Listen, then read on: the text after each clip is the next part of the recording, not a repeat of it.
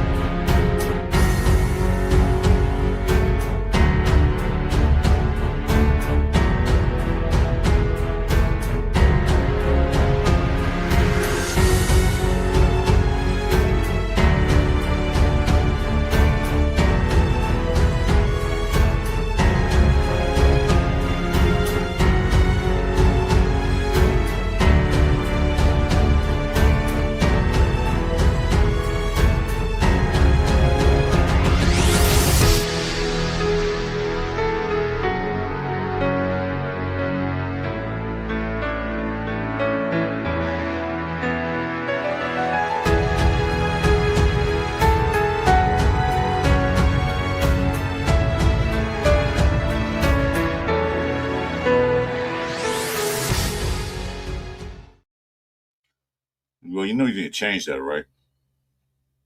Said that to myself last night when I was watching it, and then I saw it now again, and I saw your hand go up, so I knew that's what you were going to come in saying too. I'm like, I need to change that shit. Yeah, please do. Yeah, I yeah. mean, you're still in the club, but promote yourself. What's going on, people? So let's check in. We got Robert Pena. Hey, Good Mr. Pena. afternoon, good evening, good morning. Raider Paul's in the house. What's up, Raider Paul? Hey, ready to pause it. Detroit God, what's up, brother? Everybody get your onesies on, get you some popcorn. It's almost time for the pajama party. I'm ready for the world now. I just woke up from my nap. Oh, there you go. There you There go. it is. Robert says you can beat that because I just woke up. Well, Right on time. I would have been still asleep. So the dog wanted to go outside. He kept barking. I said, "These damn dogs out." I said, "Oh, 3 o'clock. Let me get up." Billy Billy Davis in Davis. the house. What's up, Billy? You got to go to work? Well, glad you're here until you have to go to work. We appreciate you, brother. So it's a good thing to hear. Go home with the family. Patriots 12. We should be America's team. Aren't we patriotic? No, we shouldn't be America's team. Not really. Oh, no, sorry.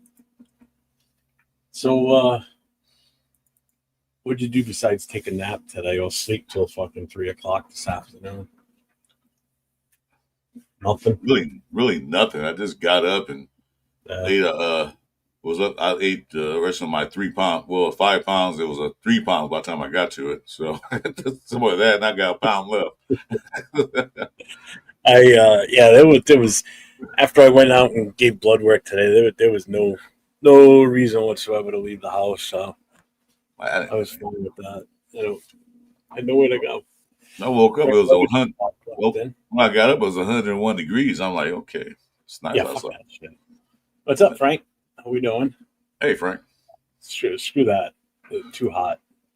Oh, that's perfect. Yesterday and Thursday were pretty nasty here, especially with the humidity. It was god awful. Today the temperatures dropped mainly because of all the rain.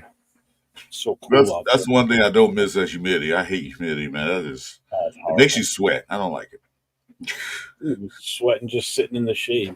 Even with a cool breeze blowing on you, it's still like, ugh. It's not even that. You know what? It's not even a cool breeze. It's a breeze, but it's fucking warm. Hot breeze. It's on my camera. What's up, Carla? How you doing? There you go. Detroit guy said 67 degrees and rainy day where he is. Yeah, I think I got what you're getting or what you've got over the last couple of days or so. So real fun. Although you know what? Even though I napped, I'm still like I could fall asleep again. Hey, it's time for that promo. Oh yeah. It's time for the promo. But it's decaf. It's not caffeinated. So yep, here we go. Dunkin' Donuts. This guy runs on Dunkin'. Please sponsor me. I run on anything I can get my hands on. So today is the black can. No promotion. Sorry. Drip, what's up, man? Welcome to the show. Raiders traded for Micah Parsons. Yeah, okay. I believe that when I see that. Yeah, I don't think that happened. Who are they going to trade for? And they go, they can try Tyree Wilson and straight up, we traded Tyree Wilson for Micah Parsons. That's an even trade. Man, they can trade Zamir White and Tyree Wilson. Get rid of both of them for one person. I'll be happy with that. The only big news out there still, even after today. Let me see. Let's see if there were any news. I didn't see any news today.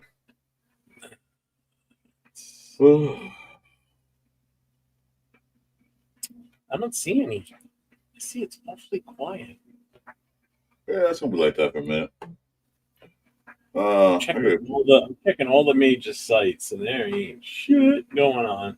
Nothing happening. No. Pac-Man got arrested near Cincinnati. What happened? Pac-Man Jones, he got arrested near Cincinnati. I thought you saw. He was already in jail. He's out again. He got arrested. Yeah. Jesus. Jones 41 was booked just before 2 a.m. Saturday into Kenton County Jail, according to court log. He was arrested by the Covington Police Department and charged with alcohol intoxication in a public place, disorderly conduct, and assault on a police officer or a probation officer. Idiot. Wise life choices after NFL life, huh? Well, they start getting broke and start doing stupid things. They take all their money they get and spend on unnecessary stuff. Yeah, unbelievable. My thing is this: you make $1 million. Why you need 7 cars? How many cars can you drive at one time? Yeah, exactly. Let me ask you this question. Why I brought that subject up? Say you made that much money. How many cars and what type of cars would you own? Though, considering your family and everything else. How many and what would you own?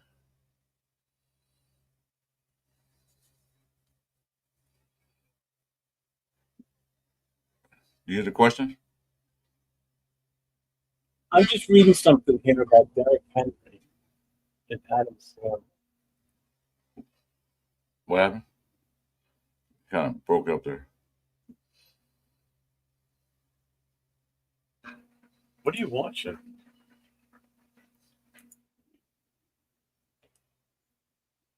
Wait.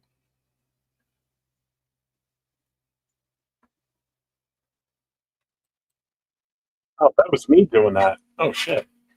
I didn't realize there was a video playing. Could you hear it? No, you just got quiet real quick and didn't say anything. I asked you a question, but you didn't even answer it. Yeah, because my the video overtook everything. I couldn't hear you. I thought it was something you were playing. What's up? Nah, I don't do it. So I was talking about, these guys making millions of dollars a year and that stuff, and they have 7 cars and an 8-bedroom house with 9 bathrooms, and it's only him and their wife or something like that. So my question was, if you made that much, how many cars and what type of cars do you own, considering your family? Your wife, your kids. What would be your idea? 7 cars, one for each day. Yeah. The weekend ones would be really fun cars, though. Yeah. The problem is, sometimes I can go like 4 or 5 days without leaving the house, so a lot of them would just be sitting there. Yeah, that's what I'm saying. I wouldn't get that So many cars. I would probably, I think 2 or 3 would be enough. Specific in style. Like a brand new extended cab pickup truck. I could go for that. Okay. I would go for a hot rod style car.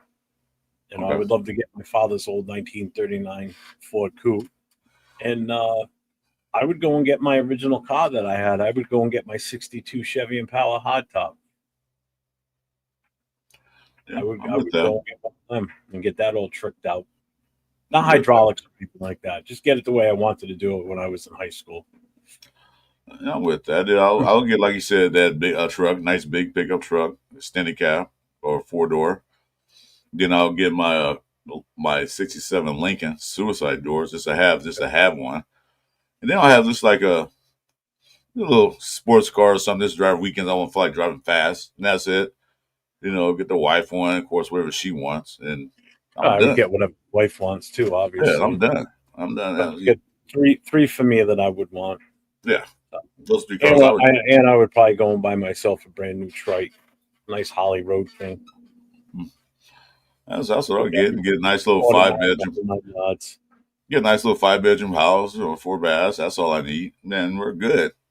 You don't need a 18-bedroom house with 25 bathrooms. No, then you're gonna hire someone to clean that shit. The wife ain't gonna want to do that. She'll be like, "Are you crazy?" Absolutely not. Well, Matt Marinovich is in the house. What's up, Matt? I would hire somebody to do. What's up? I would hire somebody to do a spot cleaning on weekends. Like, you just come in one day and then they do a big spot cleaning. House that big, but I don't need a live-in maid. I don't think my wife would go for that. She can't live here. Hold on, time out. You slept until 6 o'clock your time. 3 o'clock your time, and you're drinking a Monster. Don't you think aren't you awake enough now after sleeping all that time? You slept for almost 12 hours.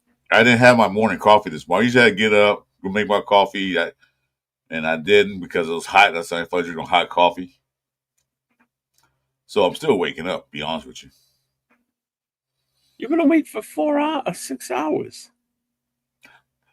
Have I? I have not been awake for 3 hours. You woke up at 3 o'clock. Yeah. Oh, never mind. It takes me a while to wake up. It takes me a while for my brain to function. It takes me a minute for my brain to start functioning. 3 hours for you because it's only 6 o'clock there. So you've been awake for 3 hours. It takes you that long for your brain to wake up? It takes me damn near half a day. Brain's a little slower now in my old age. I can't wake up and solve the problem of quantum physics, man, right quick. It takes me a little while to think about it. So let's see.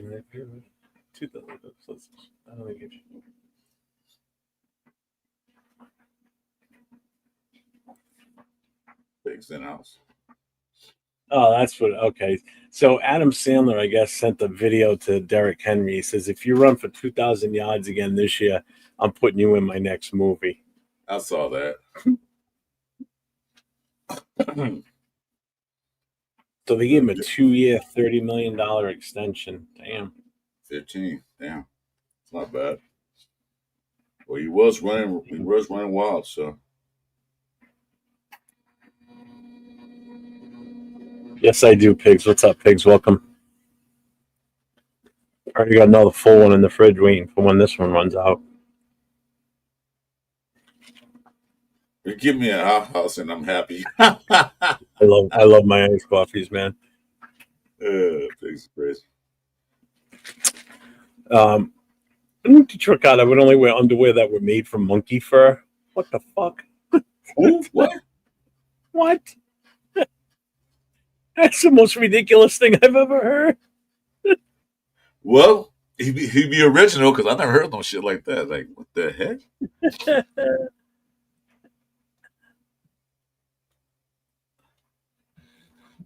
Nah, man, I can poop in the woods. I thought he was saying I can pop in at first. I'm like, I was going to say, Nav, you misspelled pop and said poop. You But said never poop in mind. the woods. Long as her leaves available. Because I know, because the pig said, yeah, what'd he say? Yeah, give me an outhouse. I'm satisfied. I'm happy. I would buy a platinum skateboard with gold wheels. Wow. I don't know, I guess not, because, if you come from nothing and you get all that money, man, you're going to splurge. So, hard to say what you're going to do, I guess. Yeah. Things that you couldn't get, now you can get. What's up, Ardell? How you doing, brother? In-house is better. Okay. I want to wear underwear made from porcupine fur. Hey, DMG's in the house. Welcome from Ontario, Canada. Thanks for coming in.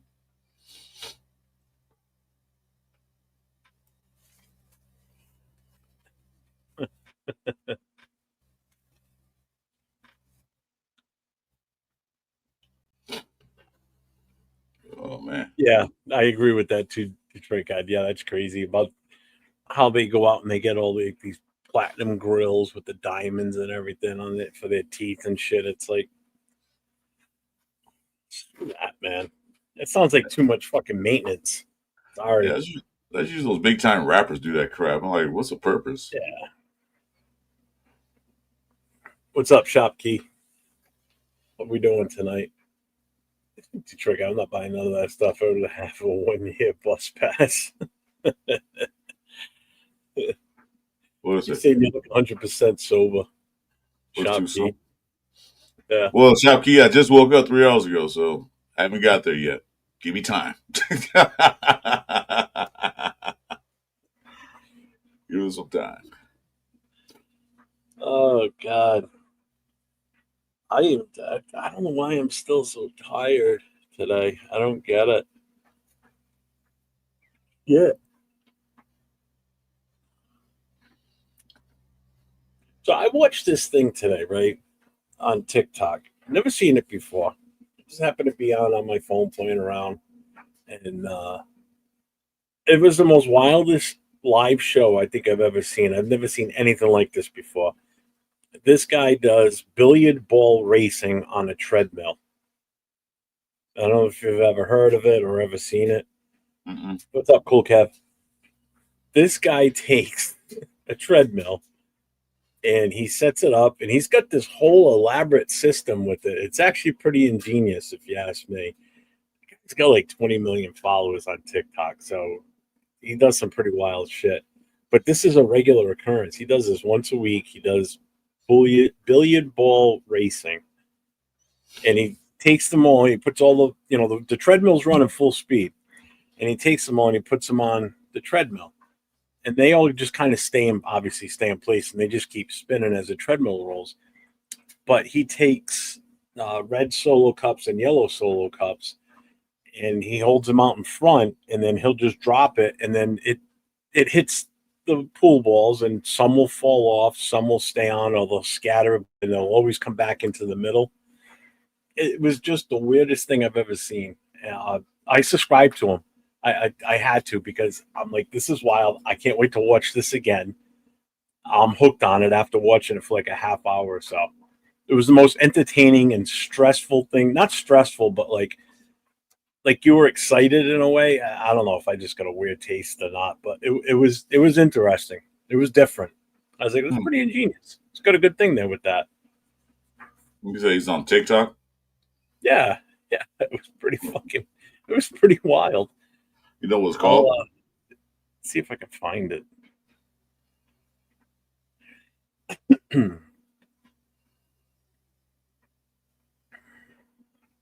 Let me see. So you didn't do anything interesting today? Not really. What did I Good do? answer. Like I said, There are my some day was good ones wrapped of up. those out there, Shopkeep. There's some really good ones. Well, I couldn't do anything because my day was half gone from sleeping. And plus, Yeah, like, sure. plus, like 101 degrees. So I'm gonna go out there and mow the grass. I can't for this artificial turf, but I'm not gonna do it today. Let me see if I can wake up early Let Sunday. me see if I can find. Oh yeah, here it is. So anybody that's on TikTok, all right, so it's at. Oh, not what I wanted to do there. What did I do? Thought it was. All right, so it's at J. Wow. J. The J N E. Come on, cap locks. J NEHRING. So that's the guy's. That's the guy's TikTok. Oh, he's got 2 million followers. Sorry, not 20. 2 million followers. I'll still a lot. Treadmill pool ball racing and robot pool ball rumble. It's pretty good. It's different. Take a look. I'm trying to find it now. You found him? No, I'm looking for it right now. God damn it.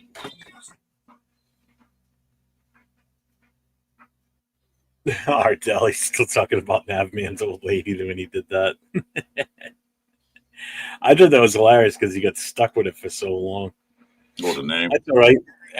Ardell, have you seen Not Bueno lately? Because he's not Bueno anymore. He's I am not Bruno, and he changed it too many times. So now he's stuck with I'm not Bruno for 14 days. I think he's down to like maybe 10 days left now before he can change it back. Oh yeah, I found it. Yeah, I see it. I watched that today for I don't know, maybe a little over an hour.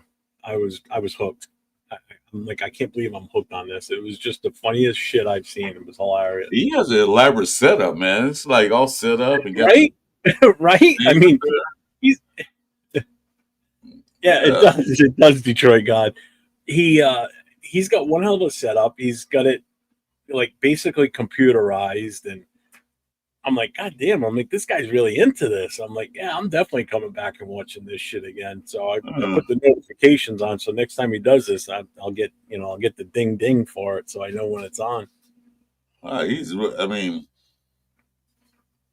I guess it happens Yeah, when there you you have. go. That would make it more interesting, right? I guess we have disposable money and nothing else to do.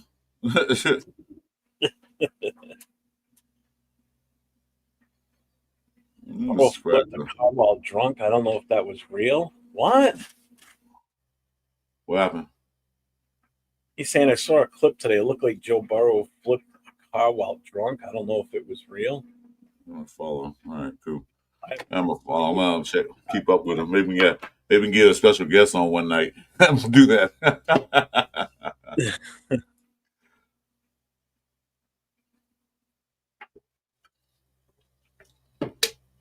I doubt that was real because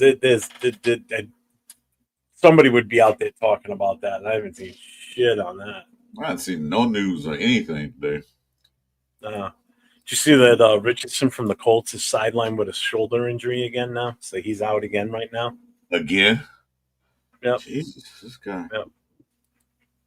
He's got a right. He's aggravated the right shoulder joint he injured in 2023, and will be sidelined for an undetermined length of time. And this is in the midst of a battle with Daniel Jones as the starting quarterback. So basically, right now, Daniel Jones, it's his job to lose at this point because now Richardson's not going to be available for a while. Who knows if he's going to need surgery again like he did the last time. And he was picked. He was picked in the first round. What number was he picked at? It wasn't the first, was it? 8. I knew. Oh no, number 4. The He was fourth pick four. in the 2023. And he hasn't played a full season yet. Nope. That's what I was saying last night about the draft picks. And some guy, AR was arguing they haven't done anything. I said no. Before Telesco, they haven't even drafted anybody to warrant keep him here. And that's what the coach did. They just drafted that guy and they thought he would be a savior, but nope, they haven't played a full season yet. But then I still believe that these quarterbacks, first round, they shouldn't have to play right away. That's why I'm not high on drafting a quarterback. That's why they want Shadir Sanders. If you want to get him later, but don't get him in the first round. Get something else we need. Yeah, it's ridiculous. I'll tell you exactly what his stats were. I'm curious now. Let's see how many games he's played. Stop with these ads on these websites. Good Lord. Only thing I'm seeing is they were talking about Aaron Rodgers. That's all I hear. See, Aaron Rodgers. So he's played the 2023 season 4 games, and then in 2023 4 games. 2024 he played in 11 games, and that's when he hurt the oblique muscle that forced him out for a while. So in 2 seasons he's played 15 games. He hasn't even played a full season worth of games yet. I think you could possibly put him down as a bust, if you ask me. What's his third year? This is his third year? Yeah. I'll give 1 more year and see what happens. Give him next year. If he can't play next year, then definitely a bust. Yeah. And I think I actually really wanted him in 2023. I did. I would have been all right. But now it's like, I'm glad we didn't, because this kid just can't stay fucking healthy, man. Dude didn't play that much in college, for one thing. He only played 15 games in college. And he don't have no experience. If I'd have got him, been late. It wouldn't have been in the first round. So, they have him sit and wait. Uh-oh. I see the sign. I get it, man. Well, like we said, the draft is a crapshoot. You don't know what you're going to get. Mm-hmm. Hopefully get somebody, then maybe not. But you got to be smart about it.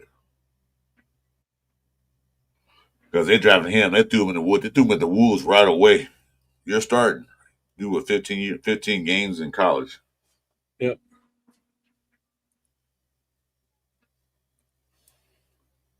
Nothing interesting. Uh-huh.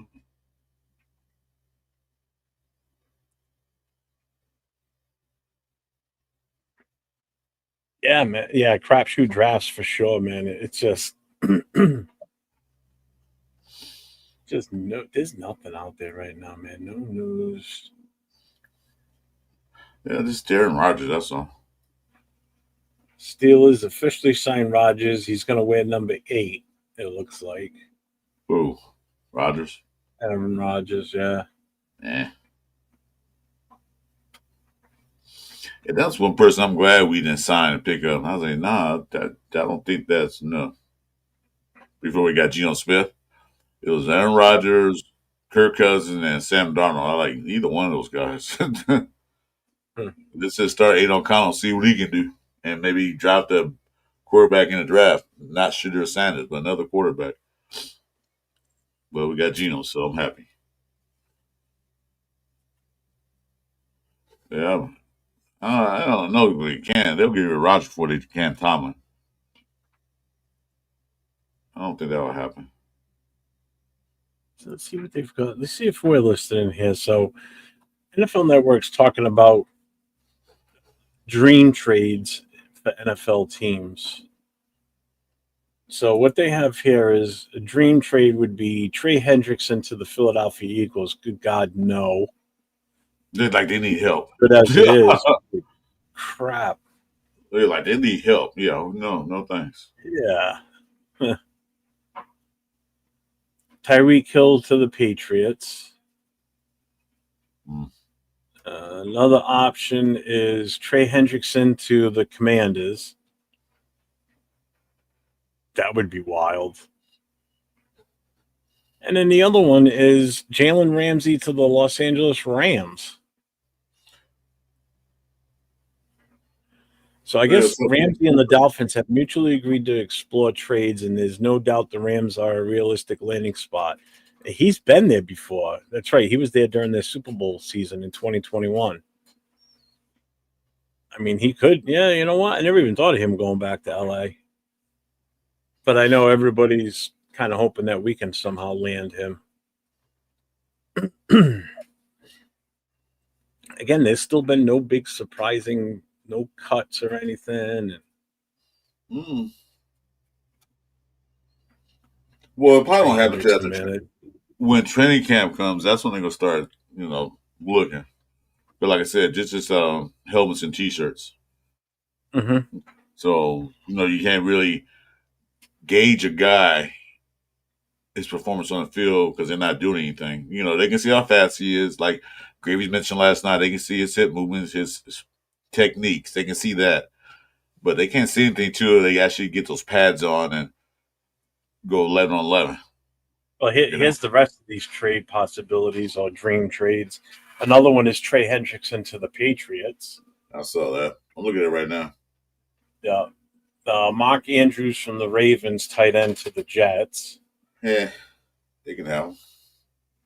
He's not a bad tight end, but yeah. And then Bo Limmer to the Detroit Lions.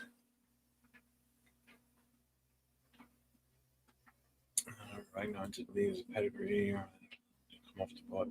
Oh, and that's pretty much to help replace Frank Ragnow, who just retired.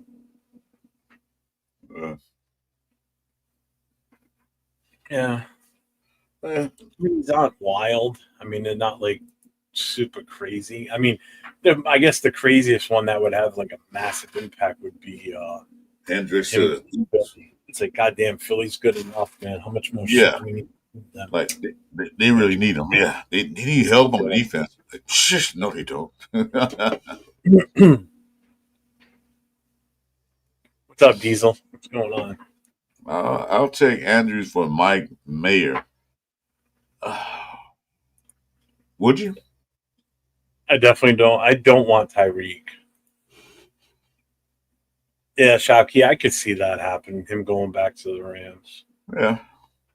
It don't affect us, so we don't care. He complained when he was there last time. I don't know why he was complaining. He won a damn Super Bowl. I mean, you should be happy. Just shut up and take the trophy and fucking go. You know? Is he gonna redo his deal to leave Miami? Nobody wants his current contract. Oh yeah. Nobody wants that contract. Yeah. Mark Andrews from Mike, man, that's not even a fair trade if you ask me. Don't tell Jack that. Oh my God! Please don't tell Jack that. No, I would do Michael Mayer for Ramsey in a heartbeat. Oh yeah, if they even swap, yeah. Oh, I believe Philly's running it back this year. I really. Yeah, they're gonna run it back. Yeah. They just got better, so Yeah, Detroit God, it's you know what it is? It's an LED light that sits right above my camera, so it's like right here, straight up, and it's just right in my eyes. When I've got this monitor pulled over, but I can't use the camera, it blocks the light. So that's why if I wear a hat, I have to keep it a certain way so it kind of just shields the light because it's so goddamn bright. By the end of the night, I shut that light off and I just see like a solid bright light bar across my like a shadow for at least an hour or two. Why if I shut it off for now, this will be you can still see my lovely face. See how this is the good side. If you say so, man. Like I said, I'm on here because I don't want to get fined. So Jeff rocking the Gilligan hat. No, it's not a Gilligan hat. Look at it, dude. Look at the size of that nose, man. Look at this thing. The snozzle. As long as my finger, man. Look. That's the LaFontaine curse. That's the French side of me. This massive freaking What's that character? Snuffleupagus. Okay, calm down. I can't think of his name anyway, so you got off on that one. Shop key, I'm 6 feet even. Chris is 5'3". I am 4'7". I'm 5'9". Snuffleupagus, no. See what you Yeah, that's started? it. Well, we did the show yesterday, man. It was show was brought to you by RNN, so let's just keep it going. Oh, that's right. It's Saturday Night Live. 2 is a tiny ass QB that can't hold it. Yeah, man. There's one good stiff Miami breeze, and I'm concussed again. Yep. Start throwing up crip hands because his brain's all scrambled eggs up there now. I think one more get here and get a concussion. I think the NFL's going to say that's it for him. He's done. They're going to force him to retire. Oh yeah, definitely. He's gonna be 40. He can be 40 years old, and brain not gonna be functioning. I know since Chris is 6'4" when he stands on his third leg. Could call you tripod. I know, right? What's up, Anthony? How you doing, brother? All right, Dale, you something else. Yeah, my God. Anthony's in the house. Who else? Tripod.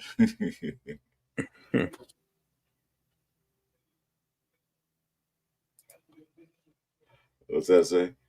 If Tua wakes up in the morning and opens his eyes too fast, he will get a concussion. If he brushes his teeth and there's no toothpaste, there will be a concussion. Damn. That's why you can't use an electric toothbrush because it's like it scrambles around too much. He'll shake his head too much, like I can't do this. Poor kid can't even eat Pop Rocks because it'll give him a concussion. Ooh, they still have Pop Rocks? I haven't seen them in a while. I don't know. Well, they probably do. They're probably black market somewhere. Remember when you were a kid when that shit came out and people were like, "Don't drink soda while you do it." So and so's stomach exploded. And first thing I did get some Pop Rocks. Got the fear of God in kids, though, right?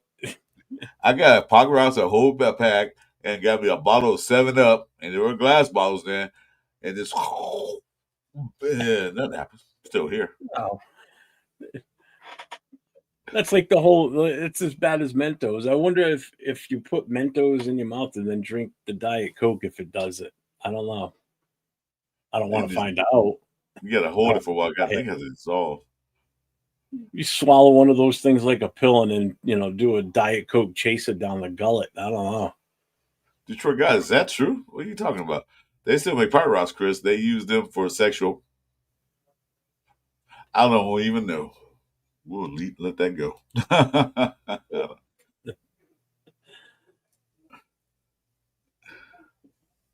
Use them for sex purposes. Oh, I know that. That's a Richard Pryor joke. I remember that joke. You guys walk out and go. Do you remember a TV show Discovery called Mythbusters when they did that? What's up, Anthony? Oh yeah, yeah. When they tested that Pop Rocks urban myth theory about. I didn't see that one, but yeah. They used. I think there was used like a cow stomach or a goat stomach or something like that, and they tried doing it. It didn't do shit. Didn't do anything. What's up, G fam? What's going on, brother? It's always a myth or something, but it's always fun. Fucking Detroit God's getting specific on what happens, how they do it. I mean, not think about that. I mean, I was a little kid. I don't know. Oh, it was little. I was in elementary school, and this guy was eating his lunch, and an ant was on a sandwich, and he ate it and realized that. And it's you're gonna grow an ant colony in your stomach. It's like what? When you're a little kid, you start believing that stuff. He was all panicking. Oh yeah. People get all freaked out by that shit. Yeah. When you're a kid and you hear those rumors, I mean, back then there was no internet or anything. You couldn't look that shit up. Somebody said it, you took it as gospel. That really happened. My cousin's brother's best friend's uncle fucking saw it happen to some kid. It was a crazy thing about that with no internet, no cell phones, none of that stuff. The Ow. rumor spread quick. Like before you know it, everybody heard about it. Like, damn, how Yep. fast. Was that old commercial?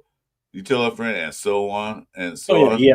Oh yeah, yeah. Oh God, wasn't that a hair commercial? It was a It hair was like, commercial. yeah, it was like some sort of hair product or something. Yeah, and so on and so on. They tell two friends, and then they tell two friends. Yeah, and so on and so on. Yeah, whatever. No, that Bloody Mary thing is true, dude. I have experience with it. The what is? Right there. You just stand in the mirror in the dark and say Bloody Mary 3 times. Oh yeah, It's all in the head.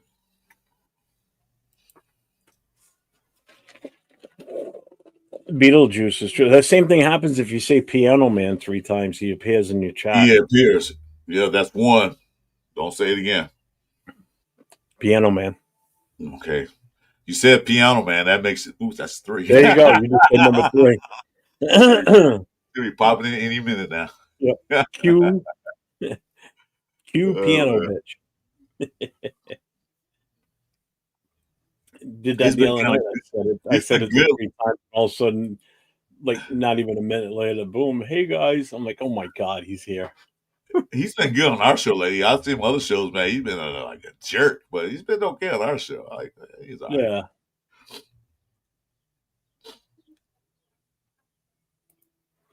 What's that?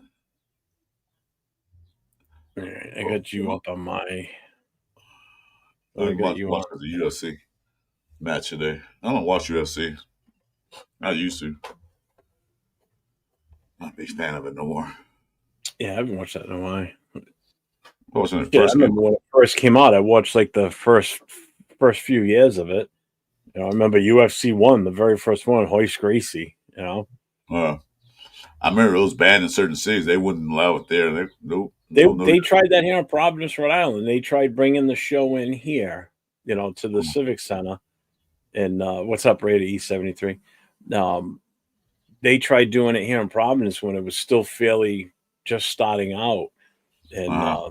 the city and the state said no. They had it all paid for, the whole 9 yards. They had already, had the place booked, and then bang, they shut it down. Okay, everybody's a party at Carlos' house. You're making tacos tonight. Oh Taco damn! Saturday, I guess. Not Taco Tuesday, but Taco Saturday. My wife made stuffed What? mushroom caps for dinner, along with Philly cheesesteak calzone, homemade. That sounds good. We were Carlo, gonna have that last night for dinner. That's what we ordered from the local pizza place, but they told her 45 minutes, and then an hour and 20 minutes, it still hadn't showed up.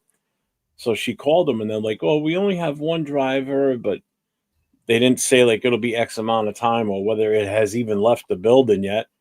So another 20 minutes, wife called her again, and they gave us some song and dance. And I told her, I said, I don't want it now. It's been almost 2 hours since we ordered it. God knows if it's going to even be warm. I said, no, I don't want it. Tell her to just cancel the damn order. We'll do something else. Wasn't going to. hey Who Carlo, knows what it was going to do? what type of tacos you making? Carne asada or what? What kind of meat you want to have in there? Me, I like lingua. People don't understand how good it is. Jeff, you know what lingua is, right? Jeff, you know what lingua is? I know what It's a linguiça is. no, I know what that is, but lingua, I know what language means. lingua. Is it like the opposite of aqua or agua? Lingua, agua. It's a meat product. Okay. You want me to tell Well, you what is it it is? meat? What? Yeah, it's cow I'm a tongue. very cunning linguist, It's not a linguinist. You are dead. linguist. It's tongue. It's cow tongue, and they Is cook that it what in it is? some. I've had cow tongue before. It's actually pretty damn fucking good. Yeah, it is. It's like tender as hell. Yeah. Hello, What's up, Dave. Dave? What's going on, man? I've had cow dung. Cow dung. Oh my god. Wow. Okay. Let's see a dietary supplement there, huh? Got my fiber in. I've had cow tongue. I've done goat. I've done venison. I've done deer heart, which was amazing. Deer heart grilled up. Oh my god, that was so good. I know. I can't believe I said dung. Um, You know, what else have we had? it was a slip of the tongue. Yeah, yeah. The only thing I had exotic was rattlesnake, I've had alligator. alligator, frog legs. Had Never those. had that. Wait, you never had frog legs? Mm-mm. Tastes like chicken. Never had rabbit either. Believe it or not, never had duck yet. I want to try duck. Oh my god. There's a Chinatown, LA had this great Peking duck. It's a place is still there. You can see like about 20 ducks hanging in the window, man. I'm like, oh my god, this looks good. What's it? Cow dung, Vegemite, the same thing. I can't do. I've had escargot and I don't like it. Might as well just cut a piece of rubber off a fucking Goodyear tire and start chewing it. I just no, thank you. I never had escargot or caviar. I don't plan on eating either one of those two things. It's not. I'll try it. Somebody give it to me for free, but I'm not. Don't plan on buying it. I Yeah, like no, I'm all set with walrus penis. I'm good. yeah, duck and rabbits are both dark meat. They're both good. I like Yeah. both of them. I've had moose chili. I've had moose chili. John, didn't somebody make a buffalo chili once at Chris's house? Right? Yeah, a buddy of mine. He used to have a big party every year, Memorial Day, and a lot of his other friends that used to show up. They were big hunters, and they would bring like moose chili, buffalo chili, like all kinds of different shit. It was awesome. Yeah, buffalo chili was pretty good. I think I've had that a little, very little. Rocky and oysters. I'll pass. But the one thing I absolutely love, I love meat veal. Man, I love eating veal. We go out to a restaurant or whatever. If they got veal parm on the menu, I'm getting veal parm. That's my go-to. Yeah, Rocky Mountain oysters. Yeah. No, I don't do bull balls. I'm good there. Yeah, I like oysters, but I don't like. I'm not eating. I'm not a raw oyster person. I like my oysters fried. I ain't not. Or in a shot glass was a tequila, but it's just like just taking the shell. No, I'm good because you're not really eating it. You're just swallowing it. You're not even chewing on it. You just hold. Like, what's the purpose of that? Anybody have any Bronco beef?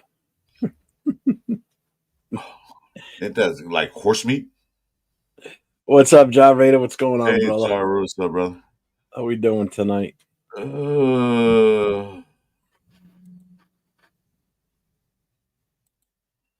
yeah.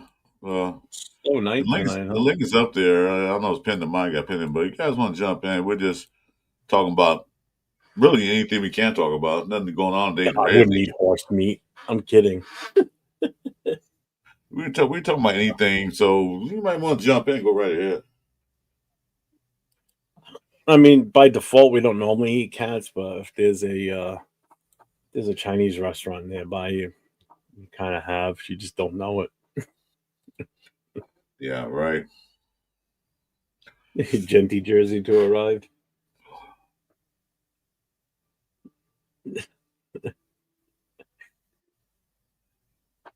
I have some pit bull and some fried Rottweiler the other day. Okay. Still early, either. You're a chef, huh? What's Carl's up, a chef. Pierce Mac? No, I'm not nobody sure knows that guy.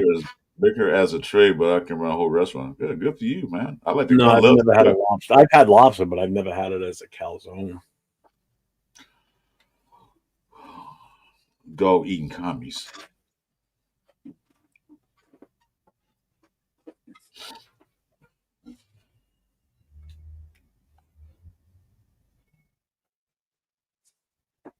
He says, "Can you believe Jaden Daniels has us up on his calendar for what we did to his guy AP Ware?" But okay, AP did it to himself. We didn't do Well, shit yeah, to him.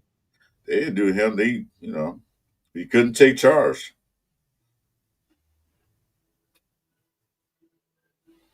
So, It's not on us, man. I mean, Jesus Christ, we gave him the best tight end in the game, and I don't know, man. Can I blame him for Minshew? I don't think that was his choice. That wasn't his, man. I keep saying I don't think it was him. That was all Telesco, man. That was definitely that was all Telesco. That was Telesco and Mark Davis saying, "Hey, look, we brought this guy in. We spent the money for him. You're gonna play him, whether you like it or not." Well, we talked about it.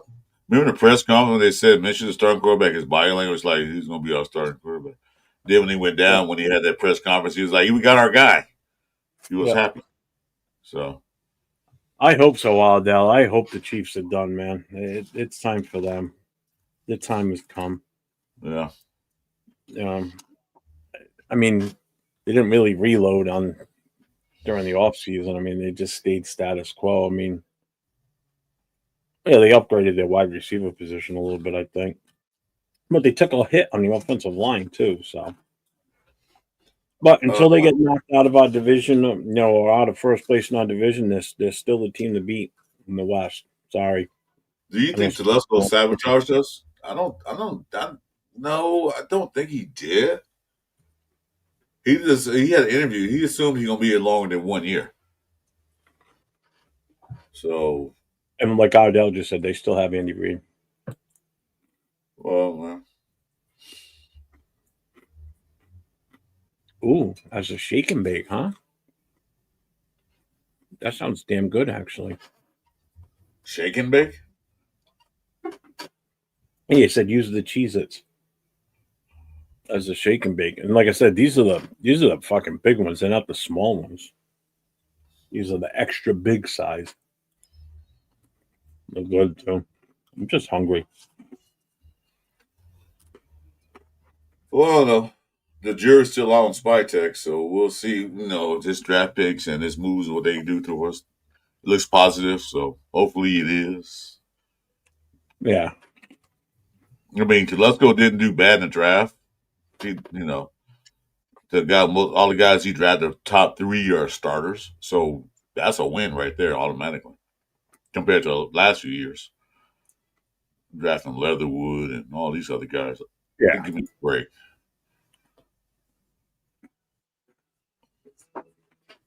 And like I said, watch the interview. He said he will trade it for Jaden Daniels, and that's the only quarterback he would trade up for. They're talking about Michael Penix. Said, nah, I'm not going to lose our cap because we got to build a future, which I think he did. Plus, he didn't spend a lot of money on players. That's why our salary cap is so big now. I think we got the 5th largest right now, the salary cap. So him being cheap kind of help us out now,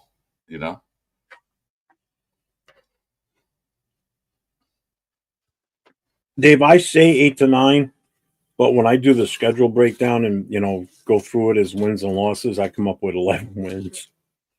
Yeah. I still can't believe I came up with 11 wins. I'm saying 10. So not 8 to floor, 11 to ceiling. So between 8 and 10, 8 and 11. What, Trey God, what are you doing?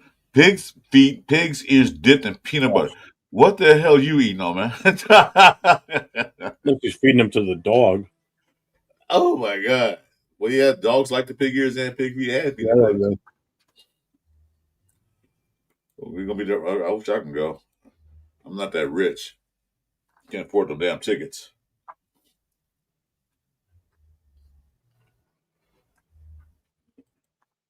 Just go mug Nate and take his. Actually, you got to steal his phone. Because they're electronic. They're not actual paper tickets. Like they used to be, yeah. Oh, lucky bachelor. I can't believe he was able to do that. I was thinking, I didn't realize you wanted tickets. Like, what? There's Nate. God damn it. I never had that kind of luck. I couldn't win tickets or something like that. You know what? How can you win a peanut butter sandwich if I was the only person in that contest? I still would lose.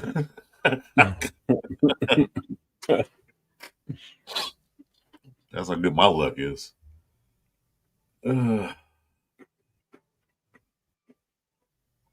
Yeah, I'll just play around. So we eat I'm that gonna look and stuff. see. You know what? That's what I'm gonna do right now while we're on. I'm gonna I look know. and see how much the Patriots tickets are going for right now. Let's see. That's right. You don't have to take a shit, huh? No.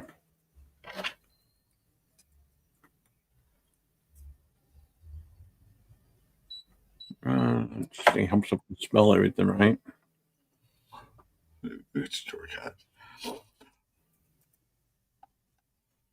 New Patriots tickets. Hey, congrats, I did. Good job. I won an autograph helmet for the most part. That's awesome. Like I said, I couldn't win What's anything. that? That's pretty cool. Yeah, I know. That's awesome.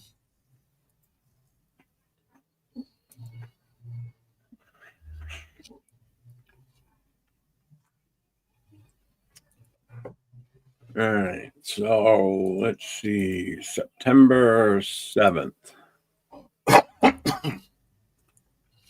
Their tickets probably cost a cup of coffee. I think it's more than that. Well, if you buy a coffee from Starbucks, yeah. Hmm.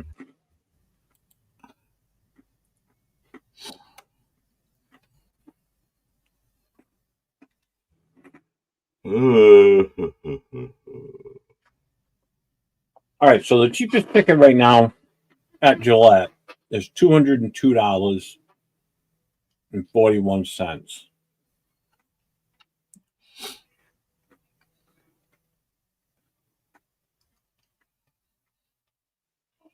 200. And that is section 318. That's on the Patriots side of the field. I want. What's 301? 301's over there. So 18, 19. So anything from 19 on up. So 325. No, that's too far. 338. What's 338? Visitor side. Oh, wow. That's way the hell up there. So let's do this. Let's knock this down to like 300.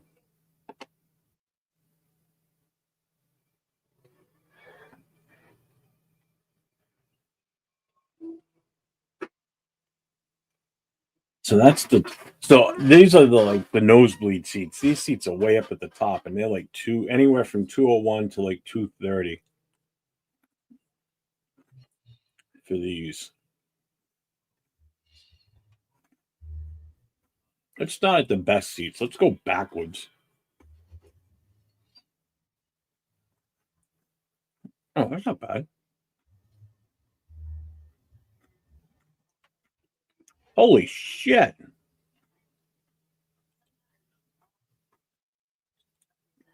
If you want to sit on the end zone, they're like $600 a piece.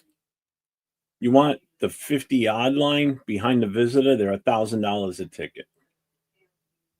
Even behind the Patriots side, they're $1,000 a ticket. Yeah, that's for week one. Holy shit.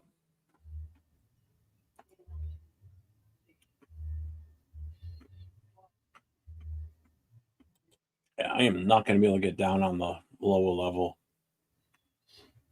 I'm going to have to be in the second tier level. And those tickets are, wow, it's $300 for these. That's week one, yeah. First week, first game. Yeah.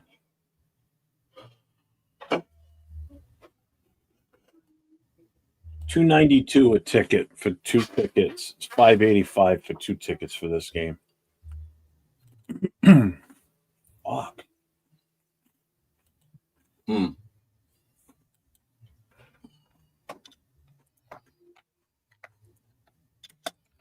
All right. Let me just get one ticket. Let me see if that changes what's available.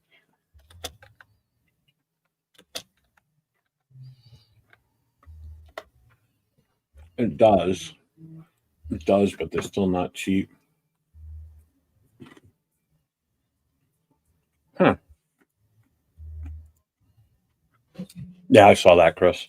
Yeah. That's crazy. The E73, that's the 239 section. So it's at the very top level. 329, sorry, 329. $298 for one ticket. Section 239, row 20 on the visitors side. I mean, a good seats. Like, you got a good view of the field. Like, you're almost 239. You're sitting at about the 25 to 20 line.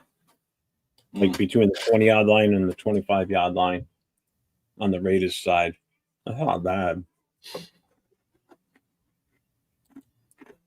Yeah. Well, I don't know what the stadium setup look like, so.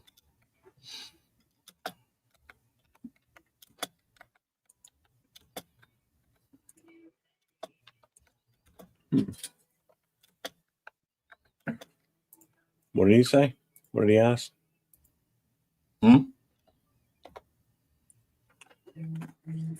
I don't know yet. I need to talk to him, E73. I don't know what he's planning on. I know he wants to sit down by the end zone. I don't know. Unless he's got a connection to get those tickets, it doesn't look like any of those are even available. Well, Captain Jack? Yeah. I don't know how close he's going to be able to get to the field.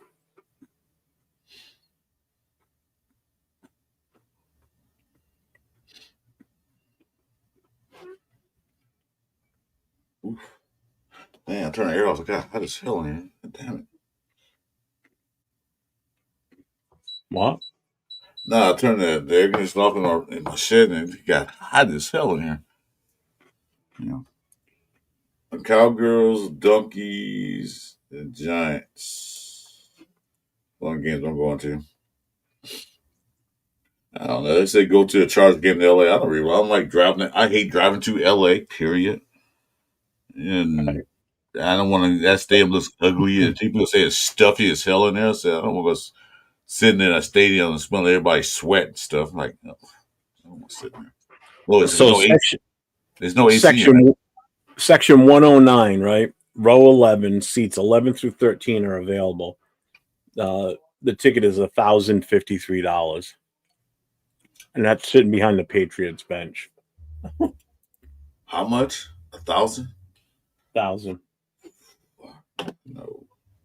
Section 132, which is on the Raiders side, row 3. So you're 3 rows off the field, $955. I don't like those seats. I want to sit higher up so I can see the play action. You can't see down there. That's the downside. Those seats are so low to the field that you can't see anything because you have the team standing in front of you the whole time. I wouldn't want to be that low. Yeah.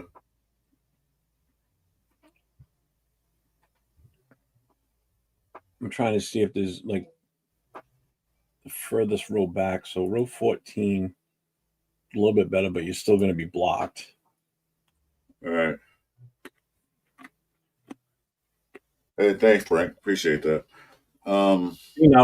Section 130, row number 19, you're far enough back where you'll be able to see the field with no problem. $707 for one ticket. Yeah, I want to see the field. I want to see the back of players' heads and their jerseys. I want to see the Yeah, field. exactly. So for $1,000, you're gonna, I sit right behind the team. Yeah, how much of the game did you get to see? No, I saw the back. I actually saw the back of the guy's jersey. Yeah. Yeah. Unless you're one of those fans that want to get close up and get autographs and all that stuff, but exactly. Even then, still, I want to pay $1,000 to go see somebody's back of their jersey that might not sign my paper, my helmet or anything. That's fine. Let's see what else is here that's good.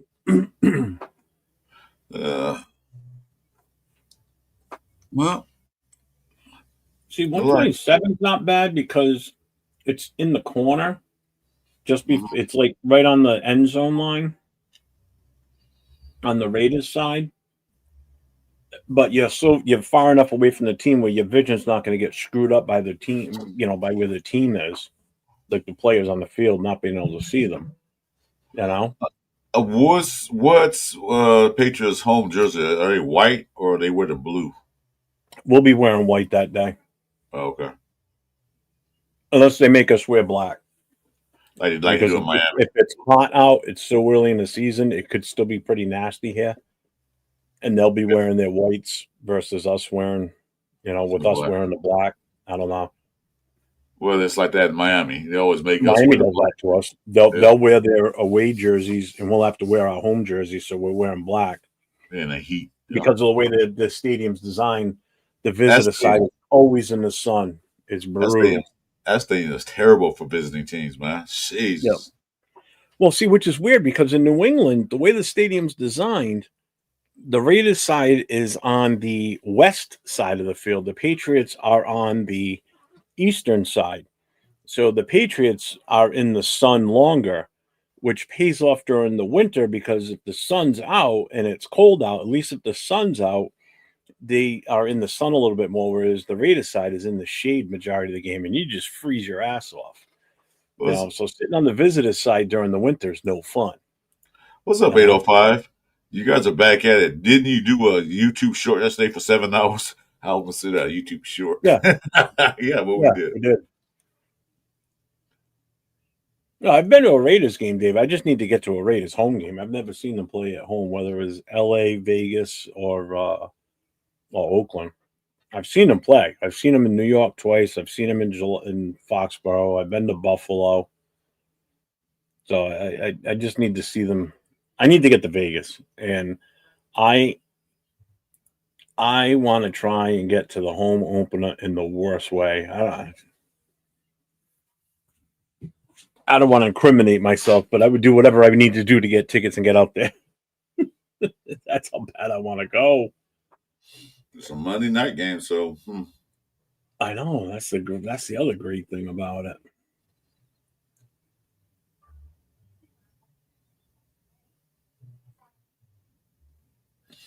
What's up, OC Nation? Raiders. Who's here? OC Nation. OC Nation, what's up, brother? 805, how you doing, man? I'm just looking at I'm on the Patriots website trying to look and see what tickets are still available there.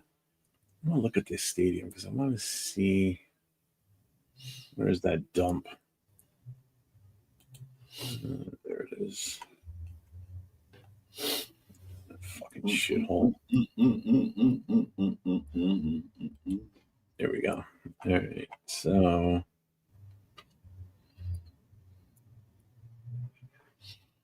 trying to look at how the parking is.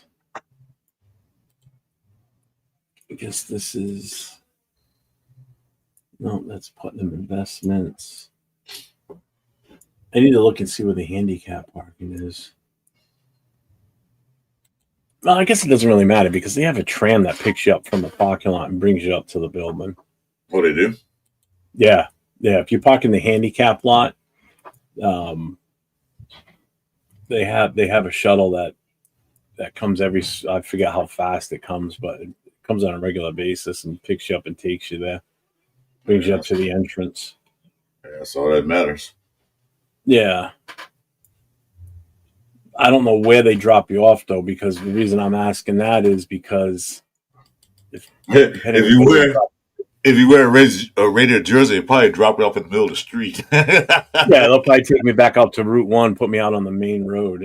Yeah.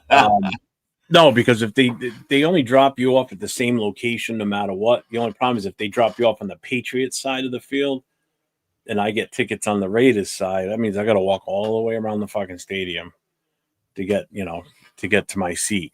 That's the downside. Not that I can't do it, but it's just a longer walk. That's all. But don't forget, if I'm there with Captain and he's got his scooter, he's got to figure out what we're going to be able to do with that thing while he's there. I just, I agree, Dave. I'm sure it is. I just want to get to Vegas for a game. I haven't been to Vegas since 1984. So Vegas I saw in 84. I was 14 years old. It's completely different Vegas than what's there now. That's for damn sure. Because back then, that Vegas back then was nasty Vegas. When? That was the old strip, most of those the casinos that I saw back then, some of them don't even exist anymore. They've been blown up and rebuilt, and yeah, definitely mob controlled Vegas back then for sure. It was a treat. I mean, Jesus Christ, the Sands isn't there anymore. I mean, it's a lot of those. Like the original, I saw what the original Caesar's Palace looks like. It looks nothing like it does now. No. You know, I saw the Caesar's Palace as if the same setup when Evil Knievel jumped the damn thing years You ago. remember that? He jumped the thing. Yeah. Bank of America, right? So, yes. So that's that. That's okay. I see where that is. So, okay, so that's the entrance that way.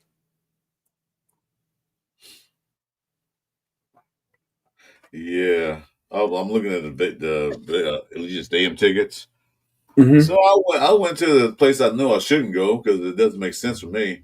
Suite holders. Yeah, let's get a suite. Yeah, Oh no. God, yeah, right. Well, we got to be a company. They suites are for like companies, That's what they buy those suites and Mm-hmm. they business people, their contracts. Hey, I got a suite for you guys. Do business with us. I get you a game to the Raider game. So that's all that is. Premium season teats. I don't want seasons. Premium season.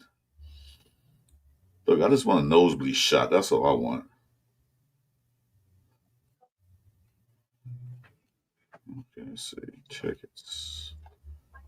CO game tickets. Here we go. See how much they cost them now. Let's see. You said you want to go to the opener, right?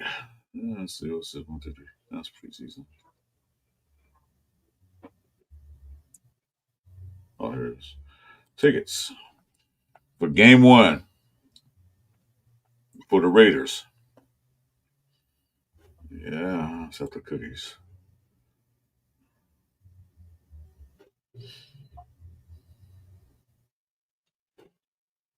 So you say like said like mid?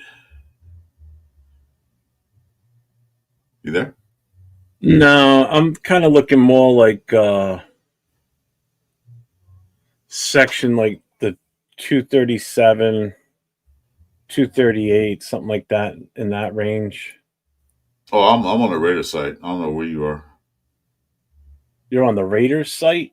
I'm looking for the first game. How much tickets are for game one? Oh, the home game for the Raiders. Oh, I'm still Yeah, looking at. I'm at the Foxborough shit.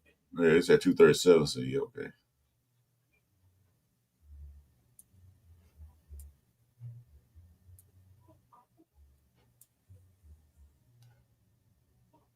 Woo. Okay, where's the cheapest ticket I can get? Damn.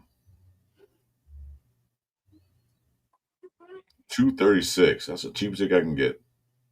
No, 233.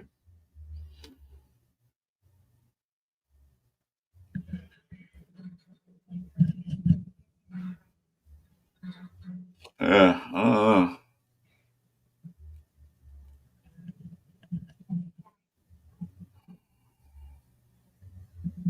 Hmm. Troy guy says I have friends who have suites. The only thing about that is you sit there and get so drunk and eat so much you don't even pay attention to the game. Well, Yeah, good thing for me. Well, that's that's great for you. well, that's pretty much what they're for. They're for to entertain your friends, and that's it. You Yeah. don't come for the I game. mean, I don't drink anymore, so I'd be No, paying attention to the game. So that wouldn't even be yeah. a problem. I mean, really can't see field, so they put TVs and stuff in there. But you're not there for the game. You're there for the socialize and make business deals. Yeah, see, that's different. I'm there to watch the game. I want to be there. I want to experience the whole thing, But you can't being in hear the the game. stadium for the first time. You can't hear the game Huh? because it's closed off unless they open the doors up. I mean, certain suites are like that. They open the sliding glass door that you can hear. What's up, Josh? Yeah. I mean, tickets are not bad, but I don't see how much a cowboy ticket. Well, I didn't think you'd be able to, Detroit God. He goes, but you can't smoke weed in there either. I would, I wouldn't be surprised at that. Yeah. Ooh, now these ones are expensive. Okay. Damn.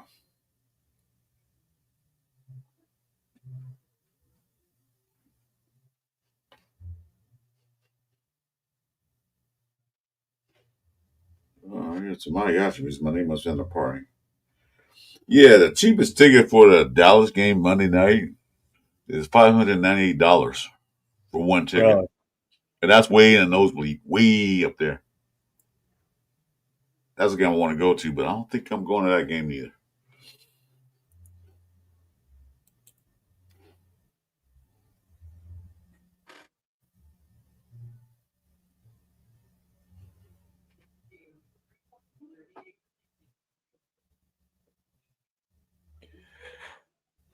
So I meant to say you can smoke weed. Oh, you can. No shit. Yeah. I didn't think you could. I'm shocked at that. You got the Cowboys winning, Josh?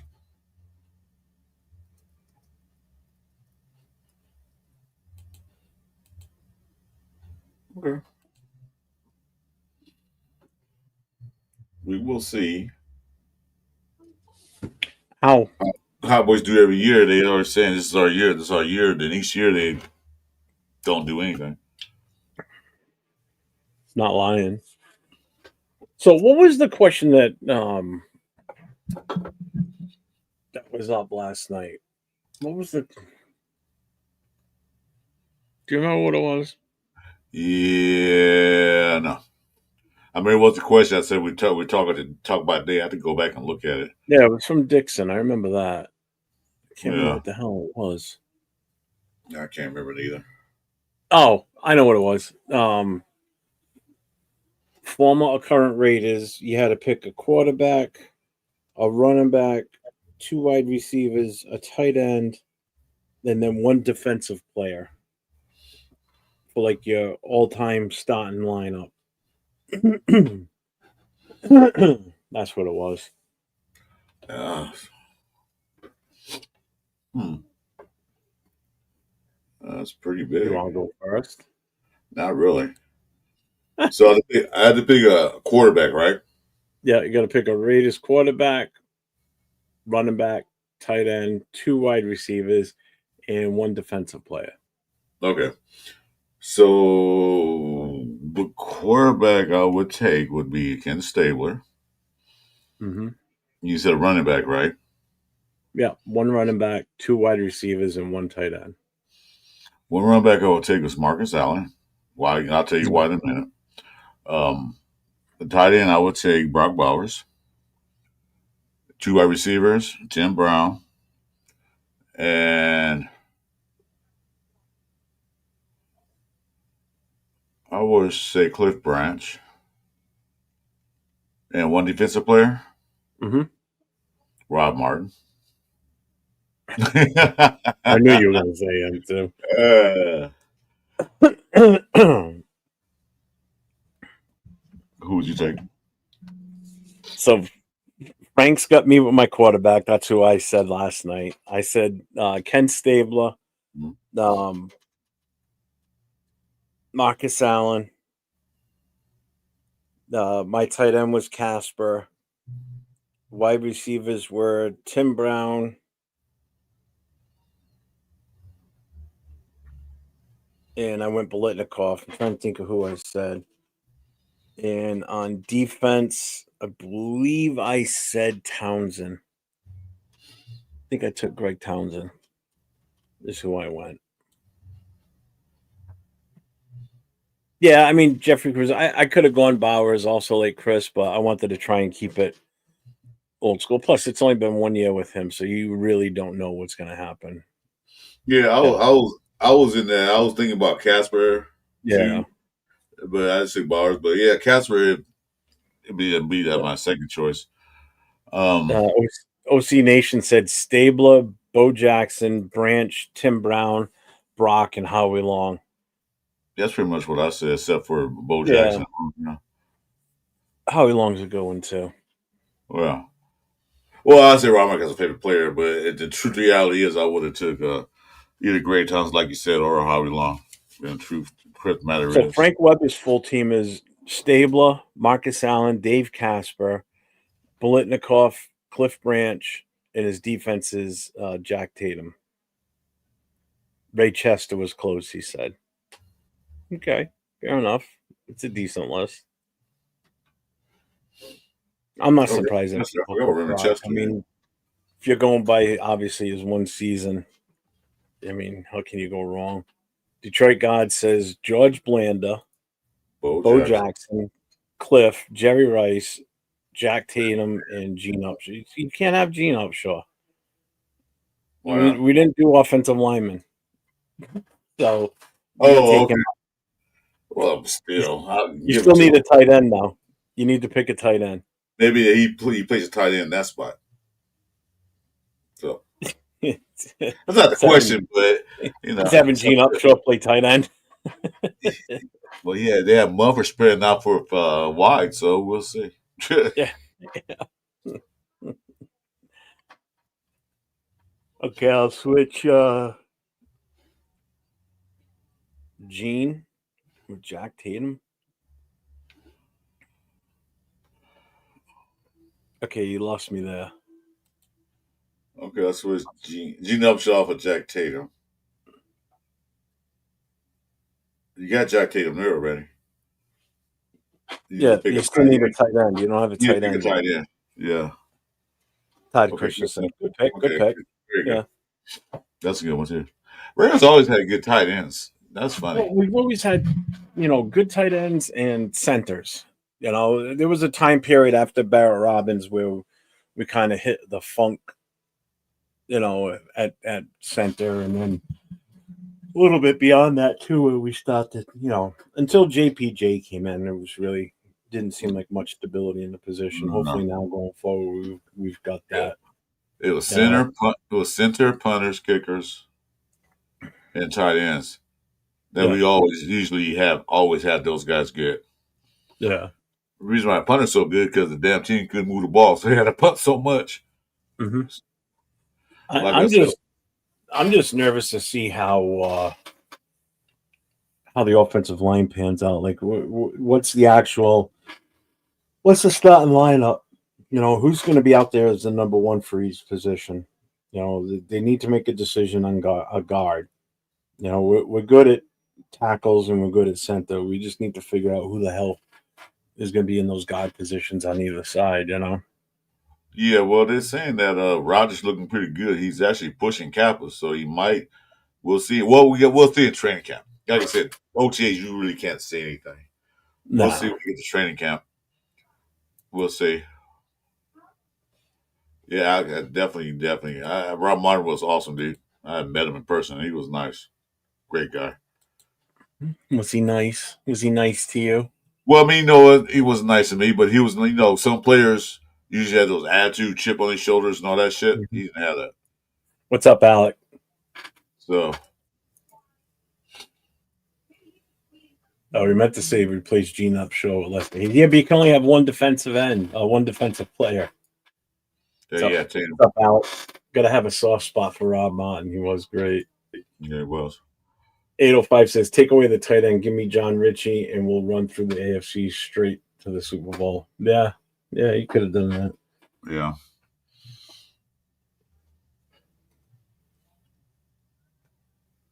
Oh, my God. Stop yawning, asshole. My dad was a big Willie Brown fan. I met him. I'm so glad I was able to meet him before he pounced.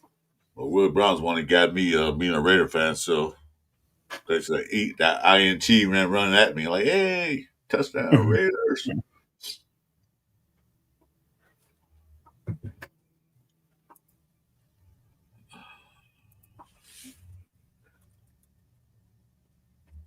Yeah, he should be in the Hall of Fame, Todd Christensen. But of course, there are a lot of rare players that should be in the Hall of Fame. They're not.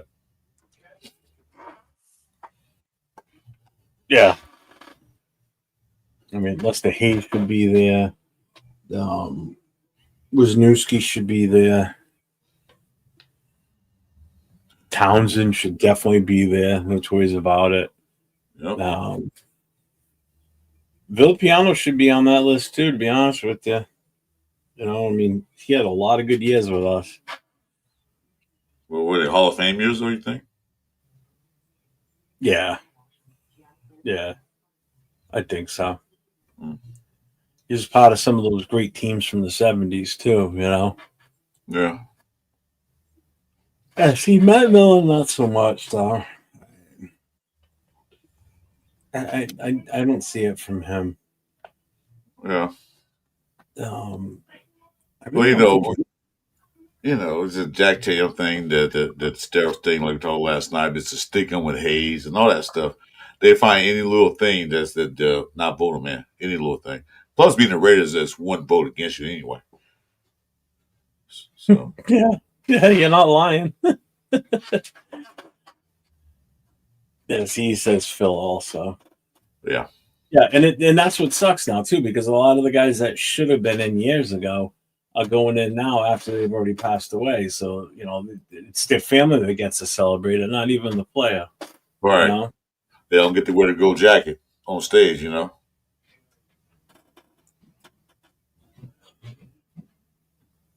They put Terrell Davis, yeah, well, they sure did. The piano for sure, just because he's a gas.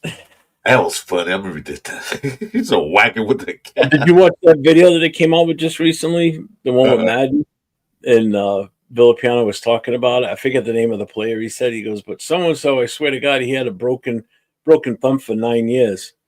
We were constantly, they would put a cast on him and then they would put like light wrapping over it. So it was still like, solid. So when he smacked somebody, it really rang the bell on the helmet. Because that was back when they could still do the helmet slaps. The helmet slap, yeah. Yeah. And that shit'll ring your ears pretty damn good, man. Yeah. It was good? That was me, Joe Green. He used to slap the shit out of you with the helmet slap. Like, blap! Like, damn. I mean, Jesus Christ. Could you imagine Bubba Smith coming through the line, head slapping you? I mean, he was a monster. Dude, I could not imagine that. I'll be out cold. You talking about being concussed. Jesus. Yeah. Two wouldn't last one series.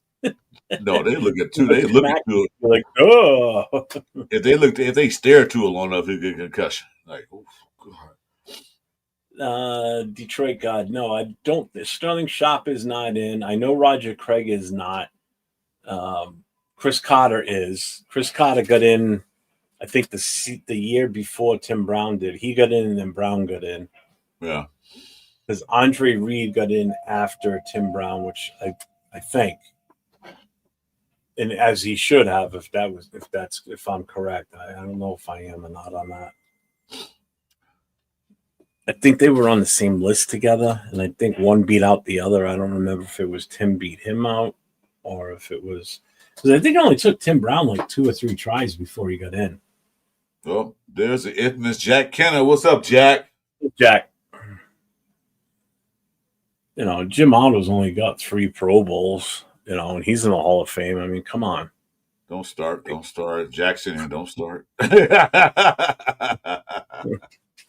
Yeah. Those all-stars that all-star shit doesn't count. That means nothing. They don't care about that. Later, OC Nation, man. Have a good night. Thanks for popping in. We appreciate it. Yeah, thanks a lot. Make sure you hit like, subscribe on the way out. OC, appreciate it. Early, and that's the problem. Jeff, me and Sacktown are hanging out. Yeah, I know. He messaged me. What happened? Your son abandoned you? His son was supposed to be setting up his tablet for him. Yeah. Bad news. I got here and Jack's son left. Yeah, two cane crew. What's up, Mike? What's up, Mike? Yeah, he goes, I got here and Jack's son left. I'm like, what the fuck? I said, I thought it was the whole point of you going over there. He goes, well, we're barbecuing too. I said, oh, okay. That makes sense. Good. Yeah, okay, Timmy. Timmy.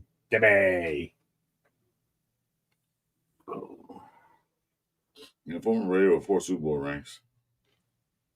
Oh.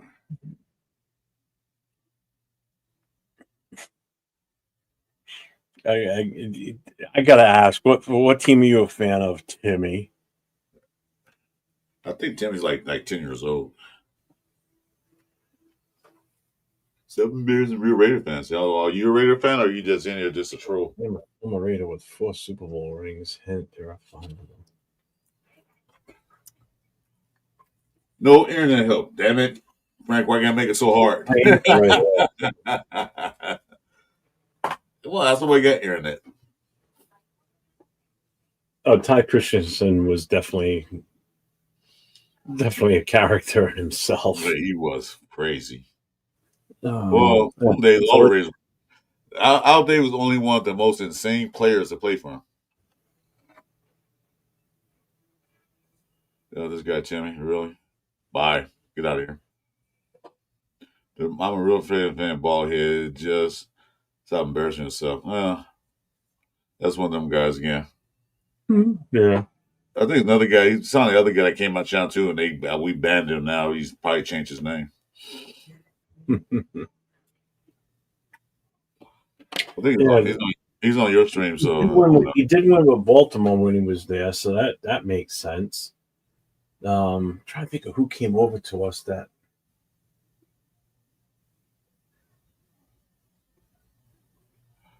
he's already gone. Sack. You can. He's on Jeff channel. You can just ban him, kick him out. You don't need nonsense like that. Yeah, go ahead, Mike. I'll give you some fun. You can Yeah, kick go his ahead and ass. ban him. Name of If he's still there, not Super Bowl rings. Hint there. 5 of them.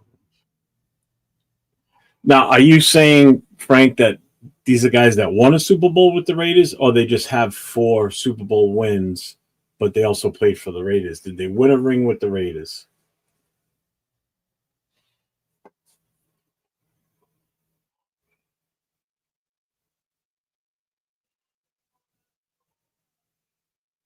That's the question.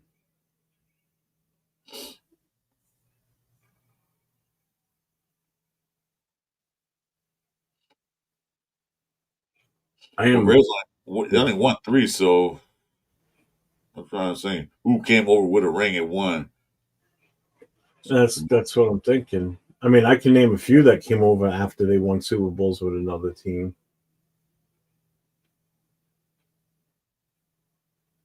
3 got rings with the 3 Raiders. got rings with the Raiders. Okay, so Yeah. Frank Webb with the hard hitting questions. I'm trying to think. I can see it now. I guess 2 hours later, we're still sitting here trying to figure it out. I say Jerry Rice, but he didn't win a ring with the Raiders. He won with the 49ers. Nope. He not one. Is he? Yeah, but he said there's 5 players. 3 of them won rings with the Raiders. So the other 2 did not get rings with us, but they played for us, but they still had 4 Super Bowls. So Jerry Rice. Well, it could be Jerry Rice. Could also be Ronnie Lott. Ronnie Lott. Could be Roger Craig. That's right. He did come for a little bit. Mm-hmm. But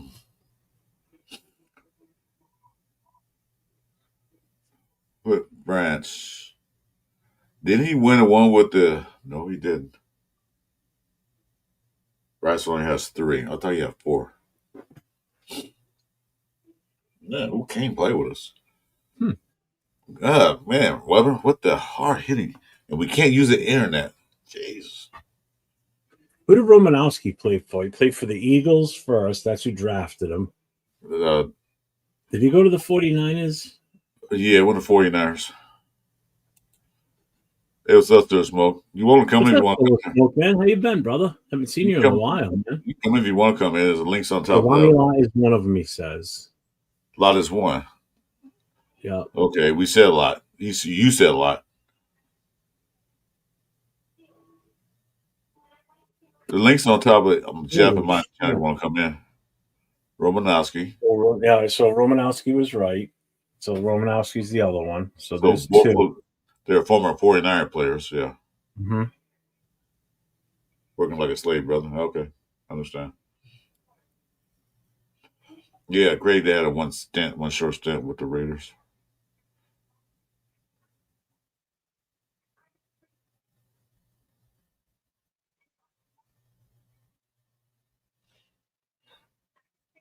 Yeah, we're good, Silver Smoke. Thanks for asking. Yeah, I'm good, man. So, yeah, but they could have been somebody that won 2 with us and then won 2 more outside with another team. That's why I'm trying to encompass everything that possibly could be.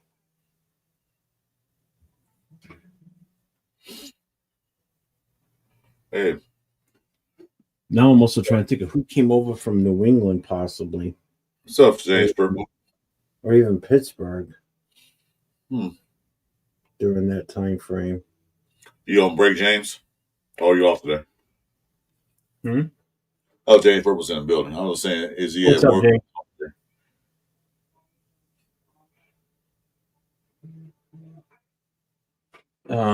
Shit, he's texting me. I'm not cheating. I'm not looking up. Somebody just texted me. Yeah, I'm not gonna cheat. I'm still. It's like a head scratcher. I just got this from Jack. That's why. Him and Sacktown Mike together right now. The Bocce twins. Are you off today, James? It's good, Oh, James. Frank, you got me good on this one. You got us both good on this one. Oh, and Frank always hit the hard hitting questions, man. Jesus, man. Damn. He's a history buff. Like, he should come on our show when we do the history of the Raiders, Frank. Yeah, I'm trying to think of offensive linemen that might have.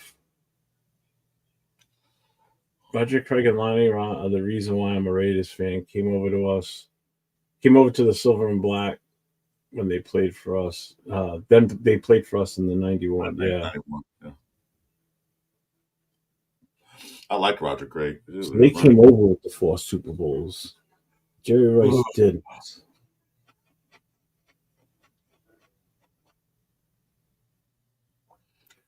Can't be Jeff Garcia, right? That's 2. Lot. Man, what's his name? Romanowski. That's 2.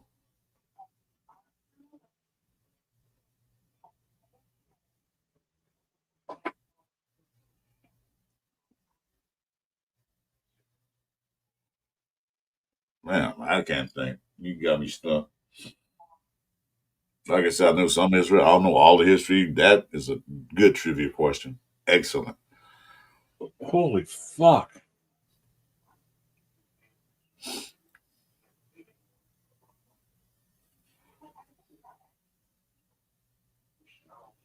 I am drawing blanks.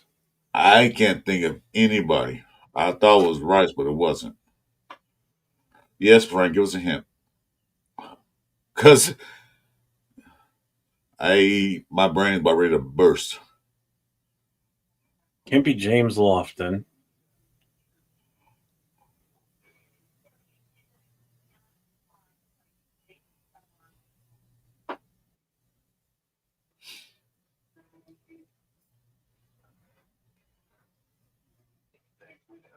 It's probably some obscure name too. Nickname, kick him. Come. Nickname, kick him.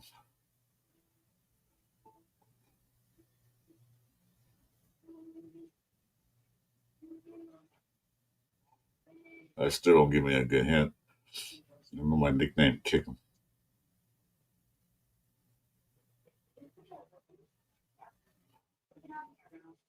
Sat down. Tell Kenny he's going to own me about 2 pitches in about 7 months. They called him Kick 'em. Yeah, kick him.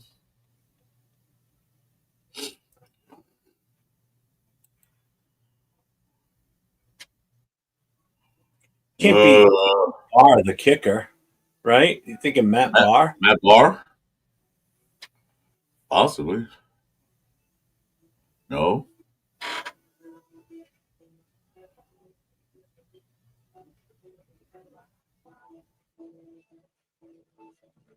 Iceman. George Gervin. They're a basketball player. Iceman. Iceman. Did Ray Guy play for anybody after he left us? Or did he just retire? Not Okay, Barr. so it's not Barr.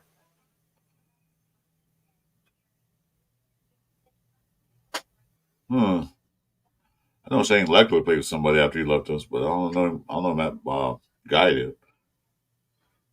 Oh, another was nickname was Iceman. Who's Iceman? And I can't use the internet. I can look up right quick. But Frank still stipulate the rules. Darn it, Frank.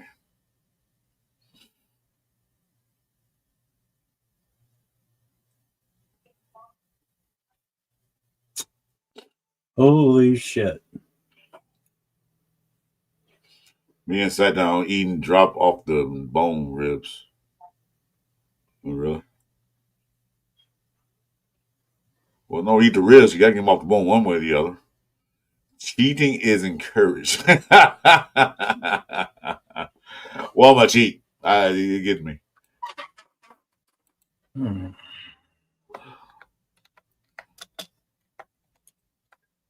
Because if I find out who it is and I know, I'm gonna be mad.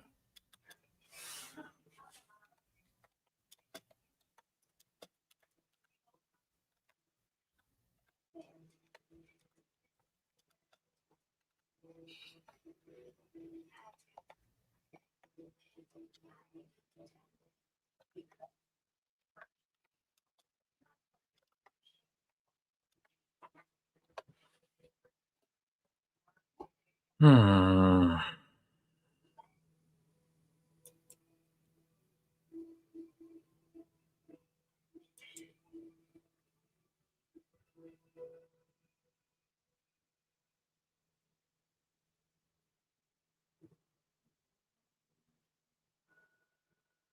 Oh,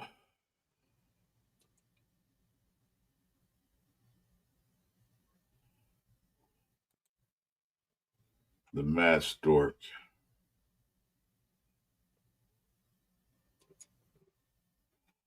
Ike Carlton was named Iceman. Who? Carlos Ike Charlton was an American football player.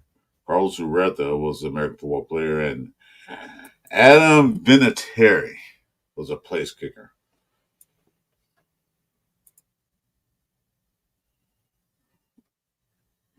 I know somebody said that at the beginning. Somebody said um,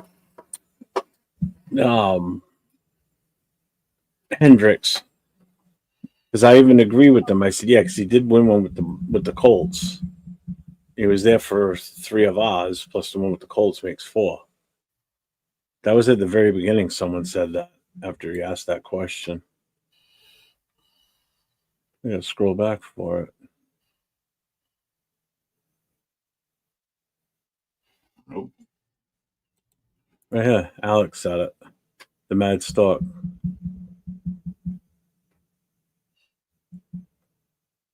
That was at 10:34. That was 12 minutes ago.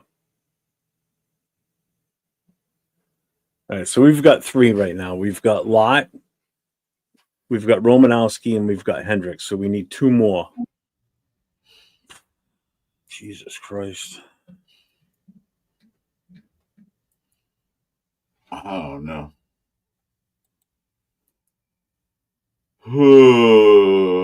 The mad store here. Got that one.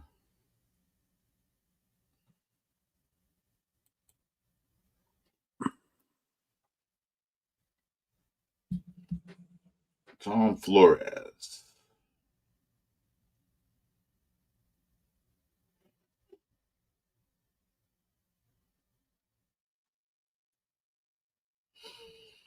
You had to be a coach because Tom Flores won 4. He played. No, Frank. Hmm? It wasn't Tom Flores, was it?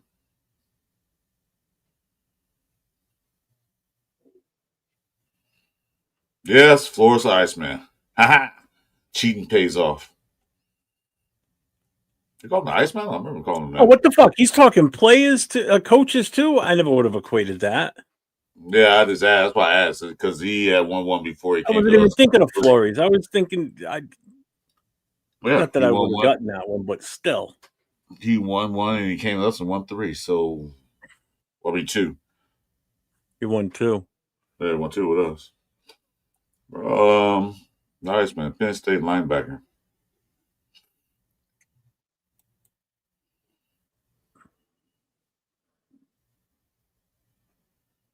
We still got to figure out who the 4th one is.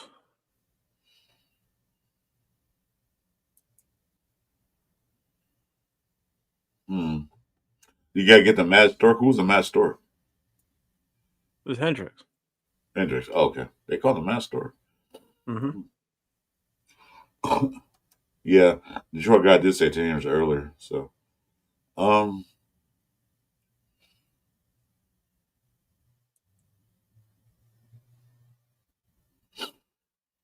Yeah, I didn't know coaches were included. I just happened to run across them.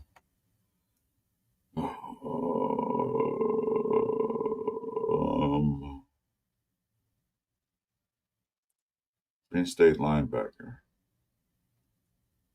Did you say Penn State? That's what he says. Penn State linebacker. Oh, Matt Millen. Yeah, as we said Matt Millen earlier. Who did? Oh, we said Romanowski. Yeah. Matt Millen. Redskins 49 is Xanos. Yep. Oh, we got to. Oh, you go and then. What's up, Twan? How we doing, brother? Hey, Twan, what's going on, man?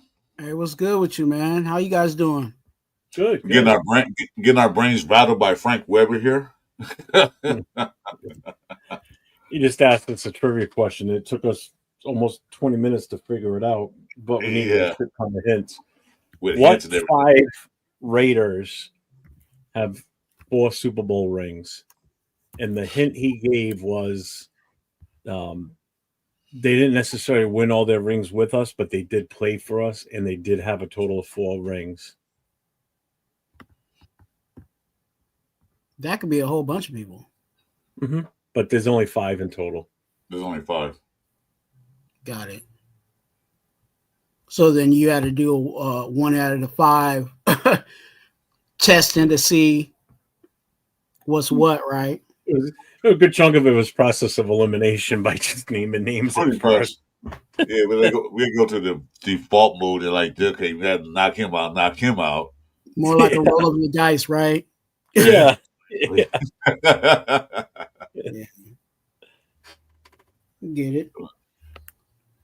Yeah, but Frank gave us a stipulation we can't use the internet to make a search. So so we had to go to the top of our brains, which it's starting to smoke in here now. As soon as he gave the hint on the last one, I nailed it right away because then it just clicked. Mm. But one of them was Tom Flores, but we know we can say coaches too. So yeah,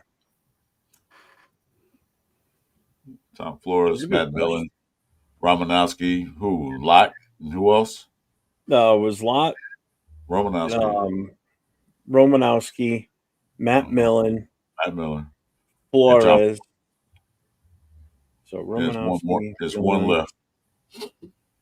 Hey, Salute Rock. What's up, bro? Ronnie Lott, Flores. Oh, and Ted Hendricks. What's up, Rock? That's I was gonna say, it has to be somebody in that era because obviously that was our winning era. So but they necessarily didn't win any with us, though. Oh, they did it. Ronnie Lott's one of them, but he didn't win a single one with us. He won his all with San Fran, but he did play with us. Yeah. Romanowski didn't win any with us, but did play with us, but he won his with the Rams. I mean, the 49ers. 49ers, yeah. Yeah. But you're right about that. You know, to be in that era because we wouldn't win anything. Maybe we won 3. So, Twan, what you been up to, brother? I ain't seen you in a minute. Man, I've been working, you know what I'm saying, cooking behind scenes, man. I always got my little handy dandy notebook, got my next lives, trying to put them all together, you know what I'm saying? Trying to do it. So been staying busy, man. That's pretty much for the most part. But everything's been good. That's good. That's good. I thought you were on a little earlier too. I was trying to watch it and getting shit set up for tonight. Yeah, I was watching a little bit of it. Yeah, I wanted to break it down a little bit of there's still more on it, you know what I'm saying? There's a lot more that I didn't really talk about, but I did break down some things within the pressers that definitely stuck out to me in regards to our team. So things we're prepared for. So how do you feel about the upcoming season, about the team? How do you feel about the team? What they're doing? There's question marks.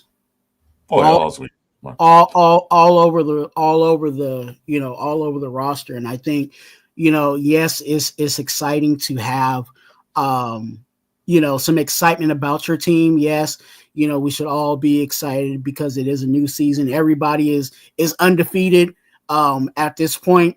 Right. There's definitely some question marks where, and when I say question marks, I'm talking about those situations where, okay, Max Crosby, right? Max Crosby is a guy that definitely we don't have any question marks about. We know what Max Crosby brings to the table. We know what effort he's going to bring week to week. You know what I'm saying? Even if he's out there on a crutch, you know what I'm saying, and a wheelchair, he's still trying to rush the passer. You know what I'm saying? So you have a situation, and I'm not being sarcastic. I'm being factual, because that knee situation, he was on death's door. You know what I'm saying? He was. And playing on it. So we know what he brings to the table. But when you start looking, you know what I'm saying, and I'm talking about now on the defensive side, when you're talking about Landon Roberts, and yes, he's talented, but do we really know that he can be that green dot and really lock down the middle of the defense and be that defensive guy that we really haven't had, you know what I'm saying, consistently for this team? Then you start looking at Jeremy Chin. He's new to the team, you know what I'm saying, and between the middle linebacker and the one of the safeties, those are the main communicators on the defensive side. So when you have Patrick Graham not familiar with those guys and not having the rapport with those guys, and he's starting to build a rapport with those guys, there's some question marks there. You know what I'm saying? Last year, I had, and I threw myself under the bus. I said last year, we're going to be great because we just going to sign Merrick. We're going to bring Merrick back. We're going to bring Spillane. We're going to bring the band back. And Patrick Graham is really going to cook, because this is going to be the third, I again, this is just on top of my head. This is like the third or fourth year that Patrick Graham has been the defensive coordinator with these guys. So when he calls something, there's subliminal messaging within that conversation that they know, when he says cover 2, I already know what I need to do, because I've been in this system long enough. I know you know what I'm saying? I know the ins and outs of this, and we've taken it to another level because, you know what I'm saying, we perfected cover 2, but now we're in the second and third year of cover 2. There's things that we can add to make our defense even better. Now those things are gone. So, it's always get new players in. It's always like that with any team, but they got to learn the verbiage, the signal callers, and everything else, the defense. But the good thing is that they already had players. They have players that's still there that know it. Like Paul Mall knows what's going on. He can help Chin. Like, hey, when he calls this is what we got to do. They can switch up. He still has to learn himself. Pat Graham got to figure out a new way to communicate with the new players at the Atlanta Roberts, Devin White, Chin, Stokes, all those new guys they brought in. Yeah, so it's going to be a learning curve. I would be on board with that, but when you're looking at, you know what I'm saying, and this is my thing with Powell Mal. I like Powell Mal. I like the progression. I'll say this clearly. I like the progression of Powell Mal, but Powell Mal is not the leader of that secondary room. No, he's not. If he was the leader of the secondary room, then I'd be like, okay, yeah, he's teaching everybody, but he's not. You know what I'm saying? And even the reports of camp so far, it's been that Jeremy Chin's been the vocal guy. So obviously it seems like, Powell Mal could say some things, but it's not like he's the leader. So there's a gap there. And I think, I wouldn't say he's I'm not saying he was a leader. I'm just saying that when Patrick Graham says something, he can interpret it to Chin what he's talking about. In case Chin exactly he's not going to be the leader of the defense. I think Chin will be the leader of the secondary. And I think Atlanta Roberts will be the leader of the front seven. I'm just saying, though, Chin can relate to words like, if Patrick Graham say this, and Chin, kind of think about it. And Palo Alto, I was here last year. This is what you mean by saying that. I ain't going to say you're going to lead him or teach him. He's going to, make him understand the verbiage better. That's all I'm saying. He's not going to be a leader. I think Chin's going to be the straight-out leader of defense on DBs. So, that's all I'm saying. No, and I get it, and that's why I feel like there's question marks there, and I just talked about the defense side. I didn't even talk about the offensive side of the ball. So there's things to definitely there's room for being optimistic. Yes, there's room to be excited about the guys that we brought in, because I'm not saying Landon Roberts is not a talented player. I'm not saying Jeremy Chinn's not a talented player, but that chemistry and that camaraderie, it has to really gel, because remember, for the past three or 4 years, you know what I'm saying? Maybe you can help me on how long Patrick Graham was here, because I'm just losing it in my head. But you know, the 3 or 4 years under this defense, the defense is what kept us in games. Not saying that we've won games, but it's the reason why we've stayed in some games was because of our defense. Our offense was the horrible side of the ball. So now it's going on 4 years because Big Dummy brought him in. Okay, so 4 years. So those 4 years, our defense has been the crutch. Now that defense that was our crutch is now been refaced. But I think the defense will be okay, because we did lose a couple of key players. I think the main one was Spillane. Very key. Okay, but I think that they can't replace those guys at all. But it happens all the time in the NFL. You lose players. If they're good, you'll lose them. So the other team, they'll pay you more money. But I think as we go forward, we do have a defensive-minded head coach that will pay attention to the defense more so than the offensive head coach. You know what I mean? So the defense is going to take a step back. God, I hope not. You know, we got my question mark is I hope that what's his name? One that's came back, the defensive end. I hope he can perform like he did in the latter part of 2023. You know, Kuntz. I hope he can step it up again like that to help Max Crosby out. And the middle, I'm kind of worried about that, since Wilkins is not going to be there probably the first 5 games if he's there at all. Can that middle hold up to the end of the bargain? Can they get the pressure up the middle to help Crosby and Kuntz out? You know, get pressure on that quarterback. Because the biggest thing we had a problem with, that only person who worst scored was Crosby. Chase on did a little bit. Yeah, I give him credit. Adam Butler was the only one that secured the middle. But even he'd get tired. But the biggest thing they did, of course, was step up in the pocket. You can't allow quarterbacks to step up in the pocket when Max is coming from the outside. So we need that push up the middle. That's my biggest concern on the defense side. Yep. And like I said, that's just on the defense side. Don't get me started on the offensive side of the ball. Well, there's a lot of question marks over there. No, don't. So that's why some of these guys, like, they're super excited about the season, and yes, the energy is there. Yes, I feel that too. Like there's a whole energy vibe there. There's a whole, but this is a whole new. You think we're on level, whatever level you think we're on, just realize that level's gone back down to level 1, because again, on the defensive side, we lost major pieces. We lost the cores of our defense.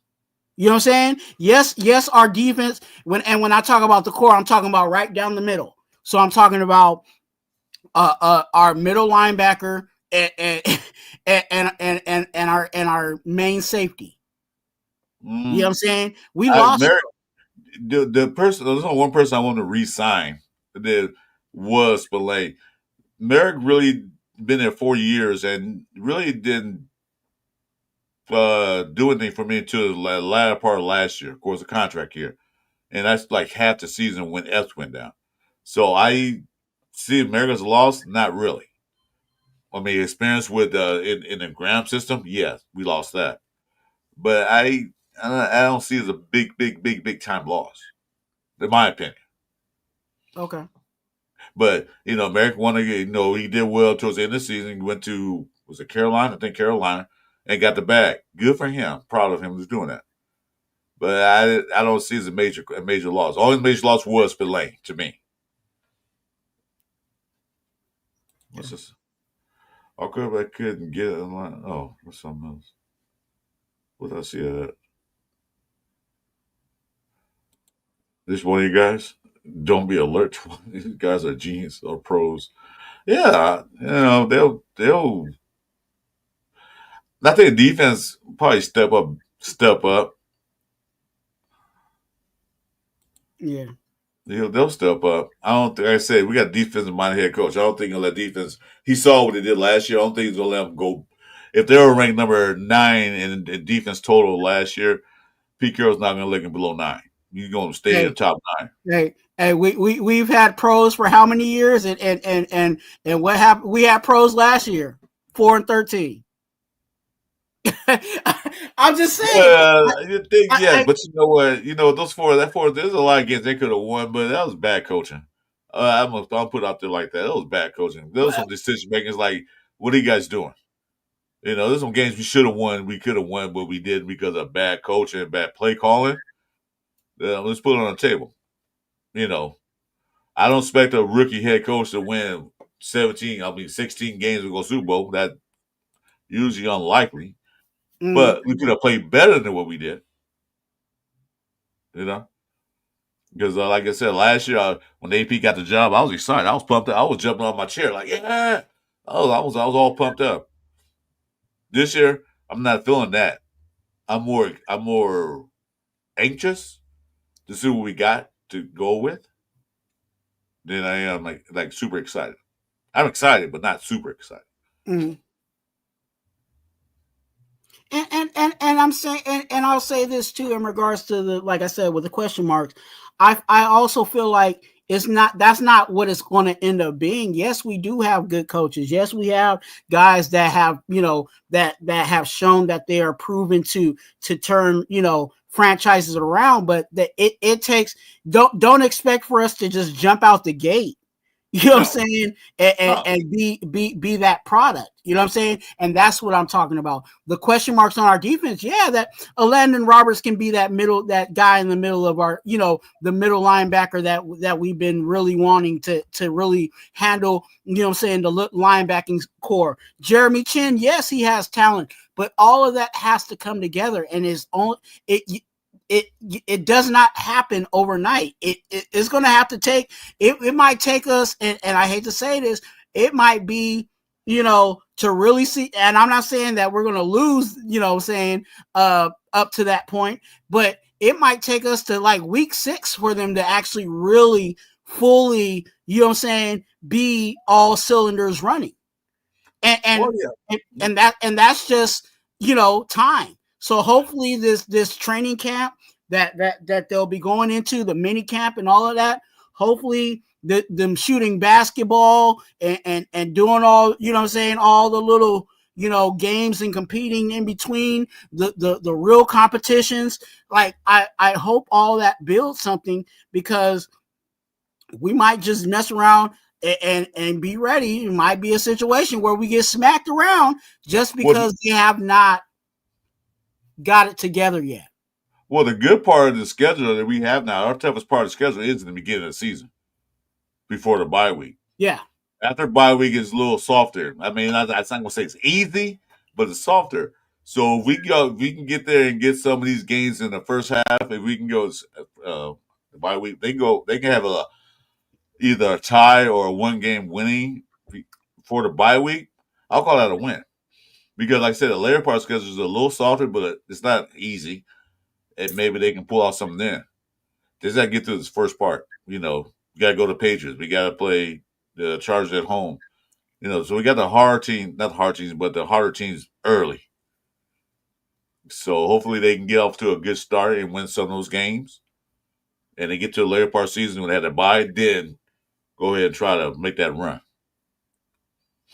I don't expect them to be Super Bowl contenders this year, but I do expect competition. I expect them to be in games and not lose the teams we should beat.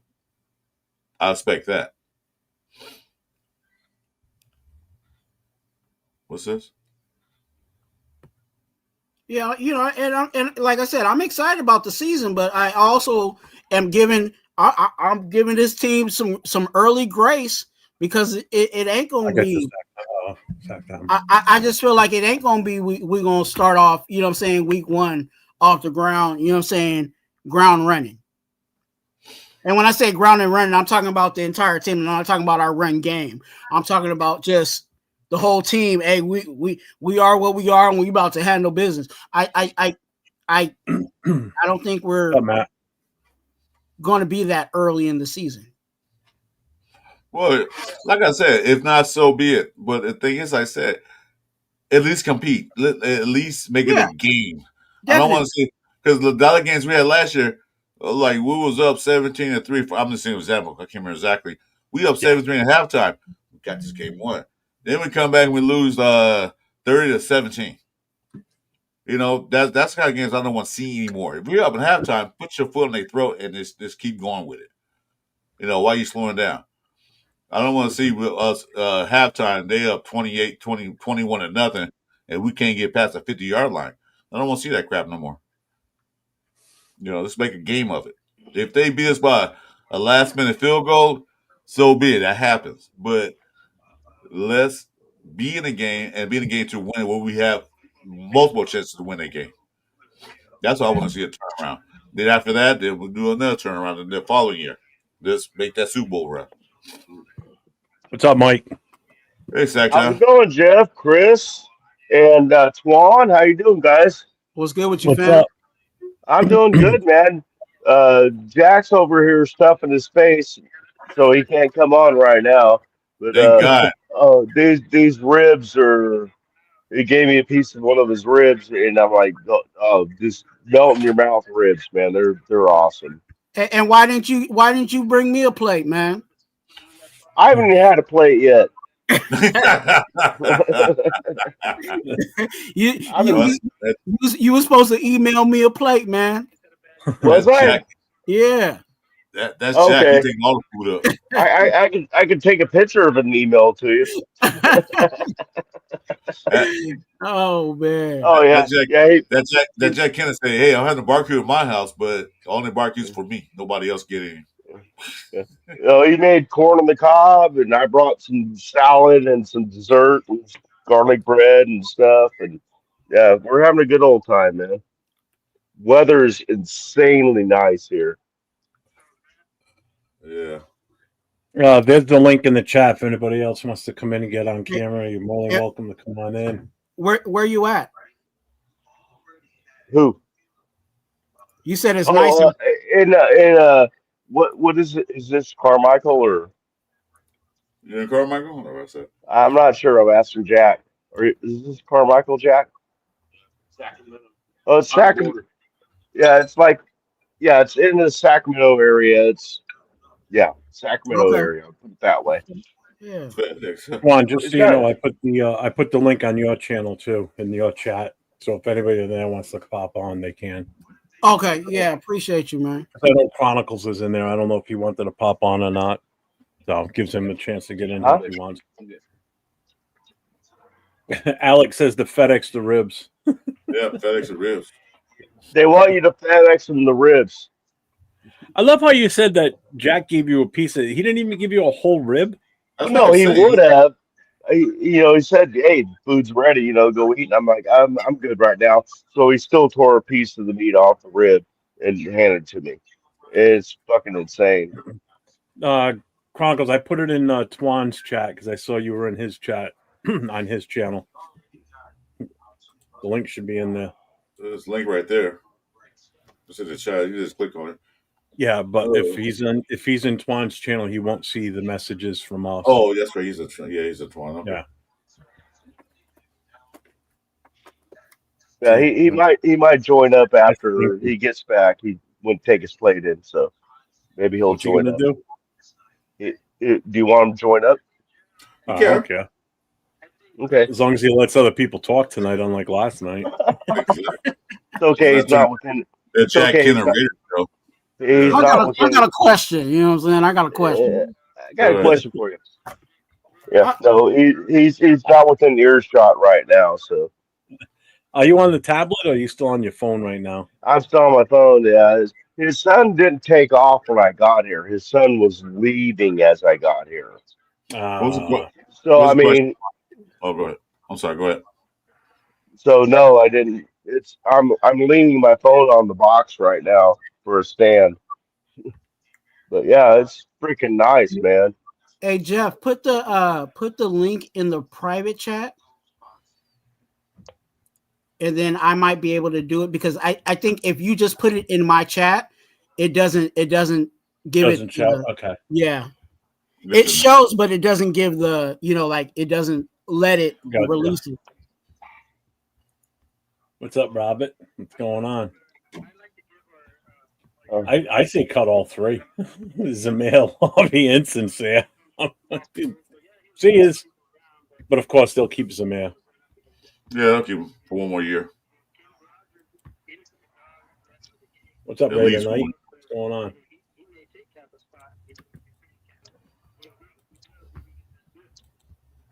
Tiberius blind. Yeah, well, pretty much. You know what? He's blind and his ankles don't work. I swear to God, they still I'll, don't. I'll actually give a hot take on that. I think Zamir is going to make a whole lot of people look wrong. You think he's going to come out hot out of I the said gate? the same thing too.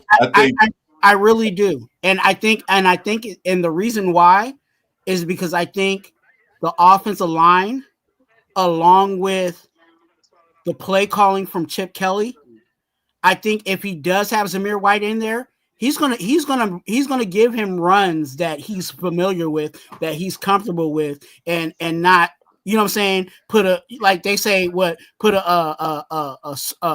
a square in a round peg hole or whatever. Like he's gonna dial up. You know what I'm saying? He's gonna dial up a play that actually works for that the benefits play. him. I said the same thing to one. I said, you know what? The Raiders blocking get better. That they should get better. And certain plays that Chip Kelly run might I'm be not in, designed so I can't. They just for the have to ask them to send it on your email. sack town. Yeah. I'm That sorry. Zamir, I'm sorry. I forget that about these super cool earbuds. that they're gonna Chip Kelly design certain plays just for Zamir White. You know, certain like gap plays for him. You know, For maybe a third down Zamir? and short. And For Zamir? it's not necessarily that they're going to be like completely game planning, you know what I'm saying, for Zamir, but there's going to be something within that playbook that actually fits that, you know what I'm saying, fits his suit. And like and you can't tell, like, yes, I understand that he didn't play well, you know what I'm saying, with the other regimes that were You want here, some help with that? but you can't tell me when you looked at his college tape and what he was doing in college that if they even ran some of those plays for him, that he wouldn't be somewhat even serviceable. You know what I'm What's saying? up, brother? How you doing? So Hey man, can y'all hear me? Yep. Yeah. What's going on? Good, man. I think we're going to be better this year. I really do. Pete Carroll's not going to have us being a defensive embarrassment to him. Sorry, he's Thank got a you. reputation. All right. Thank you. Also, our offensive weapons. Geno's never had an offense with this many weapons. Okay, and Pete knows how to get the best out of him. I'm telling you right now. Yeah, there's some questions, especially in our secondary. But here's a scoop, bro. We're one season away, off season. Okay. This year we're gonna be a lot better, but next year, this off season is gonna put us up into they're coming to our town, or we got to go to their town. We're gonna be scary, and I think Christian Wilkins will be better. I think he'll heal by the time we get to training camp. That's just a hunch, even if he isn't ready until opening week. And he's delayed a couple of weeks. Okay. Kuntz is going to be a beast. Crosby's going to be a beast. And I'm going to tell you something else. Keep your eye on a guy named Ja Joyner, a guy we just drafted. I like him.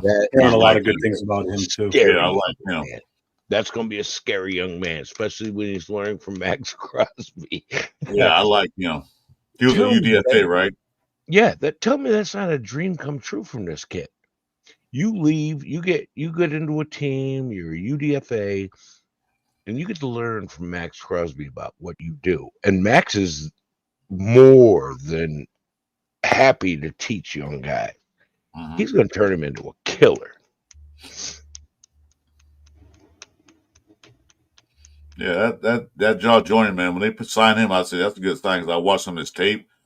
He gets fast, and he has good bend, and he can get around that corner pretty quick. You gotta He wait learns, for like I said, Max Crosby, get some techniques down and everything else. I think he's going to be a killer in the next couple of years. Yeah, Oh, and OG, I think I'm you're bringing it right. on. I'm with you on that. That's why I Bring said, it on. you know, Bring it on. it's gonna take some Come on, time. come on. It's gonna take us at least another year to really get, you know what I'm saying, really get to where we, you know what I'm saying, would like to dominate and really take the league by storm. You know, there's Maybe even it's faster kind of next time. tough for us to, you know, it's kind of tough for Spy Tech and Pete Carroll to build out this team just in one off season. So I think it's going to take a whole nother, another round of draft, a good draft, and maybe another couple of guys in free agency. And I think we will be, you know what I'm saying, where, hey, be ready for real. Yeah. Hey, can I say something real quick? Jeff, I know you sent Jack a thing on email, but he said it Yeah, come up blank. He said it came in blank. he's blank. All right, I'll send it to him again. So, He's Jesus. going to send to you again. Jack can always need special privileges, man. Come on now. hey, tell Jack to make sure his battery's not at 17%. No, he's got a new phone. He's got a new phone. Hey, still, because Jack be burning up the phone with watching everybody's live, so he still need to check his battery. No, he His did. It battery was died like on him last night. He had to run in the house to get the charger while he was Yeah, he on with did. us last night. he, He sent me a he PM. just checked it. It's like 52%. So, OG, it's the first time I talked to you on the panel. First time I seen you. Yeah, I same seen you me. live. But let me ask you a question. What do you think the Rares going to do this year as far as record wise? What's your opinion?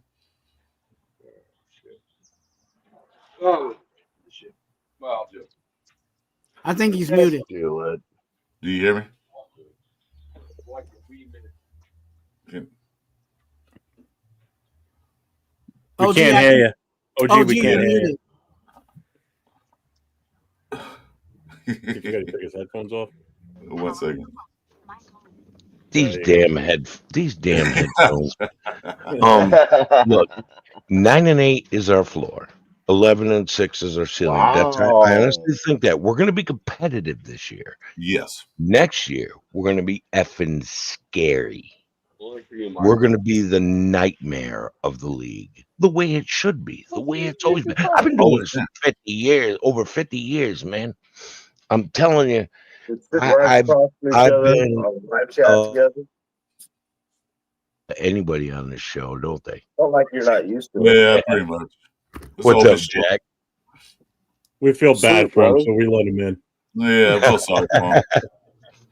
He's our special little guy. You know what? You kind of hit the nail right on the head because that's what I was putting at us with 8 to 9 wins, and like Chris and I did a few weeks ago, we did a show where I went through the schedule, giving it wins and losses, and I got us up to 11 wins this coming season.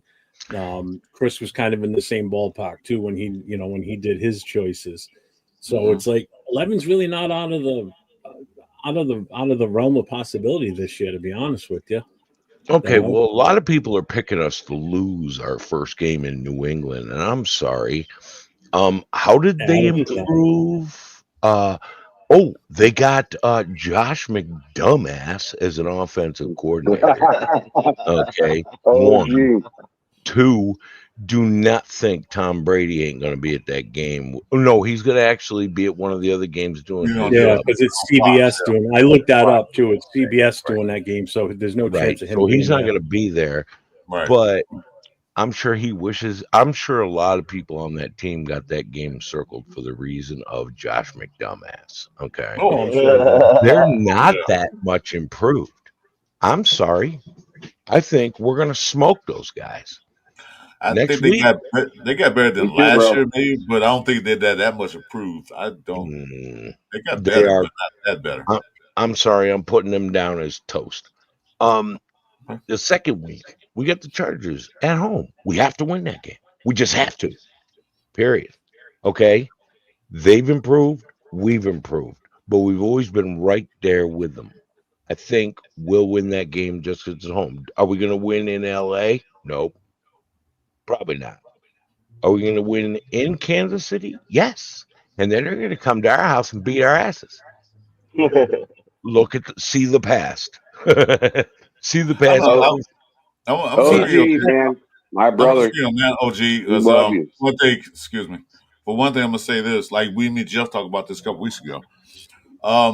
If Kansas City, the team like that they gonna have that number one, number two seed. Unless they really, really won't beat the Raiders in the last game of the season, I don't think they're gonna play their stars. okay, but That makes sense remember, for the Kansas Raiders. City's got to play the Chargers too, and early in the season, they don't do well against the Chargers. See history. Yeah, yeah, they don't. But Okay, a I'm lot just of saying people. that if they got that number one, number two seed locked up like they did last year, they're not going to put their stars in and make crybaby Holmes, whatever his name is, hurt Muppet. or need starters. So it could be Hey, a flip. It just could not show a little respect. You know, Patrick Mahomes was a childhood actor, right? You ever seen Fraggle Rock? I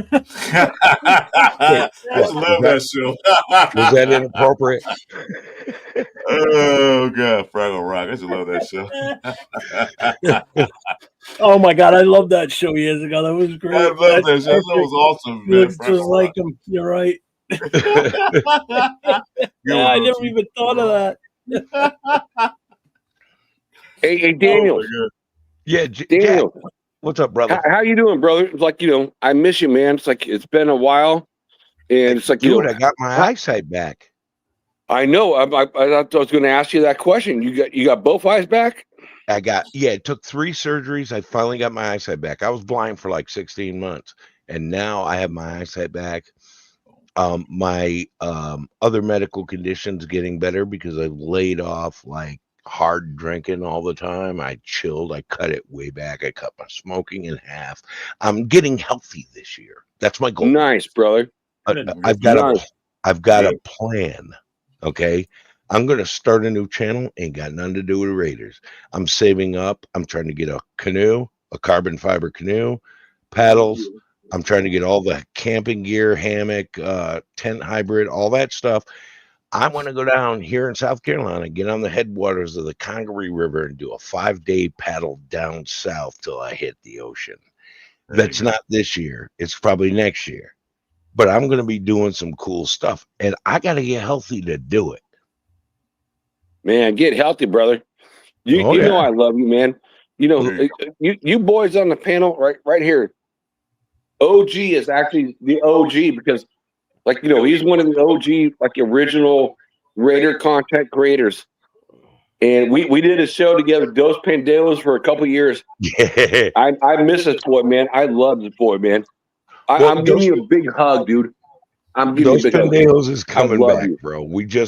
I've got to figure out boy? how to rig this thing because here's what happened. I used to have a laptop. It fried. I went computer so I could see to do work with this big magnifier and all the lines expanded so I could continue to work when I was losing my eyesight.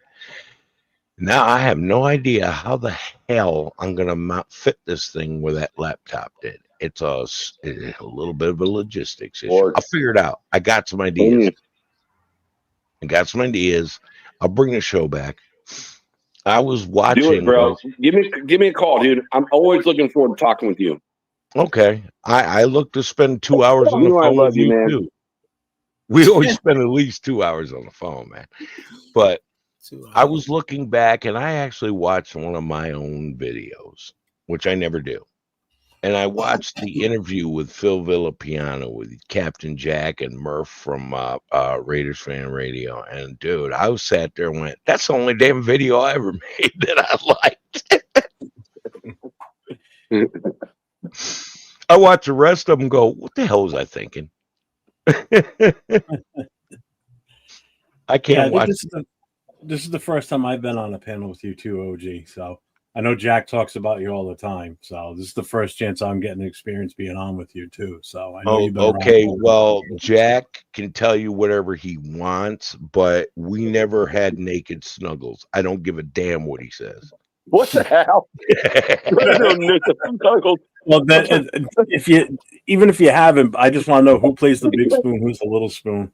Oh, I was the big, well hung spoon. There you go. I'm sorry, guys. Right now, Squad's going, why is this asshole on my panel? Man, OG, it's like I'm so happy to see you on a panel.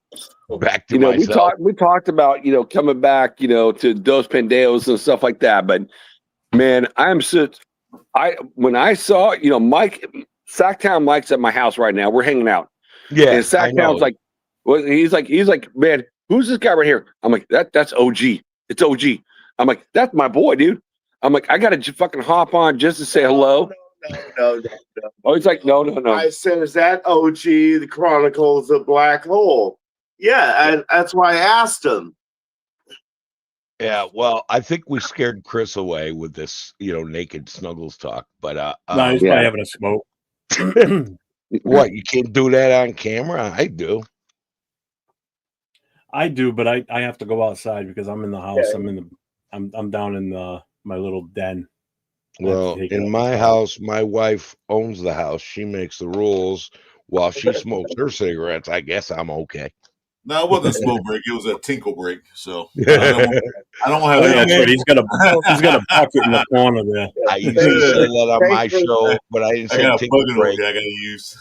Thanks for the clarification. Chris had the show. We never said tinkle break. We said old man bladder. Give me a minute. And as far as smoking, this is my own shit. As this guy called it, he shed. It's a he shed. I can do what I want in here. It's a Raider shed. I can do anything I want in here. The Raider cage. See, I make my own cigarettes because if you go to a store and buy cigarettes, the sticker shock is horrible. Ridiculous now. OG makes his own smokes. Yep. I buy the tobacco, I buy the tubes, and I got a sliding machine, and I make mine. And guess what my cigarettes cost? $8 a carton. You don't have to lie. Oh, no OG, way. OG, you don't have to lie. Everybody knows he does, bro. These are my tubes. It's true. They're little hollow cigarette tubes with a filter. Here's my slider. Here's the brand of tobacco I buy.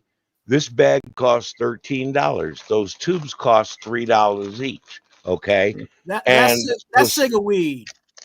And that makes my carton. That makes 3 cartons of cigarettes. That big bag, that's $24, which comes to $8 a carton. And you know why it's so much cheaper? Because there's no tax on the parts. Yeah, there's no tax on the formed smokes. Fuck tax. Tax is a ripoff.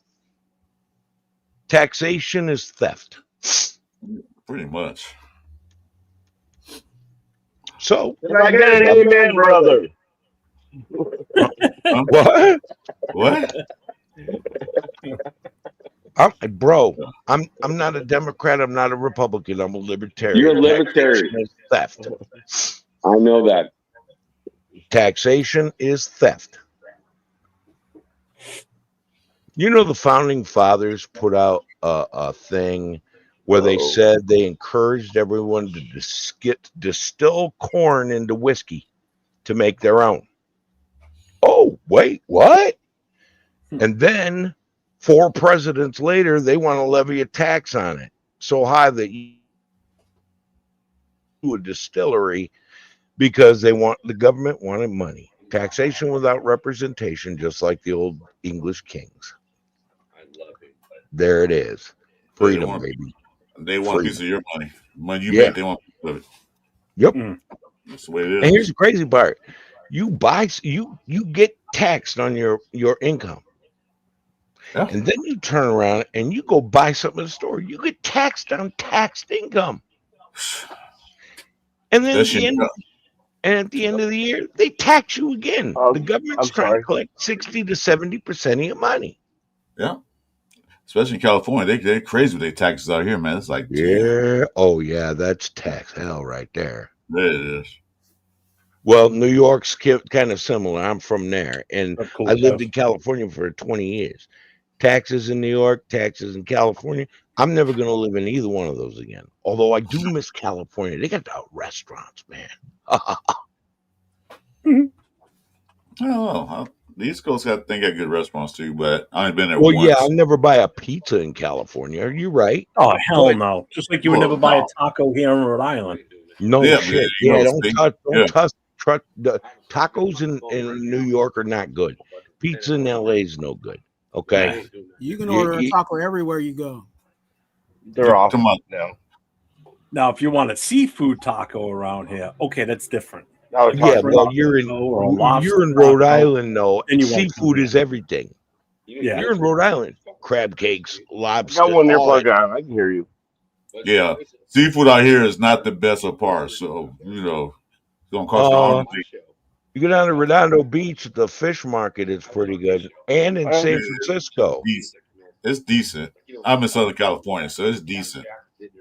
I used to go to Redondo Beach and get it at the Let me. market. I hear better out of this here. Let me switch gears. It's sack. What the hell? They got a new technology, man. So y'all can't talking. You still like two little kids over there, Mike and Yeah, they're going at it. But, Hey, Gord Peterson, how you doing, man? Sorry, I'm looking at the comments. Gord's saying hi to all of us. what's up, Gord? When he was younger, was about a sailboat. Did the whole world, dude. the favorite Canadian right there. I love that Who? boy. Yeah, he's been Gord. talking a while about Good Gord. Oh, Gord's Canadian? new trips Yeah. and doing camping, along the way, and Yeah, filming Dominio's like one of the best pizzas in LA. Yeah, but yeah, a site on that. it's just one. They got a couple of Yeah. good pizza places, but It would not survive in Brooklyn. yeah, it's not the best. I mean, it's It not. wouldn't survive in Yeah, New Haven, Connecticut, that's for sure. You want good, really good pizza, you go to New Haven, Connecticut. Well, actually, it's Connecticut, New Jersey, New York. They all got That'd some be pretty cool. good pizza. I do love that for that boy right there. But it's Yeah, one I used pizza. to have a good Rhode pizza Island's got in some good Vermont joints, once. for sure. There's one pizza I would never eat. I tried it one time. I never go back to it. That's that Chicago style pizza. I don't know what that is. I would not. That's eat not that. pizza. If you got to eat it with a knife and a fork, it's not a Yeah. pizza. It's not pizza. I'm not Yeah, a fan right. of that one. No, I'm not a fan of it. It's a Chicago style pizza. New. Oh, No, that's that's a Pizzeria Uno casserole. for you, too. That's It's like nothing but marinara sauce with stuff with Chopstick. meat and cheese. Yeah. That's It's all a it is. casserole. Yeah, Mm. pretty much. Exactly what it is. Good call. I mean, Hey, I mean, Obama once said, "You don't put ketchup on a hot dog." That's a Chicago thing. You don't. That's like forbidden. I think there's laws against it. I don't know. Right. hey guys, Yeah. I'm gonna check out of here, man. OG, it's nice seeing you. Twan, nice seeing you again. Chris, my twin cane, my Raider Two cane cane. brother, Two twin cane. cane Sacktown's brother, going back for and more then ribs. Jeff, you're just the man. I mean, Sacktown's Thanks, getting Mike. more of them ribs, aren't you, Sacktown? yeah, I got to do some ribs. Hey, Jack said he wanted to introduce me to you. It was nice to meet you, man. Yeah, it's nice to meet you too, man. And Oh God. he's talked a lot about you. Yeah. Well, Jack and I talk on the I'm- phone I'm at glad least you guys- once a week for a couple of hours. We've been doing that for years, man. What's up, brother? Yeah, no Get ketchup on a off stick. No, he's talked a lot about you, so I have mad respect for you. I'm so happy about your eyesight. Being Yeah, back. me too. Trust me. It's great to I was see worried. great to see you on the lives and shit, man. Happy for you. But I'm gonna check out all you guys, everybody Yeah, else in Mike. the chat. Have a good night. But we're gonna kick back, have a couple beers. I might smoke a bowl or two. And Or two. I've already smoked Or two, or I've three, or already four, or smoked five. two, yeah. See, I envy that in 2 or 3 or California. 4 more. Not And one, man. you guys have a great night, man. You guys have too, a Later, great Mike. night. Thanks for popping in, Thanks for brother. letting me on, Yeah, man. I am Have a good one, Mike. I'm out, man. boy here. Later. Not one bear, 2 bears. A couple of bulls, or two, or three, or 3 four. bears. Yeah, unfortunately, I don't live in California, so I can't do that. It's not legal here yet. What Unfortunately, state you live in? I live in South Carolina, man. Oh, all right, yeah, you're on the East Coast. I'm with me then. Yeah, but down here, that's a bunch of pearl clutching, Bible thumping douchebags who won't approve making something that should be legal. Anyway, it's natural, so I don't know what the problem is. It's all natural. Right. Well, the pharma companies don't want that, and they buy our politicians. Understand, there are veterans, and I'm a veteran, that use THC supplemented products. Those are legal, like gummies and vapes. Okay. And they get to throw away all the opioids they're being prescribed, and the pharma companies hate that. Yeah, you use it. Trust me, I've used that stuff. I got a vape pen. Okay, it helps me sleep at night because I don't want to get on all the opioids the VA wants to prescribe me. I don't want to do that. Those are addictive. You get hooked on things and you can't get off of those painkillers. Right. And who makes the money? They do. Yep. And the you're pharma addicted. companies. Yep. Pharmaceutical companies. They want you on that. And they've bought all our politicians, both sides. Opium is basically opium. That's what it is. That's basically what it is. Opium. Right. But the thing is, they've bought both parties, okay, which are corrupt parties, but they bought both parties with all their money.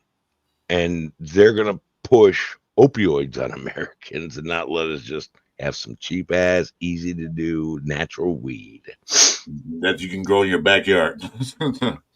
Right. Or you can grow in your backyard or go to but the thing is, then you're going to get raided. Even if you own private land, they'll take your home, your land, everything. Okay. So you got to go to a dispensary, which is cool because it ain't laced. Yeah. Yeah, I'd pay dispensary money. Yeah, true. I would pay dispensary money. They're sniffing Ajax out. Probably they're doing anything to get high with. So, surprise me. There's pluses and minuses to it. You know what I'm saying? You have a situation with, like, again, when you start having those pharmaceuticals and stuff like that, they're trying to crack down on this fentanyl stuff. So if they have a way that they can control it, in the sense of, okay, you get it from here and we know that fentanyl is not, laced in this situation. Dispensaries. Then dispensaries might be the best way to go about it. But if they can't, if Pablo on the street is still doing his thing, who knows? Yeah, but if you got dispensaries, Pablo's out of business. Yeah. You really want to, all these Republicans screaming about the cartels, put them out of business. Make the shit weed legal. They're done. They got no money coming in now. Ain't nobody going to buy their bullshit, and they get weed. Well, they probably get kickbacks from the cartel. That's why they haven't did anything. So, possibly. I don't know for sure, but how they do there, they buy out the judges, they buy out the police force and everything else. We're just saying not buy out the politicians. That's why they back in the 80s, Jeff, or something like that, we had that crackdown on the cartels. It didn't work out. War on drugs, wherever it was, it didn't work. It just got strong. Was a joke. The war on drugs in the 80s was a joke. It was a joke. They just basically got more guns and more weapons. That's what they did. Okay. Right. Look back at some of those Just Say No commercials with Nancy Reagan, and look at some of the people who were on those commercials with her while she was consulting a psychic. When the news really came out about what some of those people were actually doing at the time too. And heavy medicated. Yeah. Yeah. I mean, while she was sitting there consulting psychics, and how did she get the nickname Deep Throat in the political world? I'm saying it's a corrupt ass busted system. It's always been.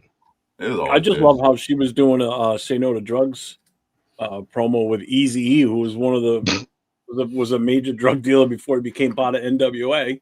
That was his big thing out there. He was a slinger out there, and that's how they got the money. That's how they got the money to get started. Yeah, You sell it, they use his money. We're supposed to trust He put the money up for the first politicians. album. Mm-hmm. Right, but we got to trust politicians with what to do good and right is like trusting a pervert who hangs at Diddy parties. Yeah. Anyway, all right, I'm not going to be all doom and gloom. I think we're going to have a better season this year. I think we got a coach who's biologically 70 years old and physically 26 years old running the show. That man, did you see him showing the middle linebackers how to? Yes. Oh my God. It's like, damn, this old guy's got it. He was jumping all over. Was it Meredith? Wasn't it? Wasn't it Meredith? He was jumping all over. Yeah, he was starting to doing catches. Showing these guys how to backpedal. Yeah. I'm he was like, out there guarding. What was the receiver that was? Wasn't the new one? There's another guy. He was out there like guarding the receivers. I'm like, you're doing that? Yeah. He's 70 years old. Think about that. We got a high ball energy coach who may be 70, but he's ripped too. He's ripped. He works out. So it's like, damn, this guy's gonna live to be at least he'll be coaching the Raiders till he's 90. Because Max Crosby always say he's the first one in the building. Usually he is, but he gets there. Guess who's in there? Pete Carroll. Carroll. Yep. I'll be the first one here. Now Pete Carroll's there before you, and he's the last one to leave. Mm-hmm.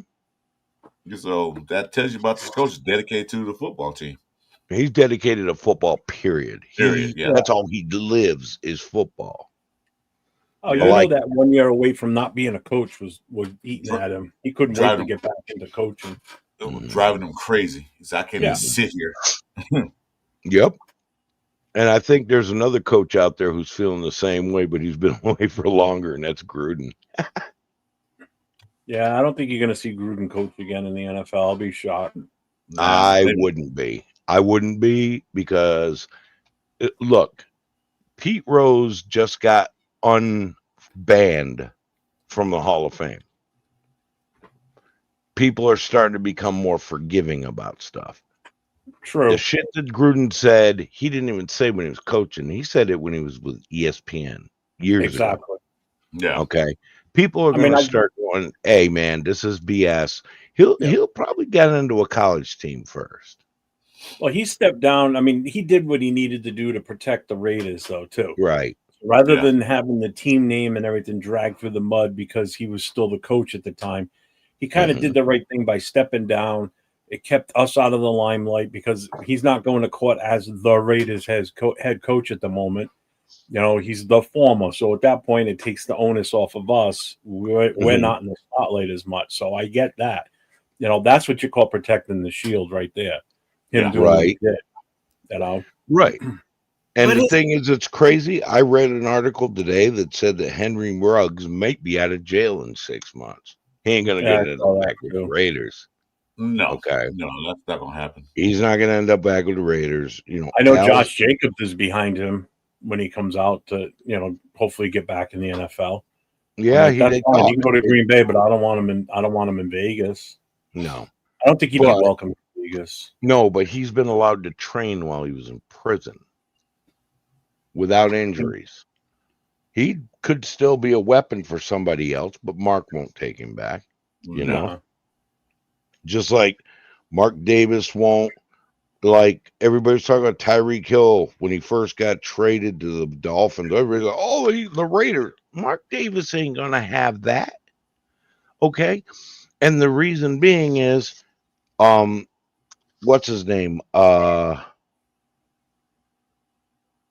Shit. Old receiver. His daughter was murdered by her boyfriend. Oh, Political. Right. Mark Davis ain't going to accept a child abuser, a wife abuser, or anybody who killed anybody. Nope. And that's the reason we ended up with Tyree. Damn, I'm getting senile. I'm 60 years old. Some bitch. Wilson. Yep. Tyree Wilson. Yeah, and we didn't take the other guy who was better, who plays for the Eagles, because he was involved in a road race Jalen incident Carter. where 2 people got killed. That would have been a horrible look. Mark Davis ain't gonna have that. You know, he's just not. We're fortunately the last person we took who was a complete idiot was, well, that's a tie between Antonio Brown and Vontez Burfict. Chandler Jones too. We don't deal with stupid no more. Chandler Jones was kind of losing his marbles too. Chandler, oh God, yeah, he's probably walking around in paper slippers somewhere right now. Is that too soon? No, no, not even. Yeah, like you're saying, I don't think Mark Davis want that kind of image on the Raiders, and I don't blame him. You don't need Look that. at that look on Twan's face. He's like, I am never letting this old man back into my chat again. Hey, I'm just letting you cook, man. Hey, you're welcome on our show anytime. Trust me. Yeah, it's been so long that I've been able to do this, dude. You have no idea how grateful I am. Well, when I saw you in the chat, and I'm like, you know what? I haven't put the link up, so that's why I was like, let me throw it in Twan's because you wouldn't see it when I put it in, in the StreamYard chat.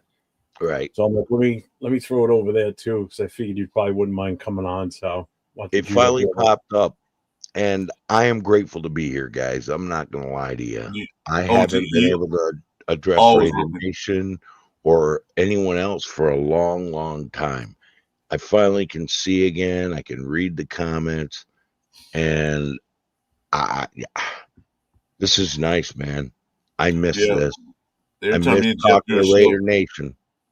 You always welcome to come in. You see us on the show, you're always welcome to come in. You got to open it. Well, I'm gonna try to. I got this idea, but I got to order something.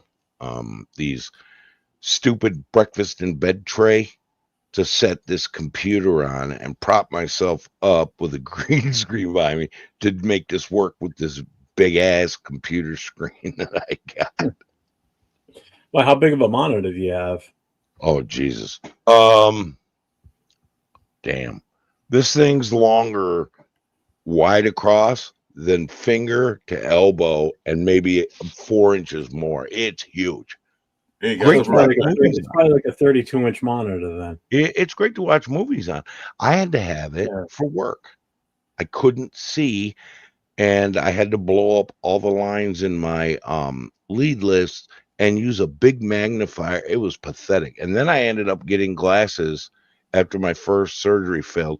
This one was a pop bottle bottom, and this one was just flat, and I couldn't see out of this eye. I could only use one eye. Dude, it's been a nightmare. It's finally over. And I've just got to figure out what to do with this big screen, how to make it work so I can go live again and do more of my shows. I haven't done a show in a long ass time. Well, let me ask you this. What are you just sitting at a desk, or are you up against the wall? Like, is there a wall behind the monitor? Yeah, no, I'm in my kitchen. Okay. It's just it's dark in here, and I like it dark in here because it's nighttime.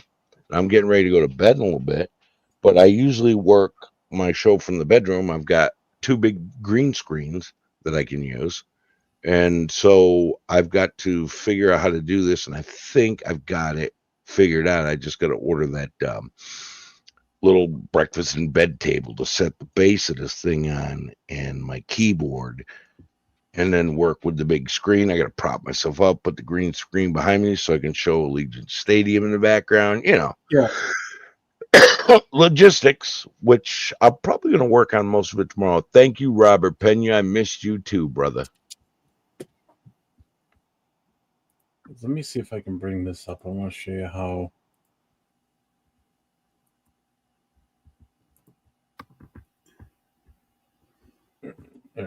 Just downloaded those 2. Let me present these.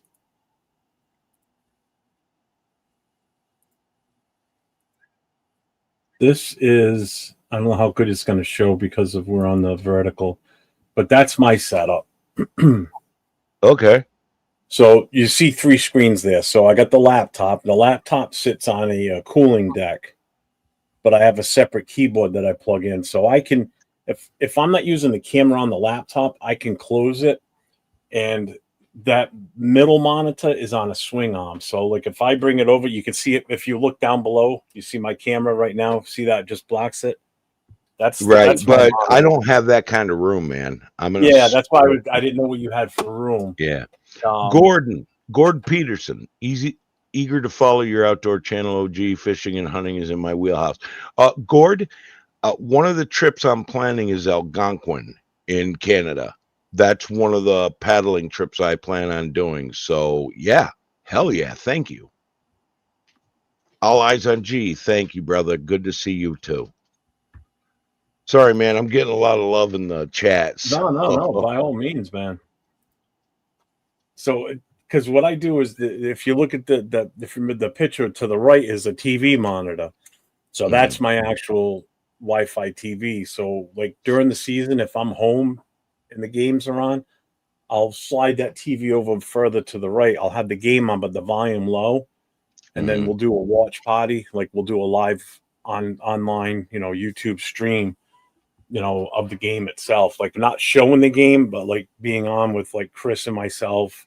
Now, usually we're on with Turf. I don't know if you must know Turf. Ultimate. Yeah, I wish I had that kind of room, brother, but I don't. I got to make work do with what I got, but I'm working on it tomorrow. Gord Peterson, that's 3 hours from me, OG. Gord, if you own a canoe, let me know. Maybe we can do a trip together. Coach What's Gravy, up, Gravy? thank What's you. up, brother? Good to see you, brother. I don't agree with you, but I love your beard products. I'm not even waiting until February to grow it. I'm growing it now. Oh, Gord got a canoe. Gord, we got to do a trip.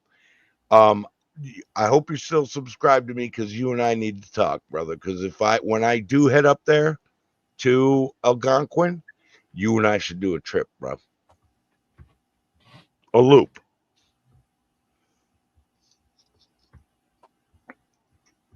We'll follow in the land of Lost Lakes and Xander Budnick. How about that? He knows who that is. If you know, Gord.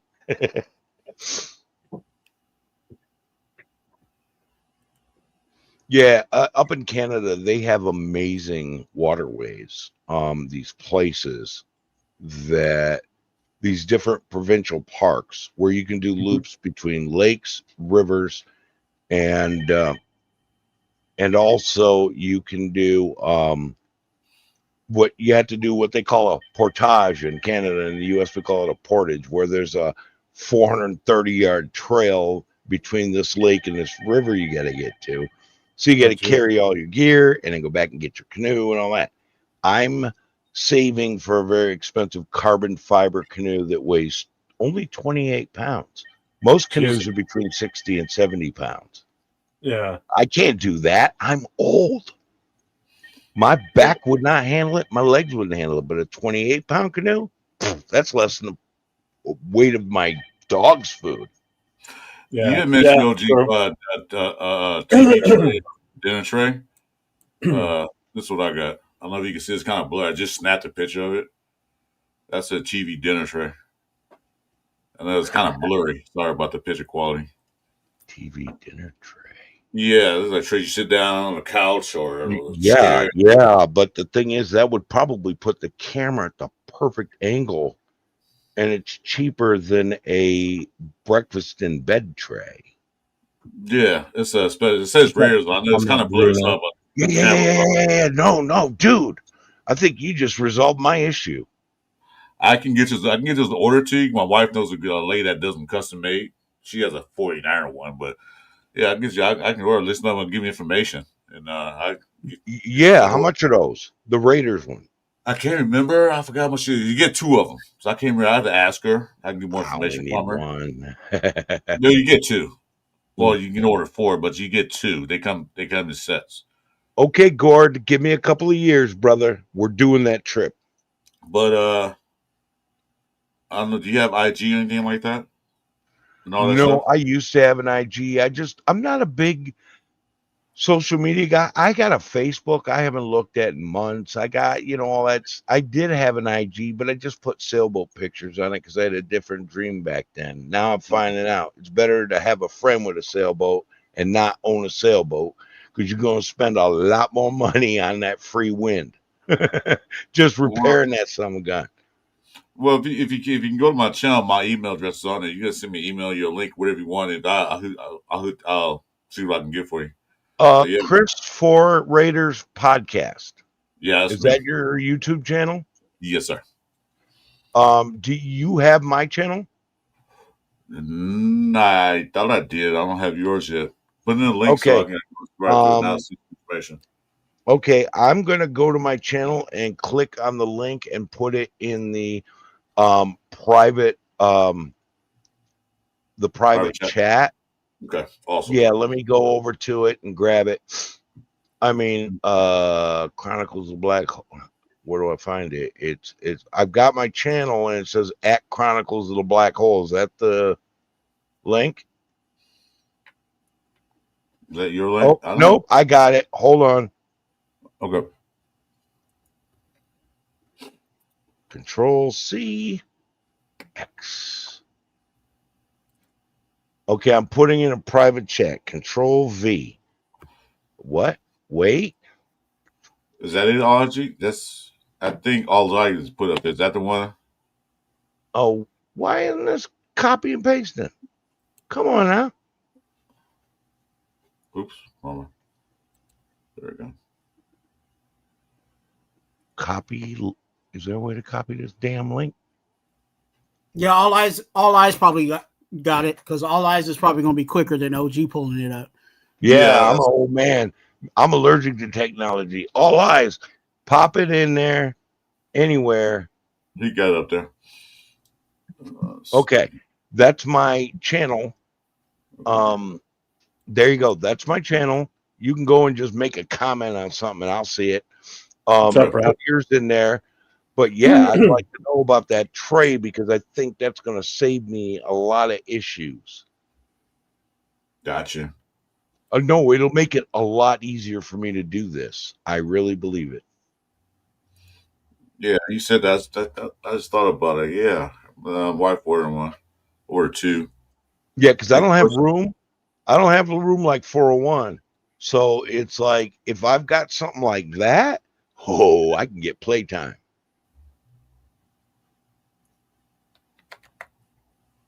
Why can't I copy that? Is that an OnlyFans page? What? You have to right click it. Yeah, that's my OnlyFans page. There will be nipples. You're gonna have to copy it. Detroit God just made my night.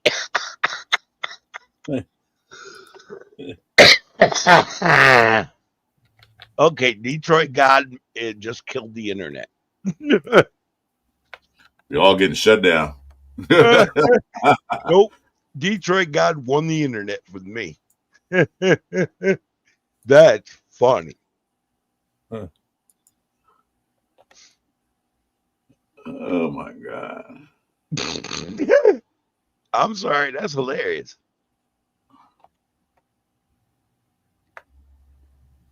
I don't want to see nobody's crow's feet. I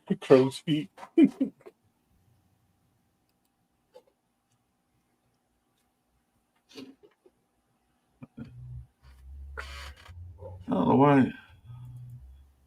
Okay, so Gord Peterson and I are going to be doing a trip on my other channel once I get it going. It's going to be a couple of years, but I got to do my trip here first and a couple trips in the U.S., and then I would love to go up to Canada. There's a few places I'd like to hit up there. They got some great lands up there too. And then I'll move further west, Canadian and U.S. Rockies.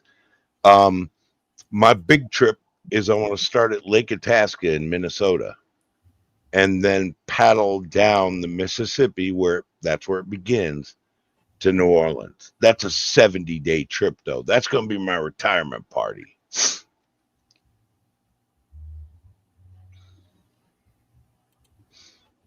Anyway, guys, It's after midnight here. I'm on the East Coast. I got to get my old ass to bed.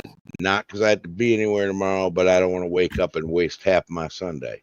So I'm going to take off from here. Thank you, Twan. Thank you for having me on. Thanks, guys. It was great meeting No problem, all of you. Hey, And I look forward to doing this stuff again with you. Yeah, you guys say you got an open invitation. I was welcome to join me and Jeff's show anytime. And you tell Jack, can I get his damn lips off them rib bones? Yeah. Good night, guys. Good night. What's up, bro? What's up, Ray to Pete? Oh man. Welcome. What's going on, man? I'm good. Can you guys hear me okay? Yeah. Oh, yeah. Good. Yep, you're good. I just had to do some workarounds just so I can get access to StreamYard because it was on my block list. But how y'all doing tonight, man? How you doing, Twan? Thank y'all for letting me in. I was trying to catch OG before he left because I ain't seen him in so long. But how y'all doing, man? What y'all talking about tonight? Anything and everything. Yeah, anything and everything. Yeah. We just come on. You do a mic show. Whatever you want to talk about, let's do it. We talk about anything. Oh, okay. Yeah, because I've been trying to keep up, but Twan knows how I am and how I've been. So I'm just want to look for the optimism, how everything's going. I do hear the things and everything that's going on, but how do y'all feel about the stability of the coaching staff? Are y'all comfortable with it? You're excited. I'm excited. I'm extremely excited and comfortable with it. I think we finally, like we always say, got adults in the room. Mm-hmm. You know, we finally have that. We ain't had that in a long time, so I'm good with it. Because I've seen Pete Carroll out. The USC fans saw what Pete Carroll did to the Trojans. The USC, how he turned them around. Saw what he did to Seattle, how he got them going. So hopefully he had that same way of doing for the Raiders. That's what I'm hoping for. Okay. You want to chip in, Twan, or you want? No, go ahead. But no, I mean, I definitely see that, and I agree with that. There are more adults in the room. I mean, personally, I'm still hesitant because I still don't know if they're committed to complete the job that needs to be done for us to win a Super Bowl. That's what I mean by committed. Committed to win a Super Bowl, not just committed to just do a job. You know what I mean? We've had guys who've been committed just to complete the job. Mm-hmm. But their job and what their goals are not what they are for me. You know, I just don't want guys to come in here and just be like, okay, you know, hey man, I got the job done. You know, I improved the team. No, I'm not looking for improvement. I'm looking for more than just improvement. I'm looking for development. I got you. So you don't want a coach? You want guys coming in just for a paycheck? I just want a coach to make my resume look good, and I'm gone. That's what you're talking about. It's like Absolutely. Yeah, that's what we used to do with players. We used to give players their final contract. I don't want to give coaches their final contract on their way out. Mm-hmm. I mean, I mean, you see how it went with the players. Now, but my whole thing though too is I don't want a coach that's going to come in here and preach, you know, we're going to build a contender. I don't want a contender. I want to build a championship. I want to, you know, I don't want to just contend to make the AFC championship and make this. No, I want us to be able to build this team to where we can win a Super Bowl and sustain that. You know, not saying we have to win one every year, but if it takes us, you know, we win one year, then we have an off year type of thing, or you know, we almost make it, you know, whatever. I want to be in the Super Bowl and winning it. That's the ultimate goal out of all this. You know, like for Chris and I, spent 40 plus years since we've seen a Super Bowl win. You know, I can't wait another 40 years. I'll be in my 90s. I ain't living to 95, 96. That's not going to happen in my life. I don't see it. You know, I love it, but I don't want to wait another 40 years. You know, 40 years for Chris, he's going to be 100. So. Yeah, 101. 101. I'll be 95. I'm not. No, can't do Oh, it, man. no, I'm with you on that, and I am going to be sounding a little bit contradicting, but in order to be a contender, in order to be in the running to win, you have to develop something and and build a contender. That's part of the process. Mm-hmm. And in order to win and consistently win, what I'm saying, consistently be, a top 3, top 4 team, someone who's in the running to be like, hey, I'm sometimes you can have a down year and you could be a dark horse, but I consistently want to be a top tier team. You have to build a contender. You have to build the whole organization. And I hate to say there still isn't an aspect outside of PR where the position is complete, where that department is complete. Or I'm sorry, outside of special teams. Outside of special teams, the Raiders organization is, in the bottom tier of the NFL in every aspect of an organization. And I'm not just Yeah, because talking we about haven't players. proven anything with this. Yeah, this regime hasn't proven anything until the season starts. Until we actually stop playing football games, I agree with you. Yeah. Right now we're still living off of what we did last year, and that's what we're being compared to still. Until we get out there and see what we can do and how we've improved, then we can start considering ourselves for moving up in the rankings and changing things. Yeah, we I, gotta see I the definitely product. get where you're coming from. I mean, It's not finished probably by the long shot. We know we got to see it first. Then we can see, well, okay, we need to improve on that. And that's what they'll probably end up doing. But right now we're speculating from the history of the Raiders, what Pete Carroll done, what Chip Kelly done, what Patrick Graham done. We're speculating what they can do until they get on that field and show us what they got. We don't know yet. I just have high hopes that we can at least be not contenders, but at least compete in most all these games and not lose on a bad coaching decision. That's what I'm looking at.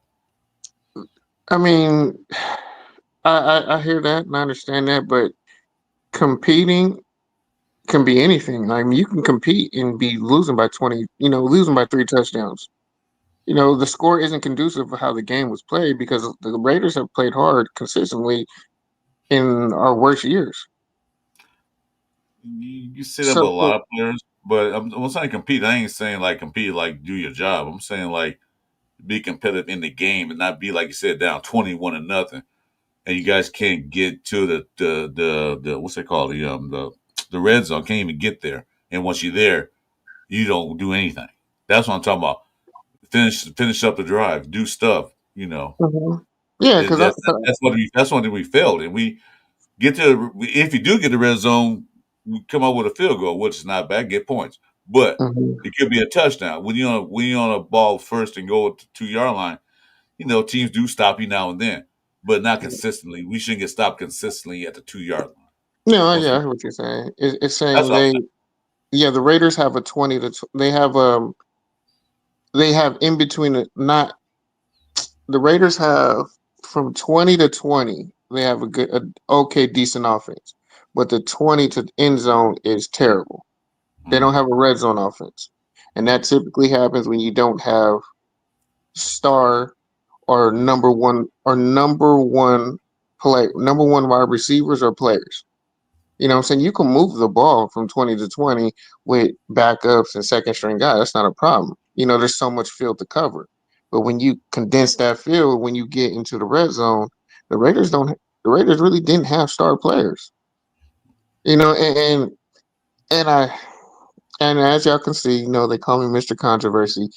I mean, I hate to say we don't really compare our teams to the teams of last year. We compare the team to the team that most recently went to the playoffs a lot of the times, and or they'll compare it to the player behind him who I hate to say is most of the players on the Raiders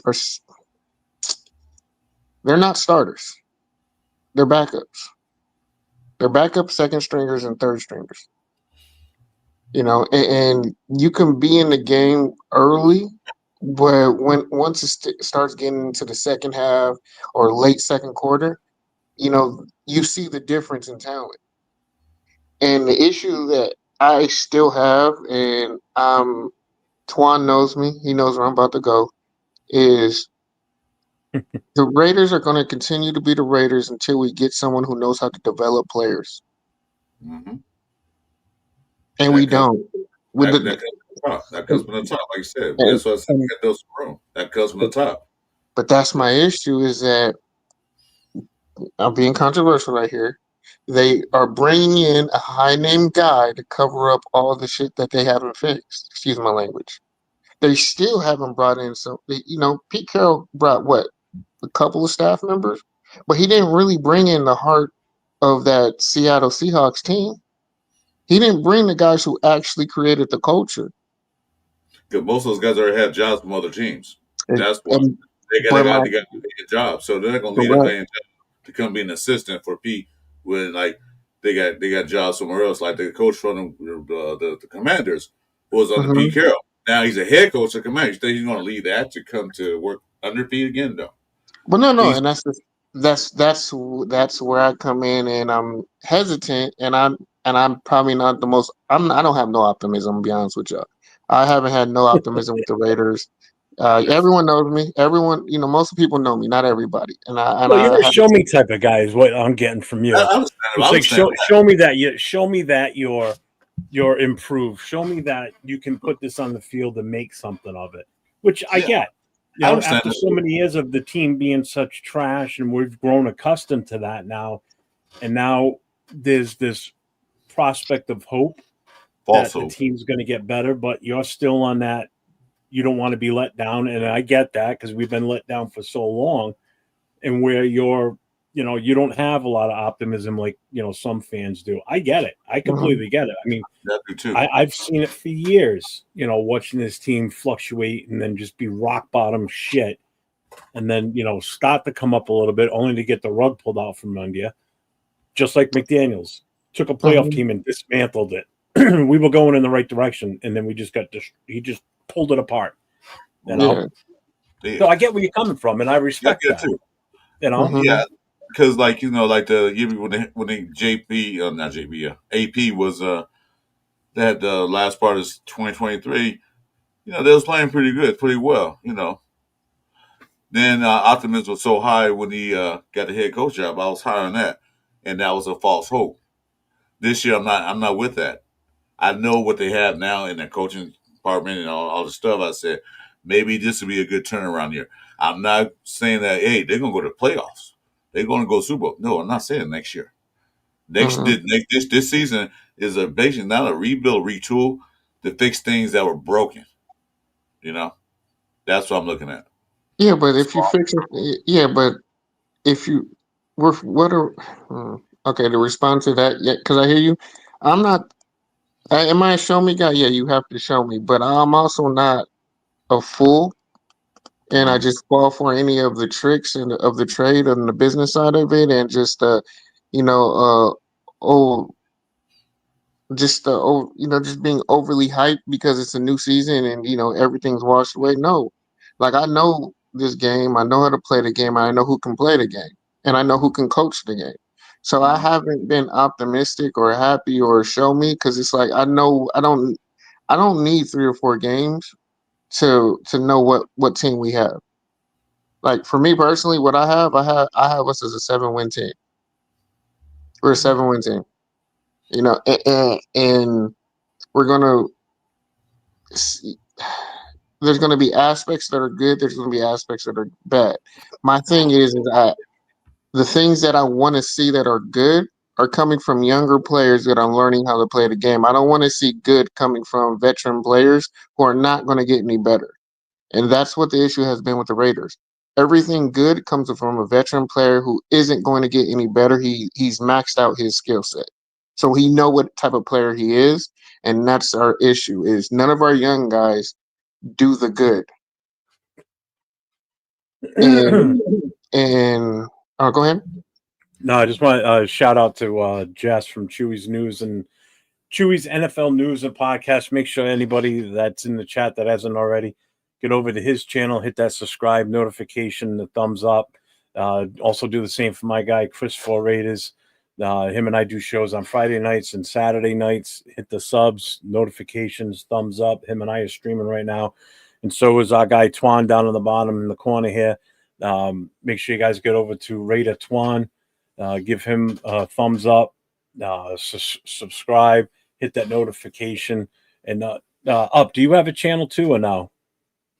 Yeah, I do. It's just up for review. I did take a hiatus because I was personally having some things that I need to take care of and handle.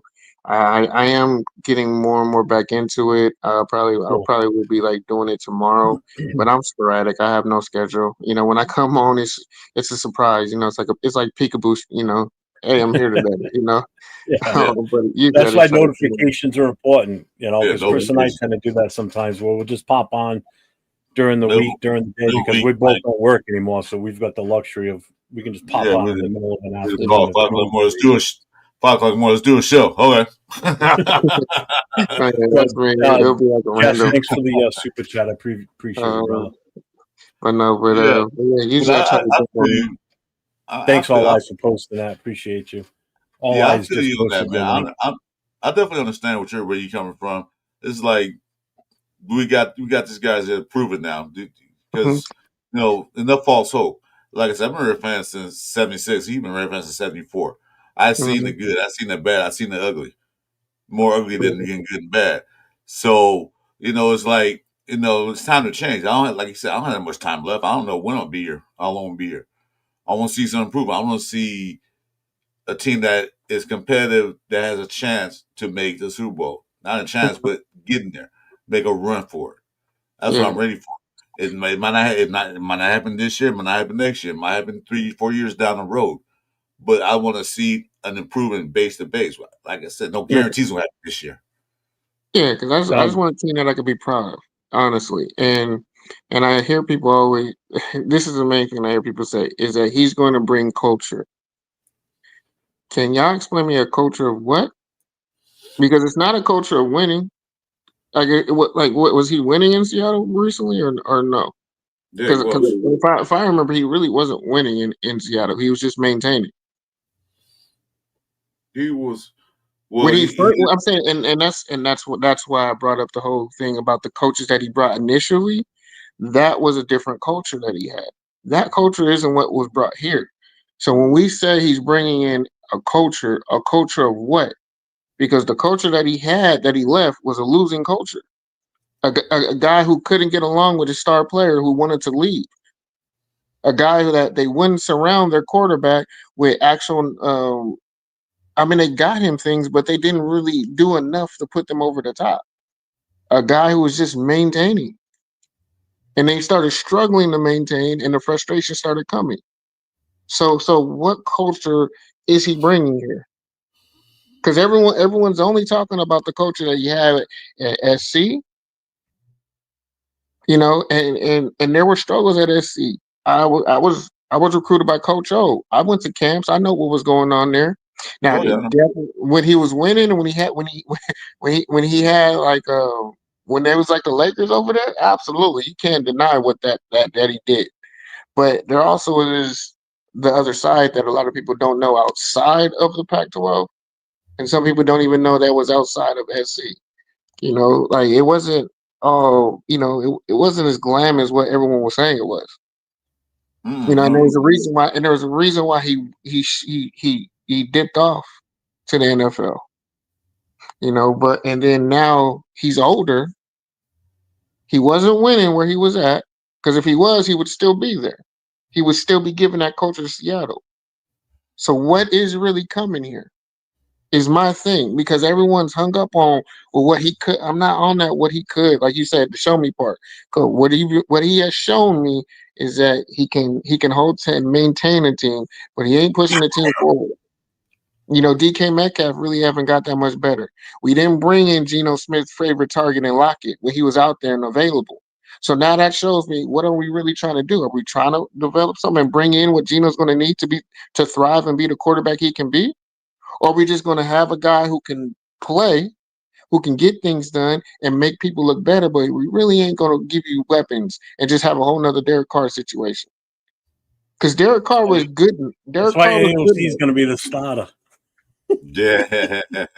I mean, but even with AOC, what are we gonna do? It's still gonna be that same situation. Whatever quarterback we have, are we putting enough weapons around them? Because everyone's gonna say, like, I'm gonna be honest, like I knew, if we trade Michael Mayer, we're not trying to win. No. We like I don't see that coming. Yeah, like we need to build. The NFL is transitioning right now, and a lot of people aren't up on what's going on. The NFL is going heavy tight end dominant right now. If you have good tight end, you're a playoff to Super Bowl caliber team.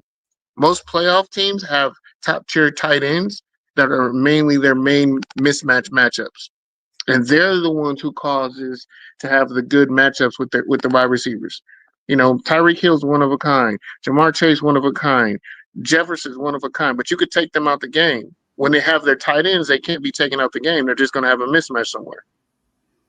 So if we have an opportunity right now to build on something, and when I hear people say trade Michael Mayer, it's like you guys really have no clue where the NFL is going and how they're trying to go. And that's what makes me mad. And honestly, the Raiders are listening to it. Like, because if we trade Michael, what are we really going to get for him? He doesn't have value because you're trying to trade him. You don't use him. So what are you going to get, like a third or fourth round pick for him? Fifth round, probably. I mean, a lot of times if you hear us say it, we're doing it because we're busting Jack Kenner's balls, because he gets pissed anytime somebody says we need to trade Mayer, because he's a huge Notre Dame fan and he loves the guy. I know realistically we're not going to get anything for him, and it doesn't make sense to get rid of him. It really doesn't. But he's a top tier tight end.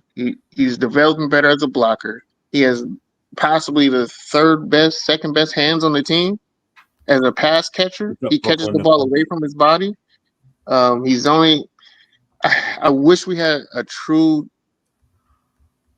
player development coach, but we don't. Who's going to make him get better and maybe slim down, but put on a little bit more muscle?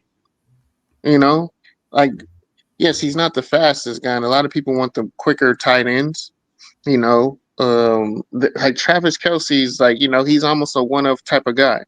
You know, like they just don't make him like that. We got lucky with Brock Bauer, you know, and we lucked into it because they really weren't trying to pick him. You know, he just fell into our lap at that point. We got the 13. It made sense to take him. If we would have passed on him, it would have been foolish. Because if we would have selected the next best quarterback at that point, we would have been super reaching for that quarterback. Yeah. No, I told everybody from that year, I said our pick needs to be him because he's the only Hall of Fame type of player I see in that draft. I agree. He's a Hall of Fame. He's the only Hall of Fame caliber that you see. That's absolutely. Well, anybody that was upset when we picked him, they didn't know what we were getting. That's the problem. All you had to do was watch one or two but just like a few clips of a couple of his games at Georgia the year before. You knew exactly what you were getting at that point. You didn't have to watch full games to fully understand him. You just had to see a couple of his highlights to understand the talent that this kid had. Well, you made that quarterback in Georgia look good. That what's his name? I forgot his name. He says gonna come out. You talking about Stetson? Well, when Brock Bauer was, of course, got drafted, that guy's stats dropped dramatically. I know he had the receivers and all that stuff, but when he left, they lost a lot though. I'm not gonna lie, they lost a lot. 14 made him look good because he was always some reason got open for that quarterback. He found a way to get open. But you had you had two tight ends going in the first two rounds. You know, you had Brower and Washington, and people were saying Washington was better than Brower. And I was like, I don't know what they're looking at, but you can see it because of the potential. He was 6'7", 6'8", you know, and a big 6'7", 6'8". So, you know, I mean, you had 4 offensive linemen, you had the receivers go, you had the running back go. So I mean that Georgia team was stacked. So and pretty much most of their defenses in Philadelphia. I mean, Philadelphia's got most of Georgia's main defensive guys. That came out I was just saying how you made that quarterback look good because he got open a lot. Man, I can't get over how well they drafted, man. Billy's but I like guys. And plus, in the pre-draft that year, He's supposed to go in the top 5. He's supposed to go in the top 5, supposedly.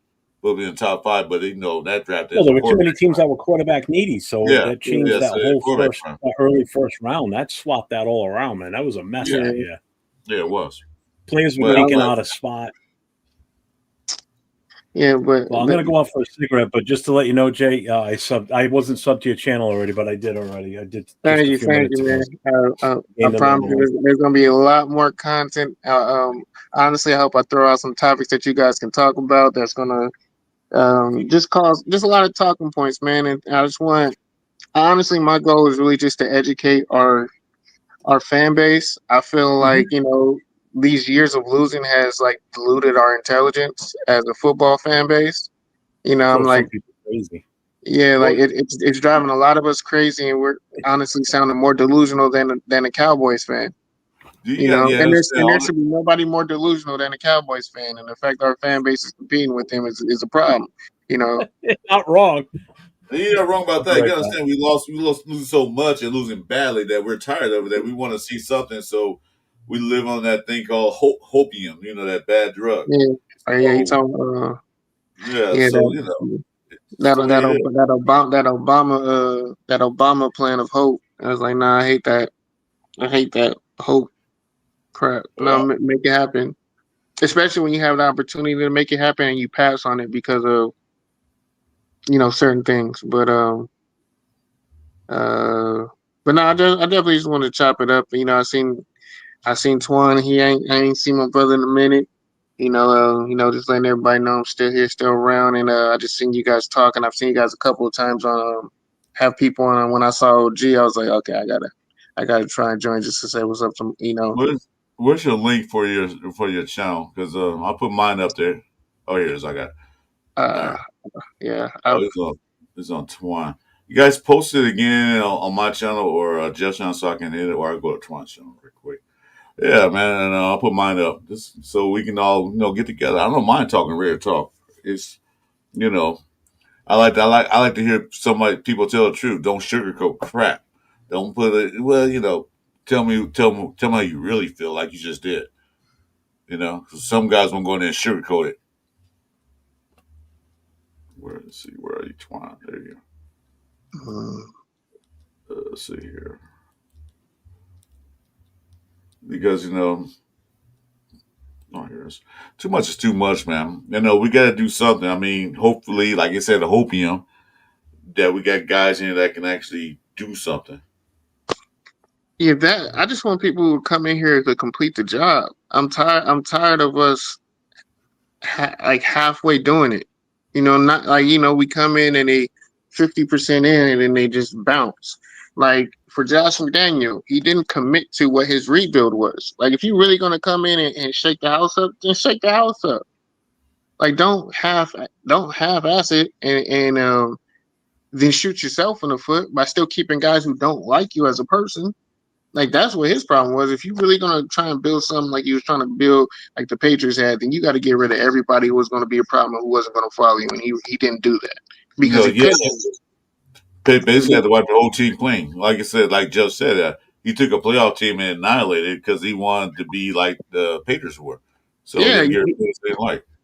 And that's the wrong approach because we as Raider fans, we have a tendency to, well, most fans do anyway, fall in love with a certain player, and we don't want to see him leave. And once the coach cut him, they get mad at the coach and get mad at what's going on, and they vocal, like, yeah, fire Josh McDaniels. Well, he deserved to be fired anyway. But uh-huh.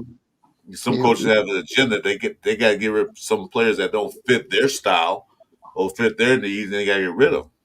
there it is. That's what you took the words out of my mouth. We need coaches who can adapt their style. Like when you come to a team, you're coming to a team that you see you can make better. So you're adapting your coaching style to that player's style of play. And the Mm-hmm. problem that we've had is that we've brought in coaches who make players adapt to them. Right. Exactly. And but the thing is, you literally just did that with Chip Kelly. And everyone's all hunky dory was all up. Like I'm not trying to be negative, but it's like Chip Kelly is great for college because you have to adapt your game to play to college game. When you get to the NFL, you have to adapt as a coach to the players you have on your team because you can't recruit. There's my link right there, man. Go and hit me up. But Yeah. Chip Kelly was a good No, he pro. wasn't. No, He he was a good pro. Wait, let me finish. He was a good pro coach. Became with the Philadelphia because he did something that the NFL didn't recognize. It took him a couple of years. They figured it out. Then they started beating him. I'm saying he was new to the NFL, so they're like, "Ooh, God, what's he doing?" So they got used to it. But as a coach, he wasn't. The players didn't like him. He didn't get along with some of the players. He wasn't a good head coach in the pros. I'm saying that he came in with a different play style that the NFL wasn't used to. That's why he's going to swing points, everything else. Didn't win anything, but the play style was new. So everybody got used to it. It was happens all the time. Yeah, so that's why I kind of I have a little pushback with saying he was good. He wasn't. What he did was he got one with sports. You have to get lucky. He got extremely lucky to fall to a team that had all the talent, that had the talent in the play style that he wanted to run. He had speed. He had a deep ball guy, and he had a good to great running back at the time. He had LaShawn McCoy, he had Deshaun Jackson, he had Jeremy Maclin. All three guys he tried to recruit in college. So he's seen guys that could run his offense. The only thing he didn't have was a quarterback who could run his style of offense. So the reason why they should have won or been in contention, they should have won or been in contention to win the Super Bowl with bringing in your style of offense that no one in the pros knew how to stop or play against because they just thought, well, that, and then it was the arrogance of the NFL because they said that's a gimmick offense. Mm-hmm. That's why and they were disrespecting Chip, and Chip had a chip on his shoulder, and he had to show people this can work in the pros. So he had more incentive to really put that into, put effort into coaching it and coaching guys up. The problem is he just sucks as a people person with adults. He didn't know how to talk to adults, and that's what I always make. Head coaches have to be a certain type of person. They have to be people. Because the head coach got to coach all aspects of the organization, not just the defense, offense, special team. They got to coach every last player. You got to deal with their attitudes. Because some players come there cocky. I'm making $20 million. You can't talk to me that way, coach. Or like last year, I thought it was totally disrespectful when the players didn't call AP the coach; they call him AP. That's disrespect. He's the coach. Yeah, no, but the thing is, yes, I understand that, but I'll say this: that's the old way of thinking. With these new guys, it's a whole different type of relationship. But one thing that AP had was their respect. No, he did. But the thing is that they don't call Pete Carroll Pete. They call him Coach Carroll. Yeah, but the thing is, AP has always been AP. Even as a player, even when he had even rookies. But the thing is, he came from a player to coach. So when he had rooks under him, they still would call him AP. So it was just a gradual thing where he didn't look at it like that. Pete Carroll was only a coach. Pete Carroll has always been Coach Carroll. Well, he played football. Who? A long time ago. Yeah, a long time ago. It's been a while. Yeah, it was DB. It was a decent back. But also it's a respect thing. I'm not just gonna call an old 80-year-old dude Pete. Yeah. You know what I'm saying? Like, so still, to me, I mean, my old school. Maybe you guys don't see what I'm saying. Maybe because I was saying that I still see that's disrespectful. I don't care how old you are. You can be 80, you can be 40, you can be 20 years old. You still, like, if you're the head of a program, call by your title. Okay? So my thing is this. To me, that shows a lot of respect for AP. Although, buddy, they all that stuff, that's fine. But when the organization, who are you? You're the head coach. So call me coach. Unless AP specifies, just call me AP. That's fine. But to me, that's all I'm saying. Yeah, and that's what I'm saying. I'm like, it's definitely generational because he still commanded and demanded the respect, and he got the respect. In fact, AP is what got the respect back in the locker room right after Josh McDaniels. People respected him. Oh, None of the definitely. players, yeah, because even with Josh, it was still Josh. It wasn't Coach McDaniels. It wasn't none of that. You know, even with Bill Belichick, they don't call him Coach Belichick. They call him Bill. Mm. So, like I said, it just depends on, because, like I said, it depends on really the coach and that style of coaching. Because it's understandable, like, you have an older mentality where it's like, yo, I'm not going to disrespect because titles mean something. The titles titles don't mean anything to these young kids now. When they hear that, like a lot of, I hate to say it, to be honest with you, when they hear titles or things like that, they check out on you. They mentally are gone, you know. So I definitely hear it, and like I said, I do want that though. I want that attitude or respect. But the thing is, it's like we have to get older. We had a very young team. You know, after when Josh got there, he got rid of all of our veterans.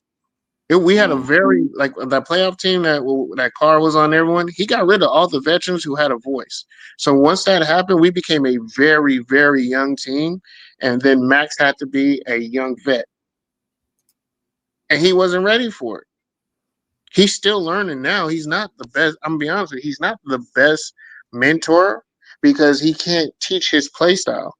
If you don't have his mentality, he can't teach it. And that's why a lot of guys aren't able to pick up on his like play. You know, but he's learning and he's going to get better. But he was thrown to the fire because of bad decision making by upper management, by getting rid of vets who, like, honestly, a lot of people didn't understand why Will Compton was in the league for so long. Is because he's an amazing vet who knows how to play the game and knows how to teach the game. You know, Perryman was another one. It's like we had guys who were great vets. Jonathan Hankins was another one on the defense that guys really leaned on to understand how to play the game, understand the game, understand locker room culture or having a locker room culture where guys mentally were just a lot of our young guys just check out mentally in the middle of the game. You see it when they're just checked out. They're like, "What the hell is he doing?" It's because they're mentally checked out because they're overwhelmed. And you need those vets that can calm a guy down and you know, bring them back in, because sometimes the coaches is just the coach.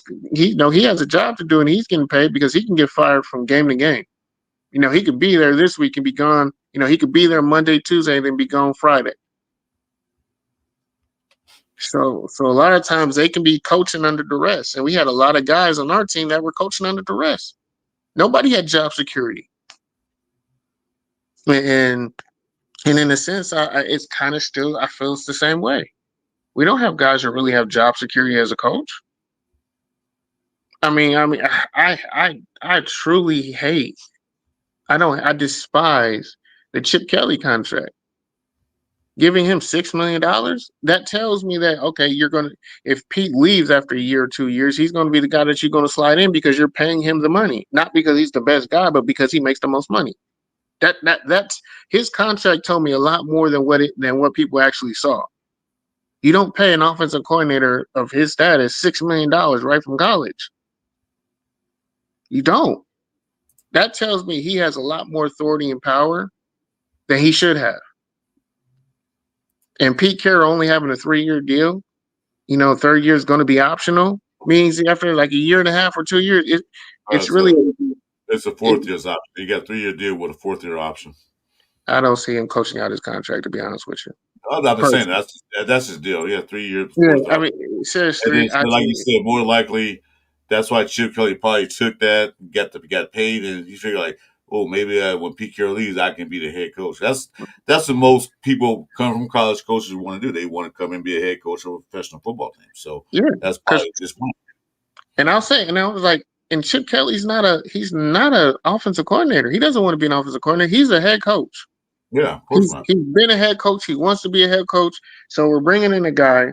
If he has a good season with the offense, he's going to be the front runner of other teams that are going to come after him. Yeah, like so Ben we really Johnson. So now we're like how you're building a team and having consistent coaching. We're now going to have to look for another offensive coordinator. So it's like we're really just giving guys one and done contracts. Well, it's going to be like that regardless, because even whether it's Chip Kelly or it's Patrick Graham, we've been talking for the past 2-3 years that Patrick Graham was the next. You know what I'm saying? He was next in line. So eventually, it's going to happen some way. Mm-hmm. So that happens to all the teams. That happens to every team. We're not the only one that happens to. It happens to all the teams. If you guys are doing well, if the team is winning, they're going to the playoffs consistently, getting winning records, winning the division, maybe possibly get Super Bowl. You know what happens to every team.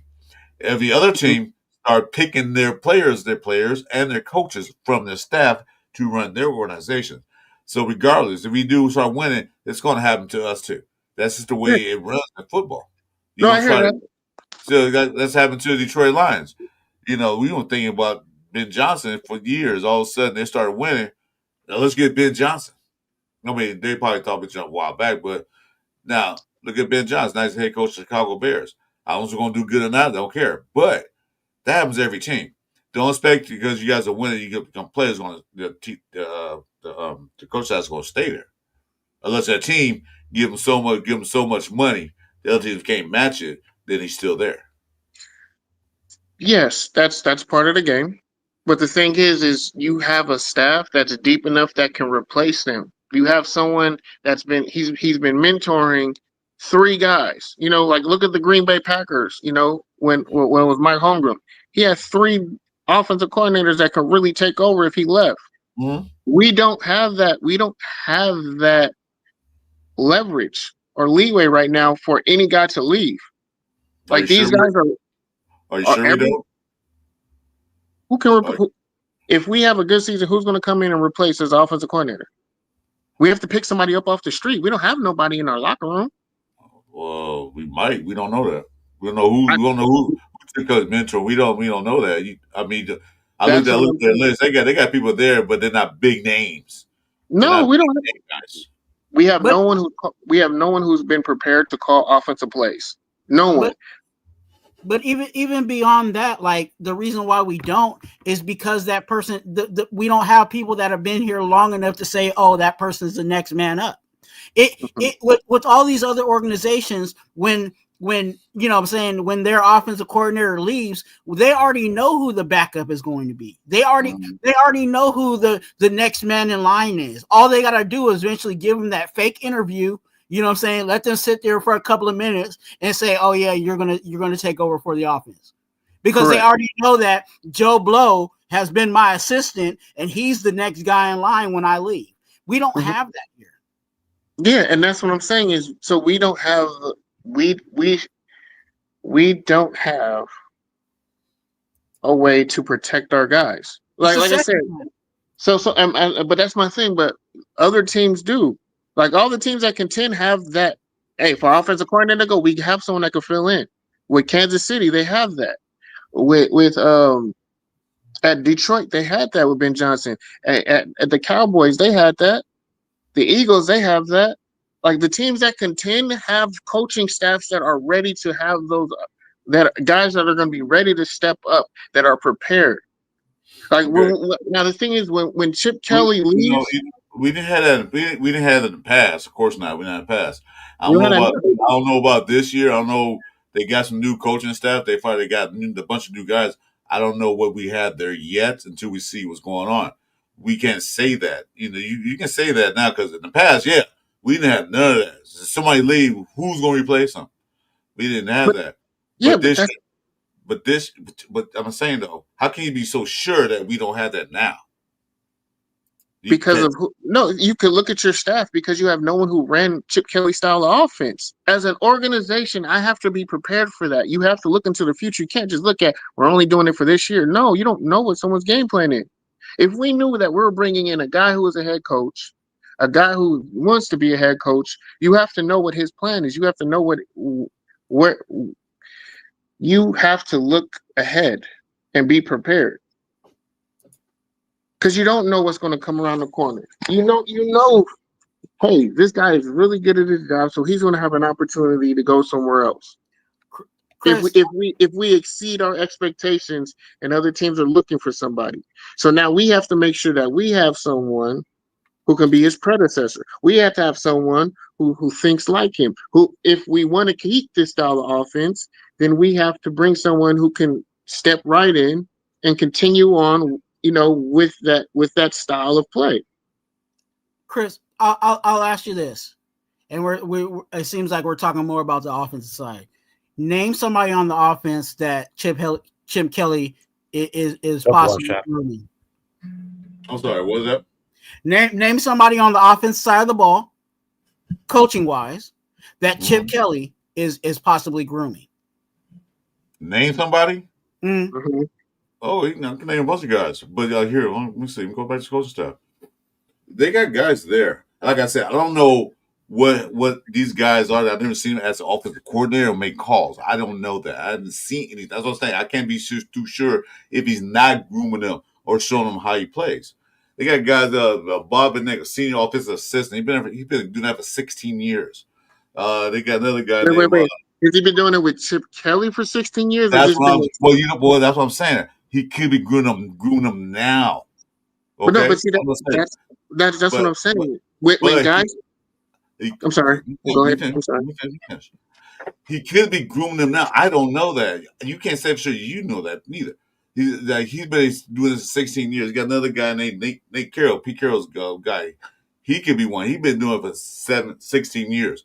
So I can't say that Chip Kelly's not groomed. The guys never coached been behind Chip Kelly at all. I'm looking through Chip Kelly's coaching history. These guys never worked with him, but he could be grooming them now. So I can't say he's not grooming them. Okay, he could be showing, hey, this is a play style I run. You guys watch and learn. Watch and learn. You could be doing that right now. So I can't put it past that. So I'm more optimistic than you are about this. That'll say he could be doing it now. Okay? So I'm going to say this. With that, do you not see the issue and the problem with that? Is that this guy has 16 years of experience coaching this style. He now is going to get 1 year, a year of mentorship in running a whole different style of offense with him. Now, if he leaves, do you think that 1 year is going to change the 16 years of experience of him coaching that way? Or is he going to go and coach the way that he wants to coach? Could be 2 years. No, I need to ask. No, tell it. I don't understand your question. What you're asking me? No, I'm saying okay. Well, you know what? Any offensive coordinator come, they're going to change. They're not going to do exactly what that last offensive coordinator did. You know what? That's not good. That's for every team. Doesn't matter. You get a new offensive coordinator. Wait a minute. You get a new offensive coordinator or a new defensive coordinator. Any new coordinator is going to come change their style of play. They always change it, no matter how you look at it. I mean, she's going to show him a year, like you said. This is the way I'll run it. Okay? He might say, yeah, I like the way you run it, but I'm going to add a few things to it or take a few things out of it. You know what I'm saying? He's not going to run exactly what Chip Kelly ran. He's going to run certain things that Chip Kelly did, but he's also going to put his footprint on it to make him look different. Because nobody will be exactly the same person as anybody else is. Everybody's different. So I'm saying, though, he could be growing it. This is my play style. This is what I like. This is why I like speed outside. And I like toughness inside. Okay, I'll take that. But then I like to have this. But if I become offensive coordinator, I'm gonna use your style a little bit, but I'm gonna put my footprint on it. Did I answer your question, or did I go around the bush? You gave an answer, but not really answer my question. This is what I'm saying. So I'm gonna give. Let me give some more clarity. Is that because I'm trying to ask the question without just giving the answer? Because in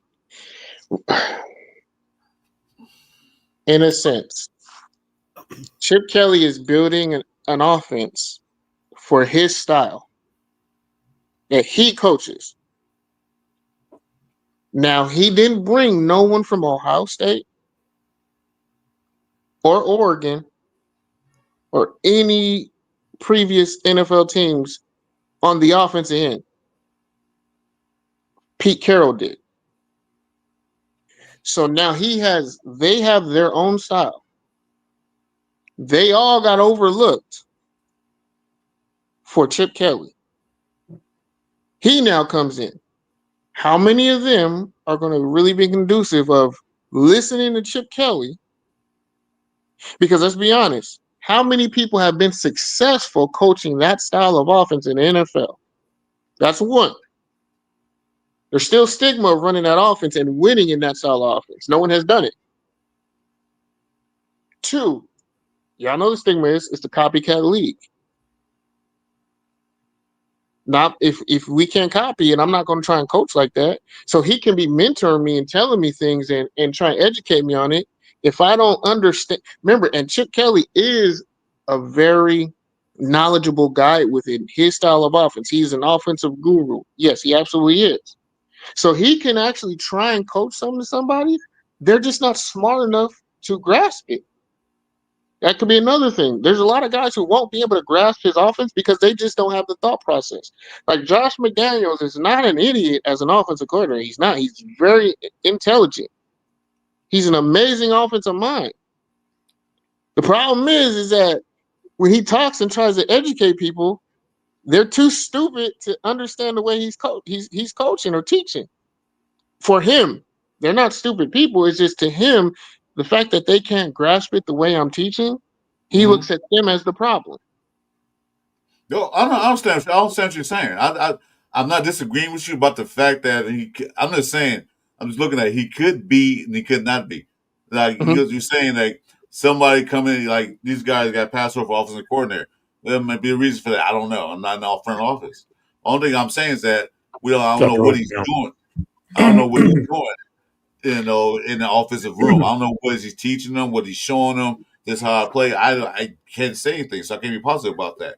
If he leaves, okay, so then we got to go back to the drawing board, get an offensive coordinator, or they can hire within if they like the guy that their assistant stuff. I don't know what happened.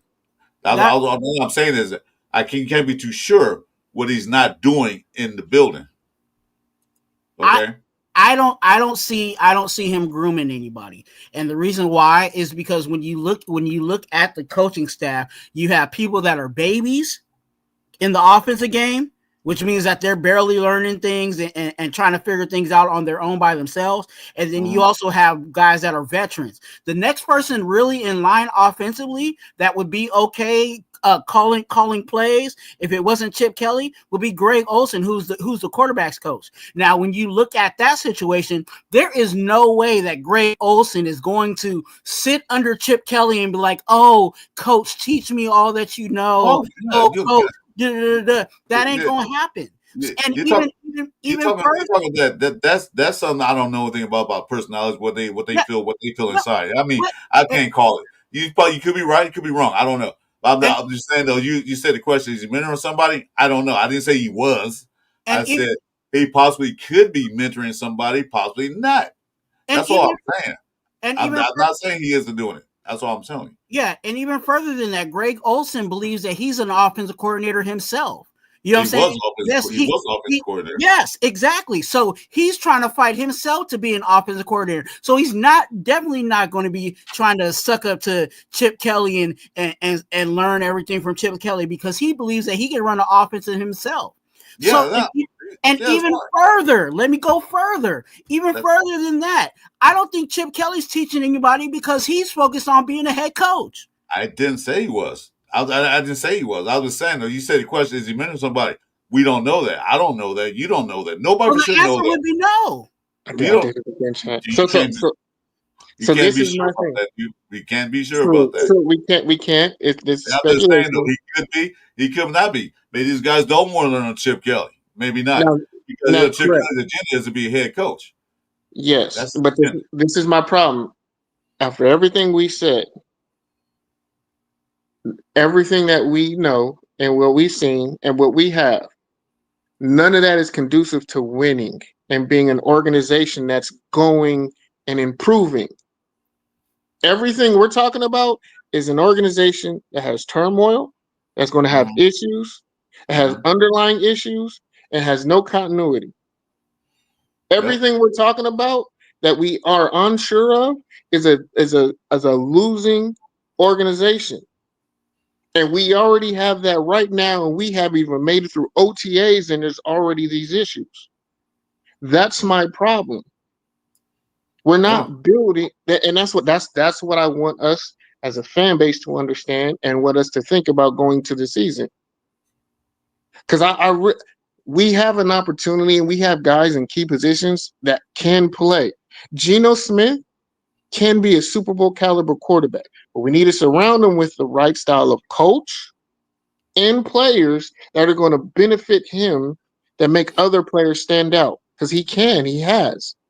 Is he the greatest quarterback in the league? No. But is he a high caliber quarterback who can get to a Super Bowl? Absolutely. I agree with that. Yeah. The problem is that we're not putting ourselves in an opportunity to win and maximize his potential as a player. What we're putting him in a position he has to play his highest football all the time. He has to be on 10 for us to really win. Mm-hmm. That's going to cause mistakes. That's why when we play, and I'm gonna compare it to the Kansas City Chiefs, when they had all those injuries on Christmas Day when they played us, and they lost to us. That's how Geno's going to always have to play, by forcing things and making plays. And even Patrick Mahomes can't do that. That's my issue, is that we're forcing guys to have to be on 10 all the time, and they can't always be on 10. It's been like that for years. Every time, you know what I'm saying, and being really honest, I'm taking off my Raider hat on this situation. Every time a quarterback throws an interception, you might as well say that was a game. One turnover.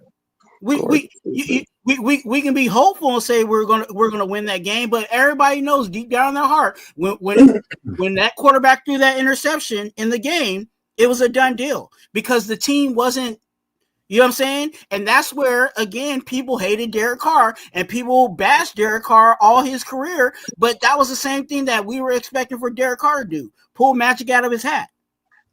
Shoot the play in the Cincinnati game. We had one guy who can actually catch the ball to win the game. There was one player in the end zone, and he threw it there, and everyone was like, why did he throw it there?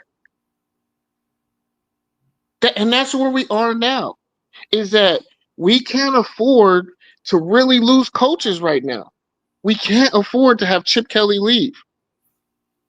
We can't afford. I don't even like Patrick Graham.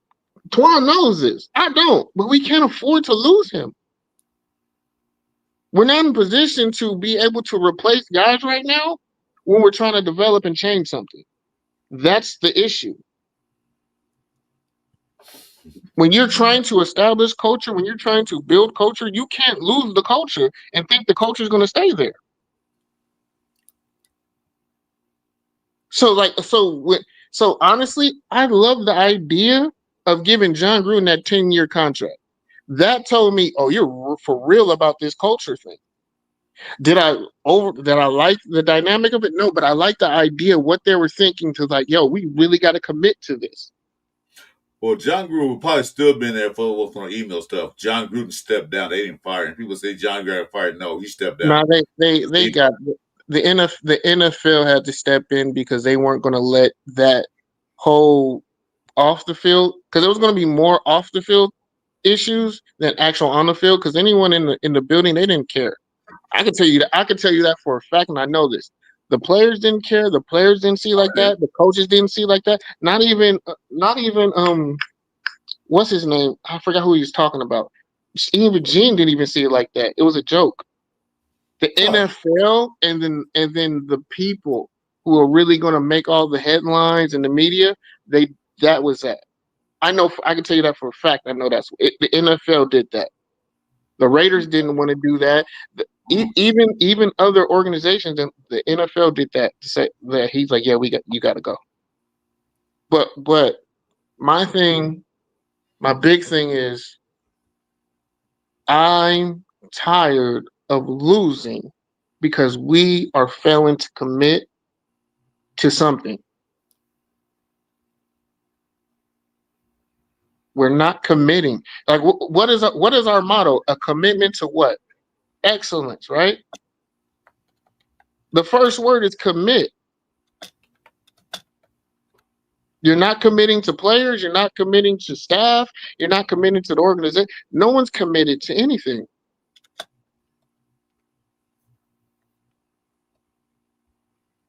We need Raider content creator cost for our show. I mean, I go against anybody. I don't know who DW or DSR is, but I'm out. Let me send me. I don't. DW. Who's DW? DSR is Death Star Report. DW. Who the hell's DW? Yeah. That's what I'm trying to think. Who was that? I was looking for help from you guys. But no. Yeah, but yeah. Like I said, Dustin White. Who's Dustin White? Dustin White. That's DSR. That's why it's DSR. Okay. But DW, who was that? Oh, is it the same person? DW is DSR? They're the same people. Yeah, DW of DSR. DW of DSR. I read it wrong too. Okay. Yeah, me too. I thought it was an R. I read it wrong. But no, I will. I got no problem. If you want to see that, set it up. I'm always here. Twan got my number. But I just like to come here, just to shake things up a little bit, Hey, you did. You accomplished that. I gotta get people. I tell you what. I love debate because, like I said, I'm a person. I'm a Raider fan for too many years of just losing and bullshit. I like people to come in and talk about the Raiders and not sugarcoat it. I don't believe in that drug opium. Man, I'm all about. You want to talk real? Let's talk real talk about them. That's why I like what you just said. So while you guys were going back and forth, I put a poll up on my channel. It said feelings and how we do in 2025. Possible answers were positive, negative, or still wait and see. So right now there's 50% say positive, negative is 10%, still waiting to see is 40%. That's 11 votes. Oh, it just swapped. So positive 45, wait and see 45, negative is at 9% now on 11 votes. What's up, Pitbull? I ask questions because I don't have all the answers. Because I'm trying to have that optimism, y'all. I'm really trying to have someone come in here and give me the optimism that I'm missing, that I don't see that you guys have. Because I could be, like I said, some of the stuff is my opinion. A lot of not a lot, a large majority of stuff that I have or information I get is from inside information, intel. And I'm just aware of things because I can see and I understand and I know it. I just know the game, and the way we're doing it is not. It's when you look at the organizations that are consistently winning, consistently good, our organization, our players, our staff, even our concessions don't mimic it. It doesn't look the same. Not even close. Not even close. Like I said, maybe they're trying to get there. Maybe not. There's no telling. So we need to get there because it was too long for the past, how many years? 10, 15 years? The ship's been sinking. And Mark Davis did nothing. Mark Davis did really not anything really to fix it, to me. Well, his mind hasn't even been on fixing it. His mind has been on fixing the finances, which is fixed now. Which he did. But it takes time. But this is the problem. Why? Okay, this is why you have a CEO, you have a CFO, and you have a COO. When is our COO going to step up and be like, all right, Bill, we know CFO and the finances is good. We need to get the operations up and running now. Like that's the problem that's lacking. Is the CFO and CEO are like this, but the organization of the actual people putting in the work, they're very below average. And I'm at the point now. Where it comes to, they're not going to see anything that doesn't involve their bottom line and the green line. I'm at the point where I'd say I'm gonna give them 4, Hold on, I'm giving you 4 years, Mark, to really get the finances in order before I turn on you. Because now it's really just is about your pocketbook and you just having fun. I know what you be doing in Vegas, bro. I know them parties that you be having. I know where you've been going to, Mark. I know that you had a Met Gala suite. You was at the Met Gala. Why are you at the Met Gala? Who do you need to meet at the Met Gala that's going to make our organization better? See, a lot of and that's a lot of stuff that I will talk about that I know no other content creator who does Raider stuff knows.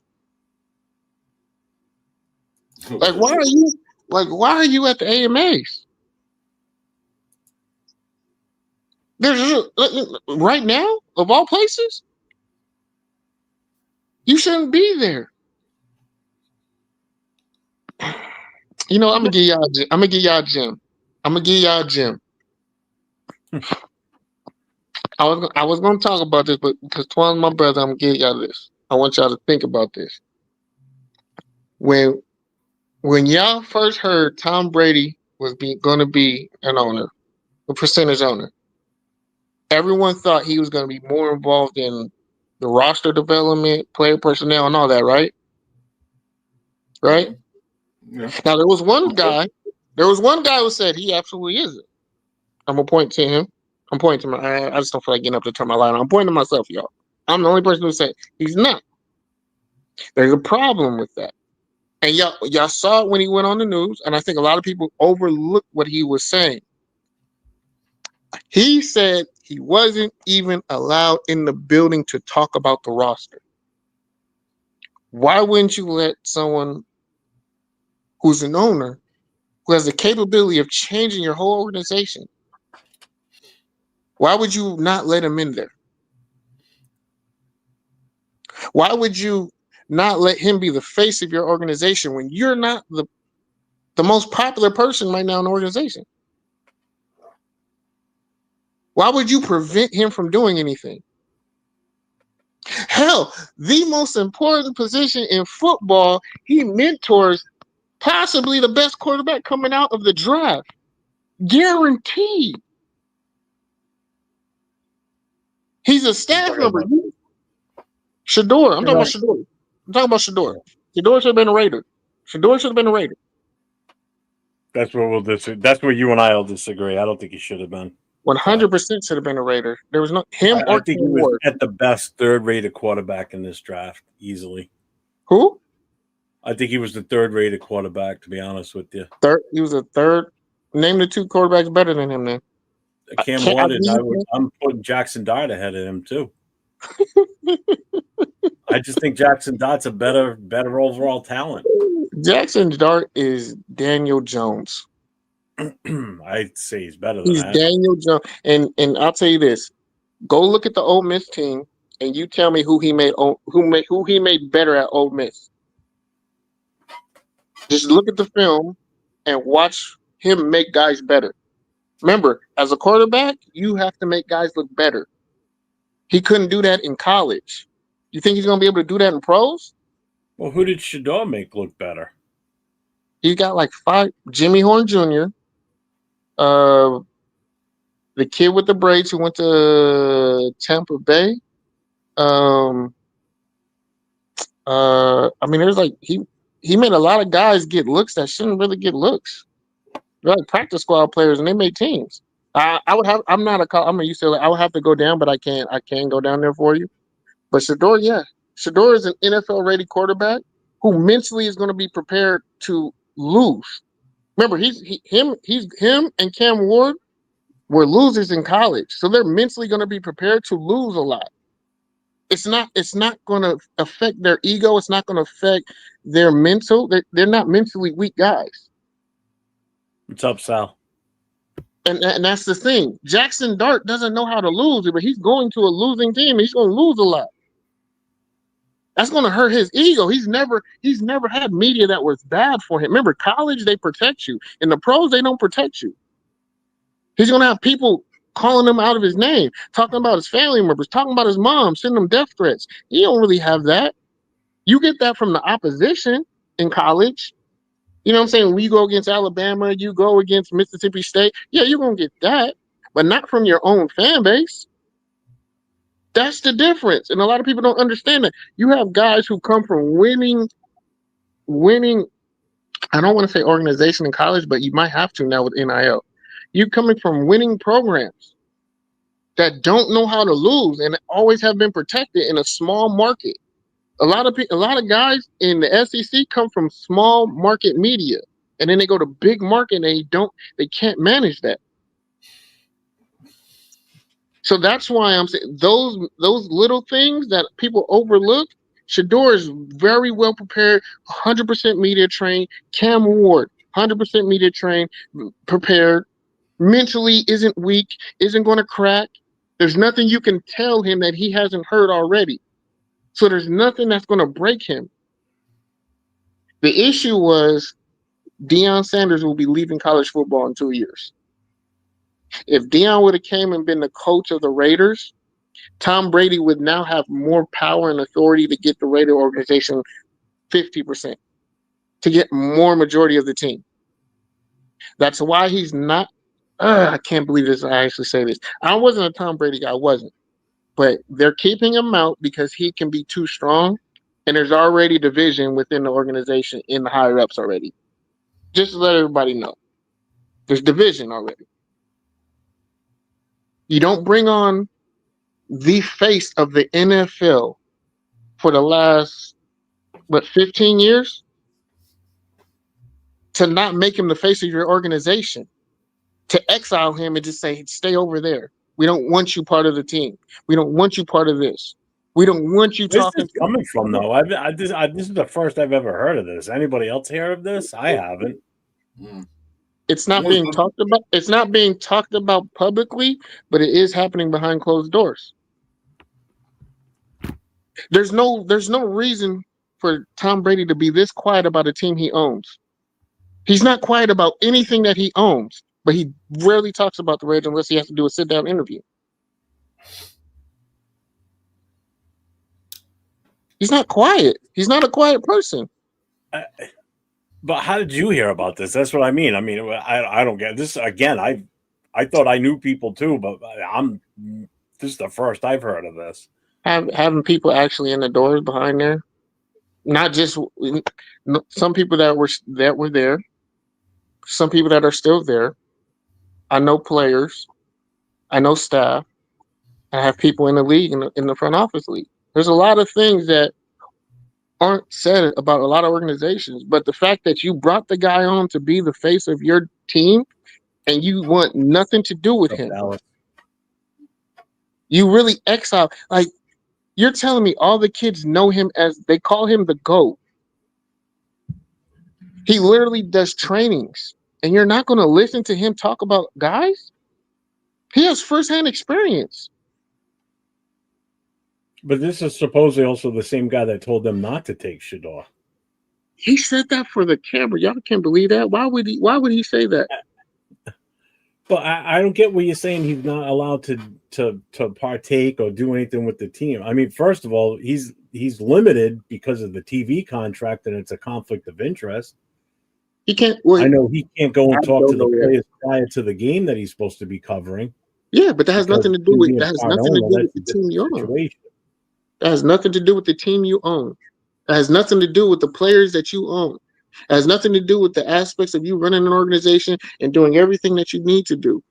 He's still part owner, so he can show up to the combine. He could have shown up as a commentator or as an owner. He could have shown up either way. He wasn't. Why? It doesn't make sense. Showing up where, though? You lost me there for a second. Showing up where? As a representative of the organization you own, that you're a part owner of. Yeah, but in what aspect is he showing up somewhere? I mean, is it something that's going to be, because again, he's got huge conflict. He's got to be careful. That's the problem. He's not going to take a chance to jeopardize that $300-something million contract he's got with Fox. He ain't fucking that up. It's not jeopardized because he was able to sign the contract to be part ownership. That was all talked about before it even was signed. Once that's signed, they know the conflict of interest that can happen. So the things that I'm still obligated to do to run a team or organization, I'm still obligated to do. I should be allowed to do it. Or else it's now collusion against me and I should be able to sue you guys. Why would the NFL put themselves in that position? That's nothing to do. It's just him commenting games of guys that are already signed to a team. Yeah, that absolutely, I understand that. That's not going to change. But kids in college, that has nothing to do with the NFL. These are still college kids until they're drafted by a team. Then that's when the rule kicks in. All right. So you're saying why wasn't he at some of these pro days and such? Is that what you're saying? Or You have 40 people in the front office that are at these events holding interviews. What ownership? All of them are there. You're the key face of a new you're a new owner. Everyone's been talking about it. Everyone knows that. Everyone's waiting to see you. They want to interview you, yet you don't show up. You're not there. You're not in the draft room. You're not allowed in the draft board. He said that I found out that from him in the interview he did, where he says I wasn't allowed to. He leaked that. I didn't hear that. I heard that he was allowed in there. Go look at the interview. Yeah. What was it? Okay, they wanted no insider, no input from me on players that would go to his camp, would go to his quarterback. When he's at UCLA. When was the interview took place? I gotta look it up because I don't remember seeing that. I would have to look at my phone. I think it was like a couple months ago, like a month, 2 months ago. I'm saying that. I'll find it. I'll send it to Swan. I haven't sent it to you when I find it. I mean, it was, honestly, I saw the clip before, and then I had to go back and watch it. It was clipped and it was sent and it was put on. It was sent to my Twitter. Someone sent me that, and I was like, "Wait, what?" I was like, "Why would?" Like, he has too many ties. Like he holds a camp at UCLA.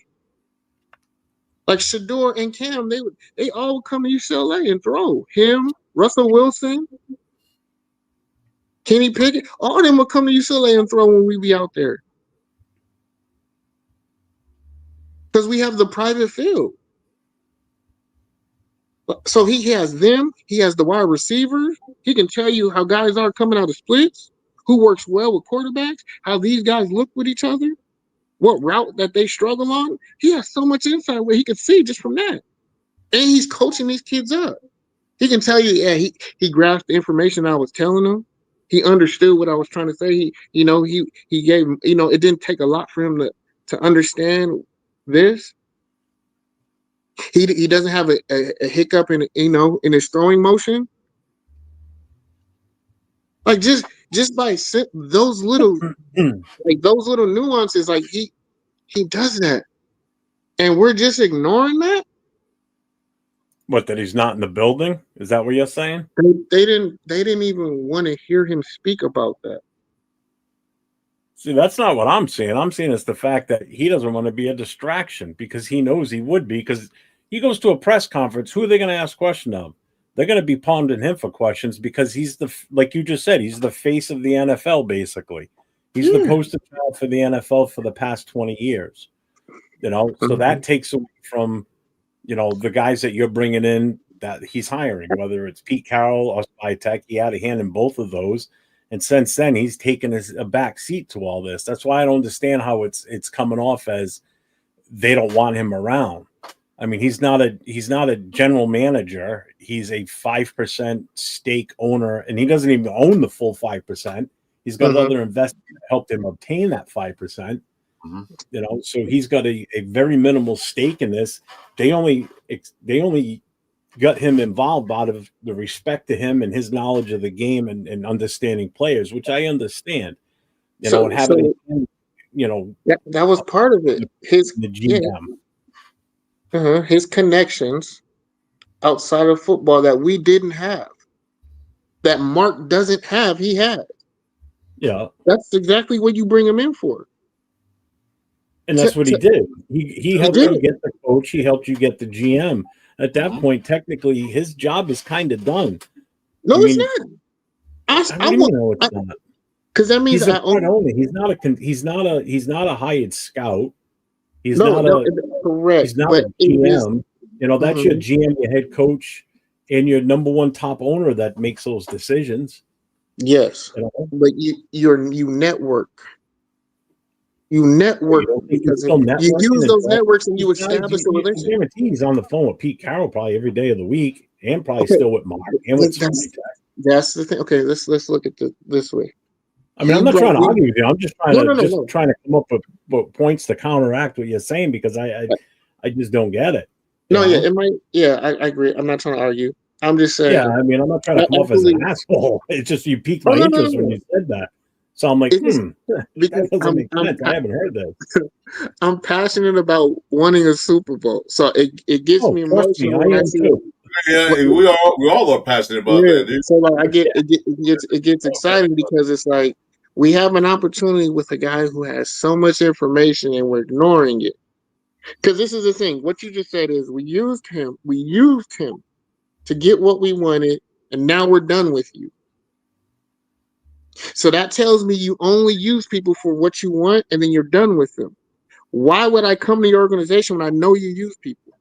We've done that with players already. We've had that. Yeah, you don't. That's what we've done in the past. We've done that in the past. That's the past. We've done that. You literally well, hold up. They could be now, as we speak, change direction on how they do things. Like I said, this is all new. Everything is new. They got rid of some guys and let people go, let people walk. They got new personnel in there. They got a new owner. They got more than just Tom Brady. Don't forget they got Richard Seymour's there too. He's part owner as well. They got new guys and they got football guys in there. Mark Davis didn't have football guys in there. Mark Davis had one of his CFOs was embezzling money from him. Mark Davis didn't do nothing about it for years. He was stealing money from the team. They finally got rid of him. So now they got new guys in the building. I forget the guy's name. But they was embezzling money. Yeah, so that's my thing. So they are getting rid of they give all the old stuff that didn't work for them. We don't know because, like I said, your speculation is going back from what they've been doing. We don't know what they're going to do now. This is what you see. This is what you've been seeing. So I'm not saying that I know you're not optimistic about what's going to happen, but I'm saying though, you got to give it a chance. You got to see what happens. If they do the same thing again, I'll back you up on that. But you give them a chance. Okay, so you just said the history of us.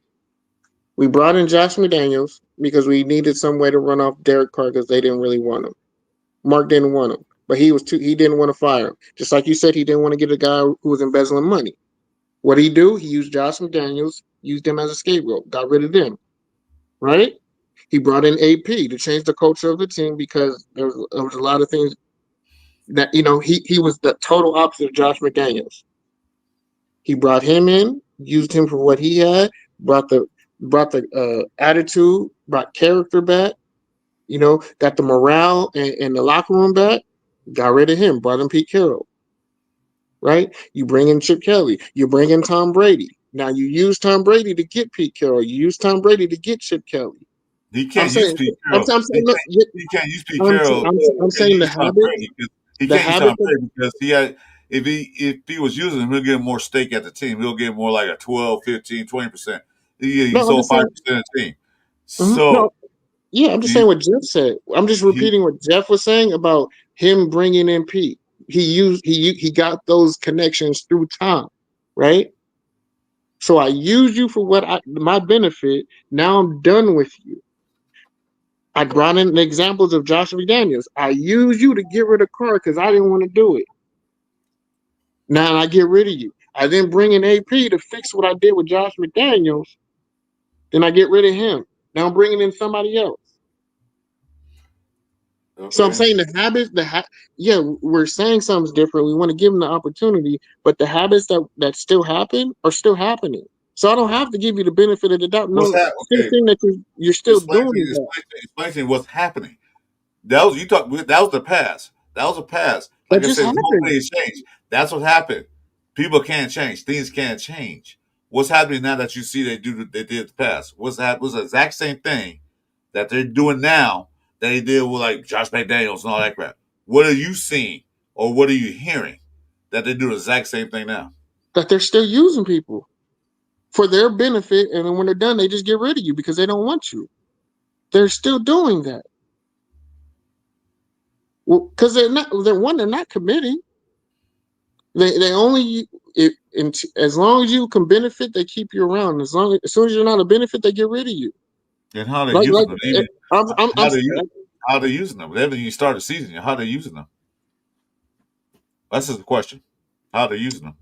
The stigma right now. Okay, I'll say this: if you want to have a career, you don't go. This is a stigma right now. You go to Raiders to die. As a career-wise, there's no benefit in being a Raiders coach. There isn't. Because they didn't hire no coaches. They had no good coaches and for a long time. Cool. That John Gruden thing was that. That John Gruden thing happened. We talked about that earlier before he came on. John Gruden, Josh McDaniels, AP. Who was the guy that took over? Who took over and went to the Green Bay Packers, a special team coach? Bisaccia. None of them are going to get an opportunity to be a head coach again. AP is going to want to. No, but you can't say Bisaccia really didn't get hired. He just was thrown into it. And then you see him doing successful as the Raiders. He really ain't really getting no praises for it of holding that team and that organization together. With the most turmoil that has happened in the last 15 years of an organization, you helping to hold the team together, getting a team to the playoffs. He doesn't get credit for it. Like as an organization, if I'm a young coach, the Raiders are an opportunity that I can go to. Why would I go there? Well, you know what? You can say all this, but you get that. That's Mark Davis' fault completely. Mark Davis even said it to him. He said it in the interview. I'm not a football guy like my dad. Mark Davis is a businessman. What he did, he took away all the depth. He took away all that stuff. That's what he does. So what he does? Okay, wait. Let me say this. What do he do? Mm-hmm. He brings in football-minded guys because he didn't have that for a while. He had people like you said. He was doing this for a business aspect. So he brings in Tom Brady. No, hold up. He brings Tom Brady, a football mind. Richard Seymour, football mind. They know how the football organization should run. Mark Davis don't know all that. He's just the owner. He's just the owner of businessman. Mm-hmm. He even said it. So that's why the team was failing because he was making snap decisions.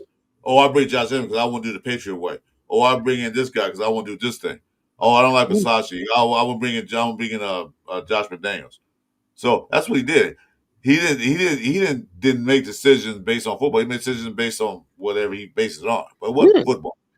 So are all these business decisions or football decisions?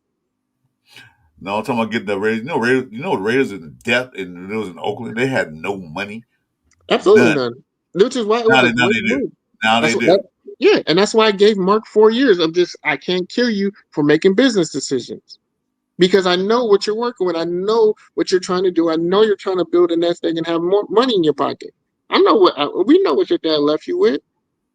But now it's like, okay, you've recouped everything that you've lost. You've recouped that, and now you're trying to get more, but you're not trying to put a product that's actually worth cheering for. That's something that's worth backing. You're not giving us anything really to cheer for. So like now, I said, for the past few years, yeah, he hasn't.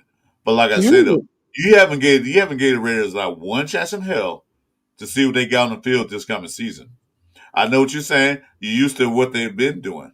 Like I said, I'm not jumping up in chair like we're going to win Super Bowl tonight. I'm not saying all that. I'm gonna say, let's see what they got. Let's see this year what they bring to the table. Might not be a playoff team. It might not be a 10 win. They got. I hope they win more than 4 games. But I'm saying though, I'm gonna give them a chance. Maybe they turn it around. Since Brady became the official owner, things have been shooken up. Mm-hmm. Yeah. No, I agree there. But this is my thing. Is this conducive of winning down the line then? So we know we're not winning this year. and possibly next year, right? No, I So don't by know that. you, I don't know that. huh? I don't know if we're not gonna win this year. You don't know what. Come You on, can't. come on, You come on, can't predict the come future, man. on, Come on, come on, JT. Come on, you. JT.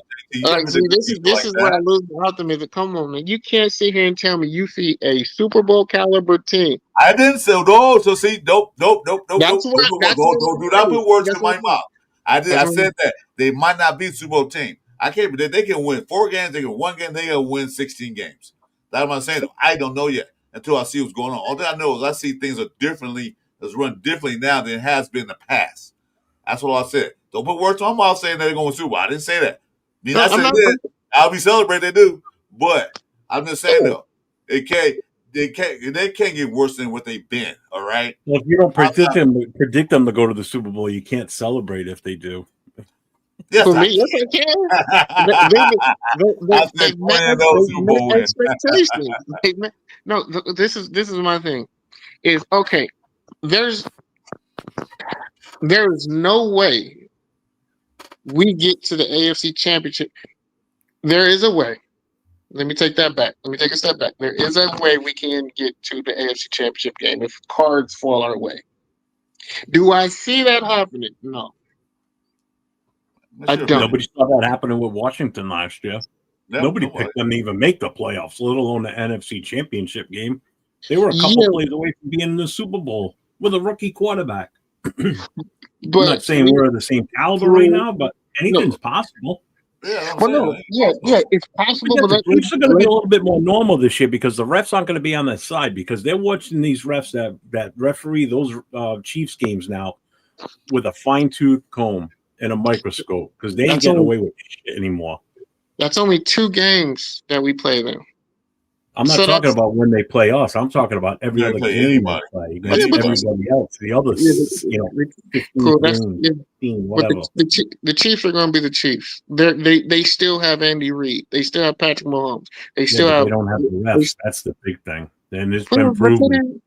they didn't need the refs, and when they had the refs, they still got their ass kicked. So I'm not. They didn't have the refs in the Super Bowl, and they got their fucking ass their shit pushed. Yeah, but they still can play. They didn't win games just because the refs only. I mean, they didn't win all their games like that.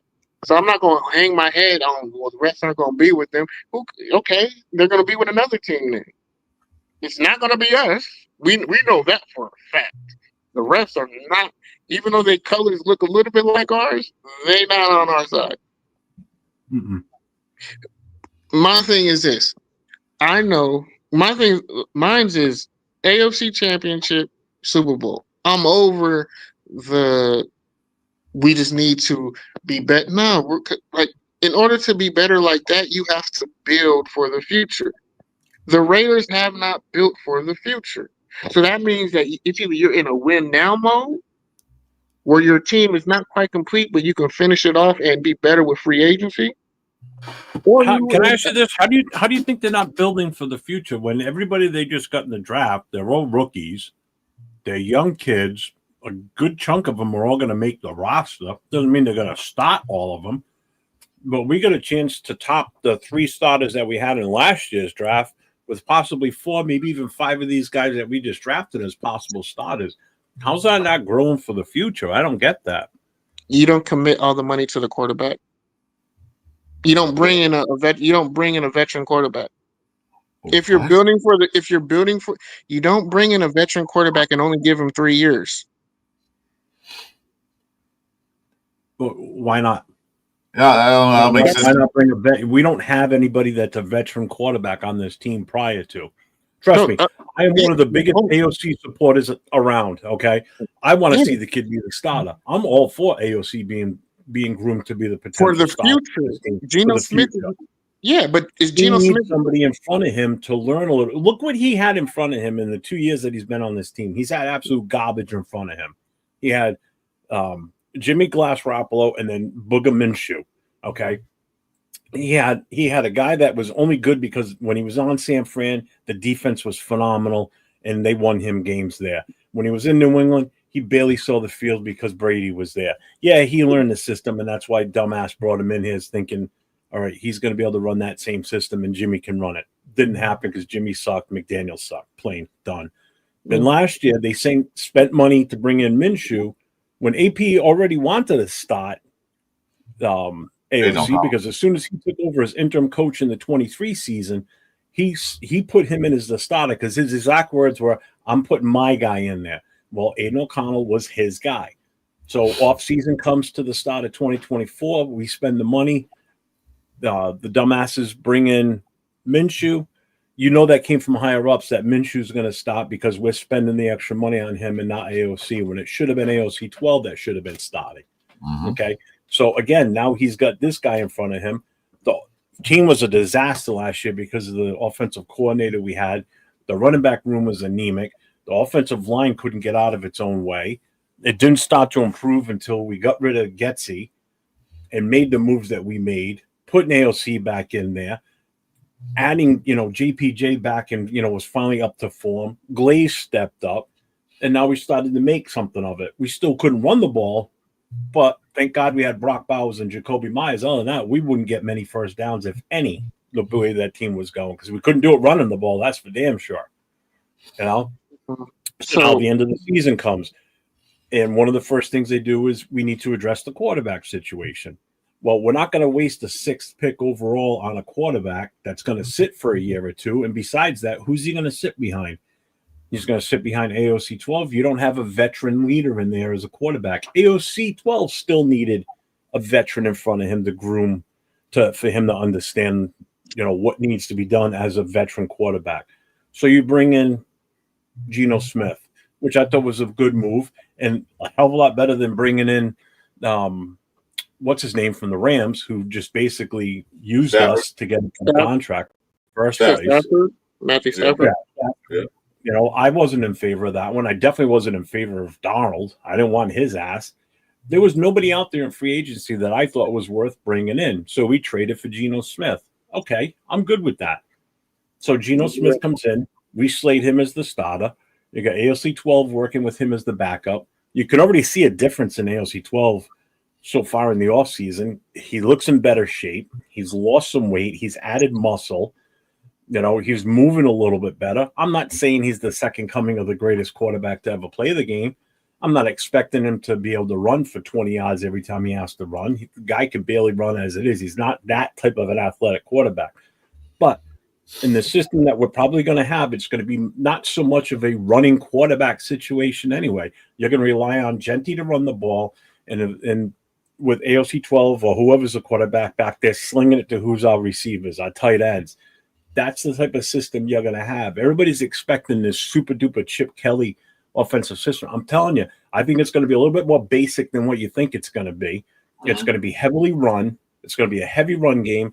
It's going to be taking shots down the field at long plays. You're not going to see a scrambling quarterback as much. The only reason he's going to have to run is if the offensive line can't block. So I'm okay with Geno coming in because we got an out of his contract in the short term where we don't have to keep him and we can get rid of him at any point after the 3rd year here. All right. Well, 2nd year, I think the escape was. So I expect, in all honesty, I think there's a legit shot because Chip Kelly said it himself. He goes, I can work with what's in the building now. And if him and Olsen are these quarterback whisperers, as they say, then prove it. Make that point with AOC 12. He's still under rookie contract. You're gonna have him for 2 more years or another year at least, or 2 years under the rookie contract. You're paying him peanuts. You're not gonna have to really kick in some money to keep him if you think that you can do it with him. So I still think there's a legit shot for AOC 12 to step up and be the starter. People call me crazy and think I'm nuts, but I'm telling you, I think there's a legit chance that this could do it. And it'll end up being where Geno's gone, AOC 12 takes over, and now you've got Cam Miller sitting behind him, learning all this time between Geno and AOC 12, and eventually it could be Cam Miller being the future of this team because I like that kid. I like what I see from him. I think he's super athletic. I think he's got a better chance of being something going forward. But I don't see what you're putting out there as far as being upset about Geno Smith. I think it was the best option for us, to be honest with you.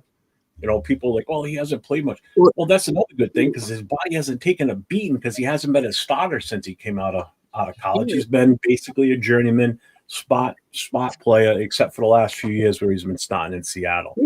He's a guy who's got some tread left. Yeah, no, he has tread left to win now. He doesn't have tread to. He's been in the league 13 years. Yeah. To build a team, it takes 4 years. 4. In the NFL, it takes 4 years to build a team. When you start drafting rookies and your guys get up to speed and they get out of their first year contract, that's when it happens. In the NFL, you need a guy on a rookie quarterback contract. Okay. We don't have. If we would have drafted a quarterback in the first round this year, that tells me you're rebuilding. That's rebuilding. 2 years before he touches the field. How is that value at number 6? Not anymore. That was old football, not new football. That's the thing. You guys are not working on new football. They're not trying. They're not holding. He's always going to come in and start right away. Absolutely not. I don't think he's on any team this year. Yeah. The league isn't getting older. They're not keeping veterans around. They're not. They don't keep veterans around. They cost too much. And some of them aren't that great either. Some of these veterans that were free agents were horrible, in my opinion. I think some of them were trash. Well, the ones we Aaron Rodgers is past his prime. He should have just hung it up when Green Bay wanted to let him go. The veterans we get are they're legit veterans who shouldn't be playing because we're the only team that would sign them. That's what I'm saying. Those are the only guys we can get. That's the issue. And it's because of how we've been. When people come to the Raiders to either, if you have someone. Wait. Back up. Let's see. That was the key point in the conversation you just said right now. How we been. That's how we been. We don't know what we were just that last. Wait. Let me correct. You can't go back to what we did. No, we can't go back. You can't go back to what we did and say that we're doing that now. We just did it. You're putting your hopes. You're on that Obama. You are. You spend your speculations on what they've been doing. We just did it last year. We were just that last year. Our last season, we was like that. No, but now that's recent. That's the most thing that happened. And a lot of things changed in the offense, and everything else changed since last season. So, for one thing, you're not giving this new regime, you're not giving the people that got in there now a chance to prove themselves. After they stick to bed next 2 years, you're right. I agree with you, and I'll back you up. I'll sit there and say you're right. No. But you're not giving this new regime a chance to change things around. You're saying what they did last year. That was last year, different people, different staff, different all that stuff. They got whole new staff in there. So you're not giving them a chance. You're going by what they did last year. I'm going by. That's all I'm saying. Why are you not giving them a chance? Because I've seen what they can do. I know what works. You've seen what works. You see the way the trends of the NFL is going. Okay. That's what I'm saying. If I'm winning, let me ask you this question. So, why did the Raiders bring in that guy from Philadelphia Eagles, who Philadelphia, draft well and have the right personnel? What they do? They bring that guy. What's his name? They brought him in just recently from Philadelphia Eagles. Okay, don't tell me that's not changing things. That's you talking about the coach or the player? No, name was Brandon Hunt, Vice President of Player Personnel. They just hired him back on May 15th from the Philadelphia Eagles, and Philadelphia Eagles have a good ran organization. I'll have to look. Yeah, absolutely. So right here. That could be good. I can't see it. Yeah, they snatched him up. They snatched him up. I'll have to look into him and find out more about him. I'm not too up to date on them. Okay, but you tell me they're doing the same thing, but apparently they're not. They went and got somebody who's a head. Wait, hold up. They went and got somebody who was a director of personnel for the scouting for Philadelphia Eagles. Thank you for giving me more for scouting. So players. So what is he? So he's not even going to be. We're not even going to be able to utilize him till next season. He's a scout that you go for drafting guys. We're not even utilizing him right now. Scouting you said he was a scout. Scouting is not just for drafting. You should know that. Scouting all year round, man. That's scouting is scout other players from other teams too. They scout other players for bringing in guys. No, what is a scout do? You can't hear me? a scout. Can you guys scout hear me? players. Yeah, I can hear you. Yeah, I can hear you. I can hear yeah, you. scout players. Not just for the draft. They also scout players from other teams too. This guy might be released. He's be a good fit for our team. Wait, hold on. Wait, so what is his title? What are his titles again? Because is he scout for player personnel or he's a scout? Okay. Huh? I'm gonna tell you right now. He was mostly served as senior scouting for Philadelphia Eagles. Now he's the president. Peter said he goes. He was the Eagles GM's right hand man. That's who we brought over. Now he's the president of player personnel. Thanks, Sal. So basically, he's there. Thank you. Mm-hmm. Okay. He's a player personnel. Scouting. Scouting just don't scout for. They don't scout college. Just all that. They have a whole branch for that. He's player personnel. He's gonna scout players from other teams, like right now. Teams are gonna cut when they cut their players down to 53. They're gonna look at it like this guy might fit what we doing. So he's gonna try to bring him in. Okay? Scouting just not for college. Yeah. So so that's what I'm trying to clarify and understand what you're describing, because player personnel, I mean, is he like the on the field player personnel, or is he the media for training for media? Is he the off the field guy? Is he the player development? There's multiple things in player personnel. Just because you're player personnel doesn't mean you actually do anything about coaching. He's the president of player personnel, so he can have people on him do different things. So So that's what I'm saying. He's just managing people. He's not even talking to players. Is what I'm saying. Why should he doesn't? If he's the president, or if he's the president of player personnel, that means he manages the scout. I like him. If you look it up, player personnel yourself, and see what they do. Basically, he's in charge of player personnel, in charge of all that. He has a team under him to go do the college scouting. He has some guys under him go do the pro scouting. He has all that under him. He's the president of that. He was the right hand man GM to the Philadelphia Eagles, and you know how well they drafted. So we're gonna bring his expertise. Okay. So that's what I'm saying. Did we bring him on before? I'm a sign. Did we hire him before the draft or after the draft? That's what I'm asking. Because if we brought him after the draft, they brought him May 15th, just recently. So that's what I'm saying. So he had. But the point I'm trying to make to you is what's his impact going to be? The point that I'm making to you is that you keep going back what they used to do. The Raiders are bringing in people to help the organization out. They wouldn't have brought this guy in last year or 2 years ago. 3 years ago. So we have to wait and see. And I got you. But right now, so we have to wait to see him next year during the draft. That's when we'll get to see what he can do. No, not necessarily, because you're going to have free agents, players that get dropped. They're going to be part of that scouting process to make sure these guys are worth bringing in. Now, college, everybody. Forget, there's still undrafted free agents out there that they'll be looking at too. Right? Yeah, there's plenty of cut players. There's plenty of stuff for the scouting. The scouting team is not just for the draft. I mean, that's a year-round job. These guys are hustling. Mm-hmm. Is anybody we sign in free agency going to be impactful enough for us to do anything? Are the guys that are not signed right now, are they going to be that impactful that they're going to improve our team that much? No. Everybody who was a free agent that was worth signing is already signed. Anybody that's still out there is someone that is going to be a last-minute guy for a playoff team that just needs a body. The guys that are still not signed, that have not signed a contract, aren't guys that people are looking to put a franchise on. They're a hired mercenary at this point. So they're not going to be impacting the team like that because they've already would have been signed.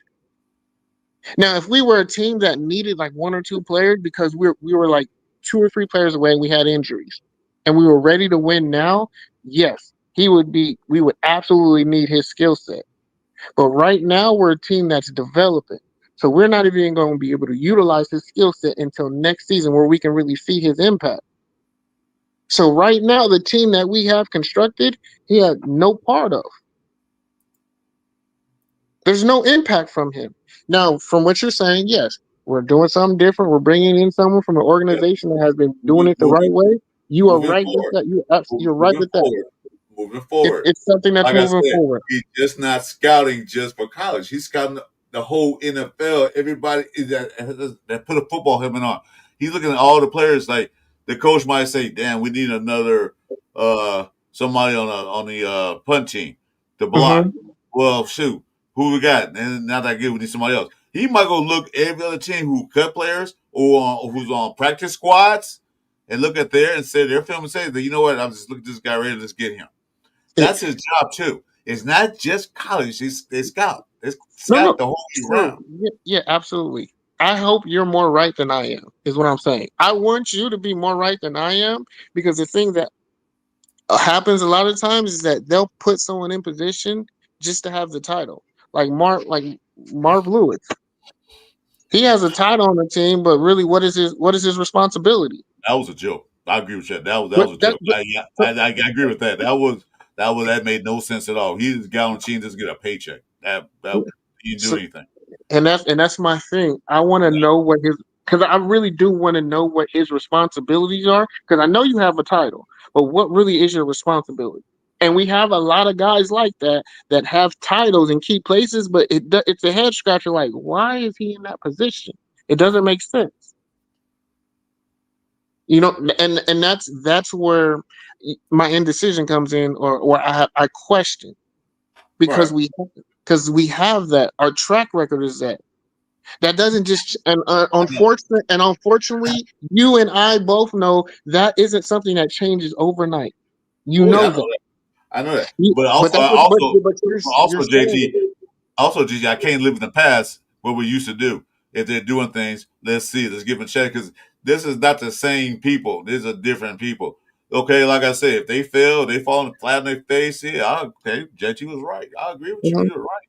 But like I Yeah. said, I'm not gonna I'm not gonna put it out there like, well, they doing the same shit every year. No, well, now look like they're doing something different. It comes from the top, the very top. So Mhm. let's see what's up. I'm not gonna say I didn't gonna say they're gonna win Super Bowl. I didn't say they're gonna even get the playoffs. I said maybe they're a 10-win team. That's what I'm Mhm. looking at. Yeah. Okay. I'm gonna go for that. And I know it's gonna take a couple years to maybe get this ship right. It don't take overnight. It never does. Some teams go from worst to first. It's happened in the past and you've seen it. They Yeah. go from worst to first. It happens in the past. It happens in the past. I'm But not you saying the have. Raiders are going to be that, Mhm. but I do want to see improvement in the way they run the team, the way they Yeah. play on the field, the offensive call, the defensive call, all that. I want to see an improvement from last year. That's all I want to see. And that's, yeah, I absolutely want to see that too. But the thing is, we have to commit to one of the two things. You either fully rebuild, or you fully want to win now, and you bring in guys that can finish a roster and build a roster and complete the roster. Well, I Like think I'm they come tired here. of I'm tired of seeing Max just left on an island because we don't want to bring guys who really can enhance him. Max should be a superstar in the league. He should have the super max. But You they're know not what? doing that. You And know why? yeah, You know why? You know why? The Raiders didn't have that much money anyway, but they did have money. You know why these players didn't want to sign with the Raiders? Because back then they were a shit organization. I'm gonna say that they were a crap organization. They had bad coaching, bad management, bad everything.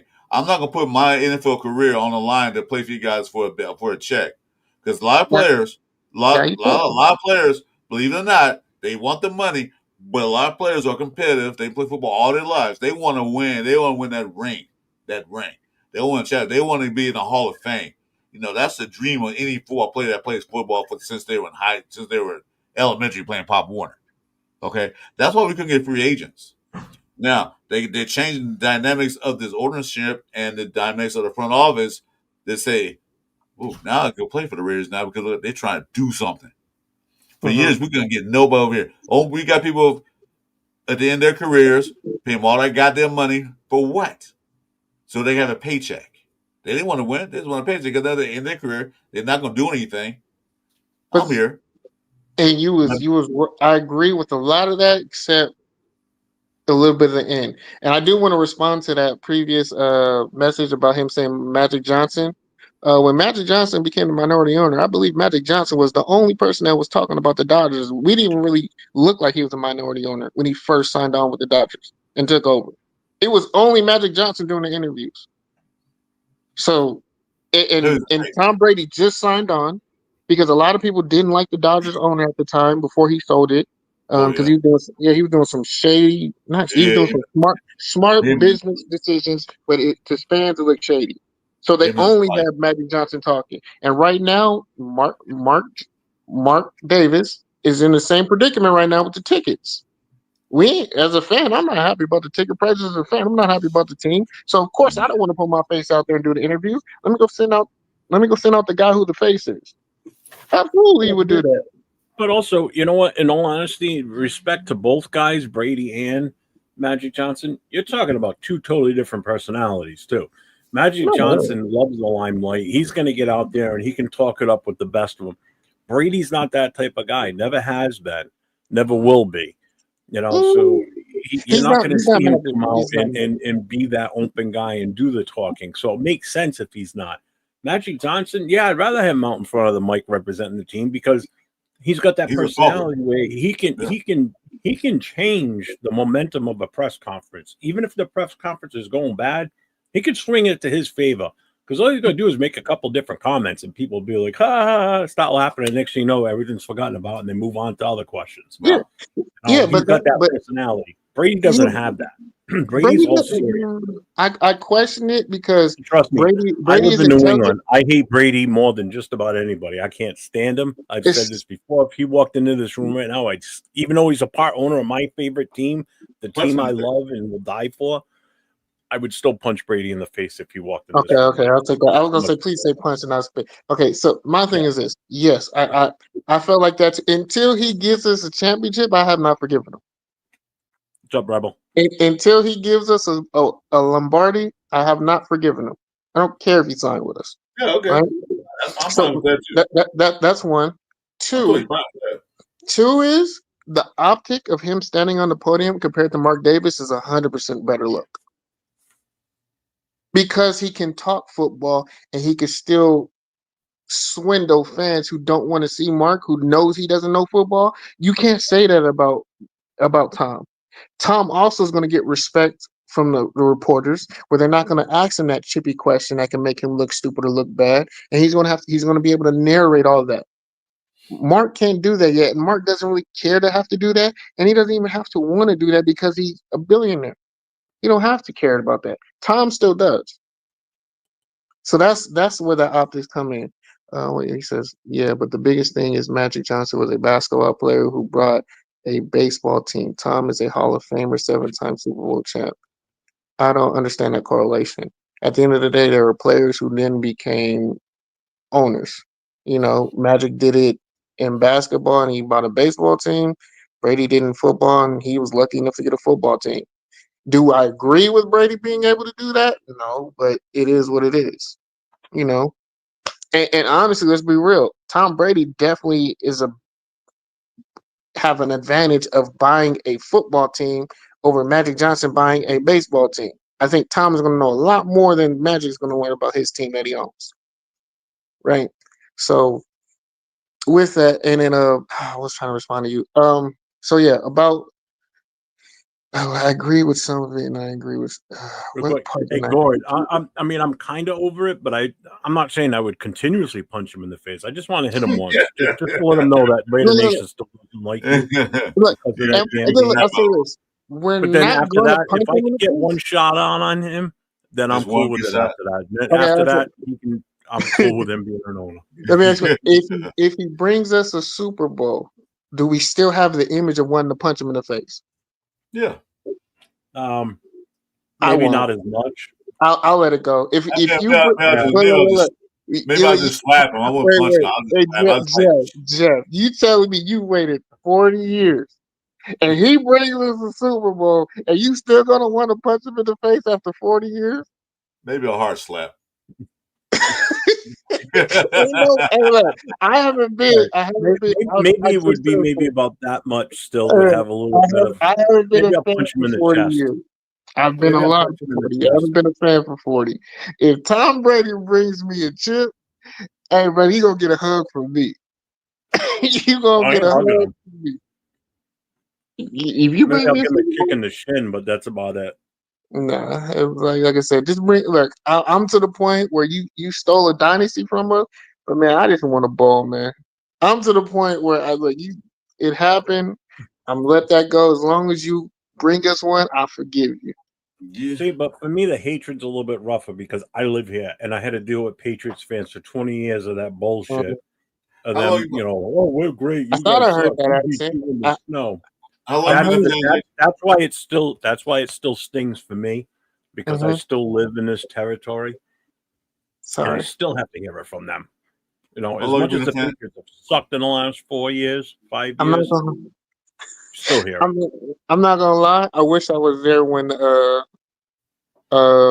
they did that when Chandler Jones caught the fumble. I wish I was there for that. How long you I I been a had would. fan, fun with JT? that one. I had fun with Yeah. that one for a while. I wonder how did they feel about that? Wait, JT, They didn't wait, want to talk about it.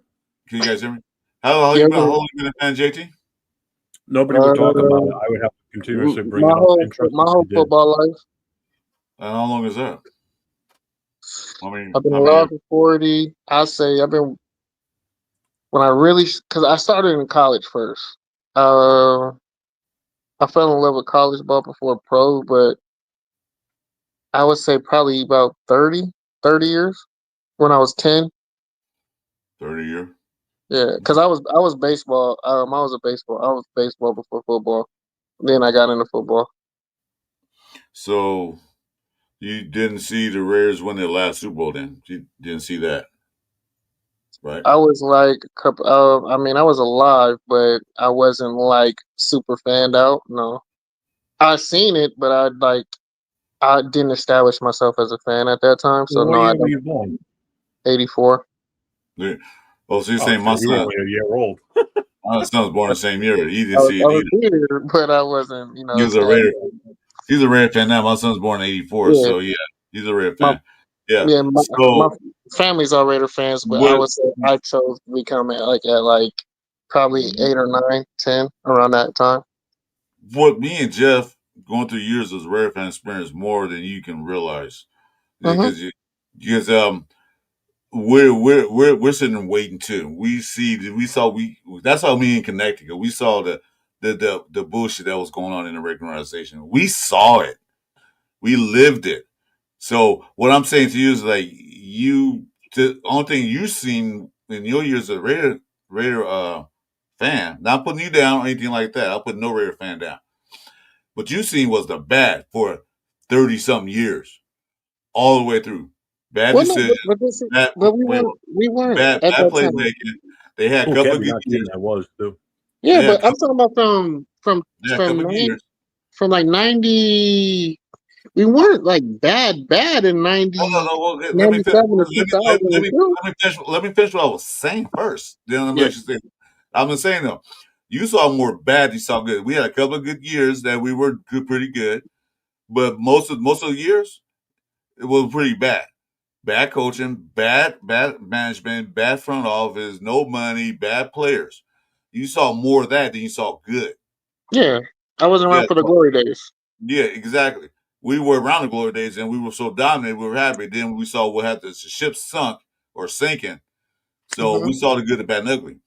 You basically saw mostly the bad and then the ugly. You didn't see the good. Well, see, I would say, yeah, I didn't get to see the good, and Mm-hmm. I wanted to be someone who can actually play and change that if I would have got drafted or picked up when going to like off season training. But I would say I've seen the Raiders have multiple opportunities really to turn the corner, Mm-hmm. and they just refused to. Yeah. So it's not like we were. Well, in a sense, they. It's a lot of it wasn't the players' fault more than it No. was management fault. It Yeah. wasn't players' fault Mm. because we've had players, we've had guys, and we've had opportunities. It really was just bad decision making from certain departments and certain roles.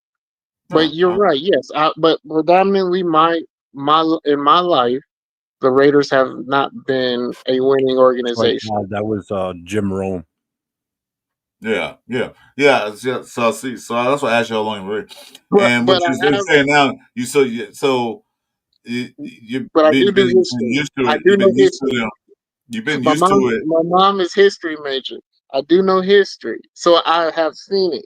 Have I? Yeah. I have not felt it. That's the difference. I have not felt it like Right. y'all Yeah. felt it. Yeah. That's the But difference. do I know it? Do I see it? Am I educated on it? Have I talked to OG? Have I talked to Violator? Have I talked to Captain? Yeah, I've talked to them personally. I know, I know them, so I am aware of it. And I've been around winning organizations to know how to win. I've seen it. I've been in it.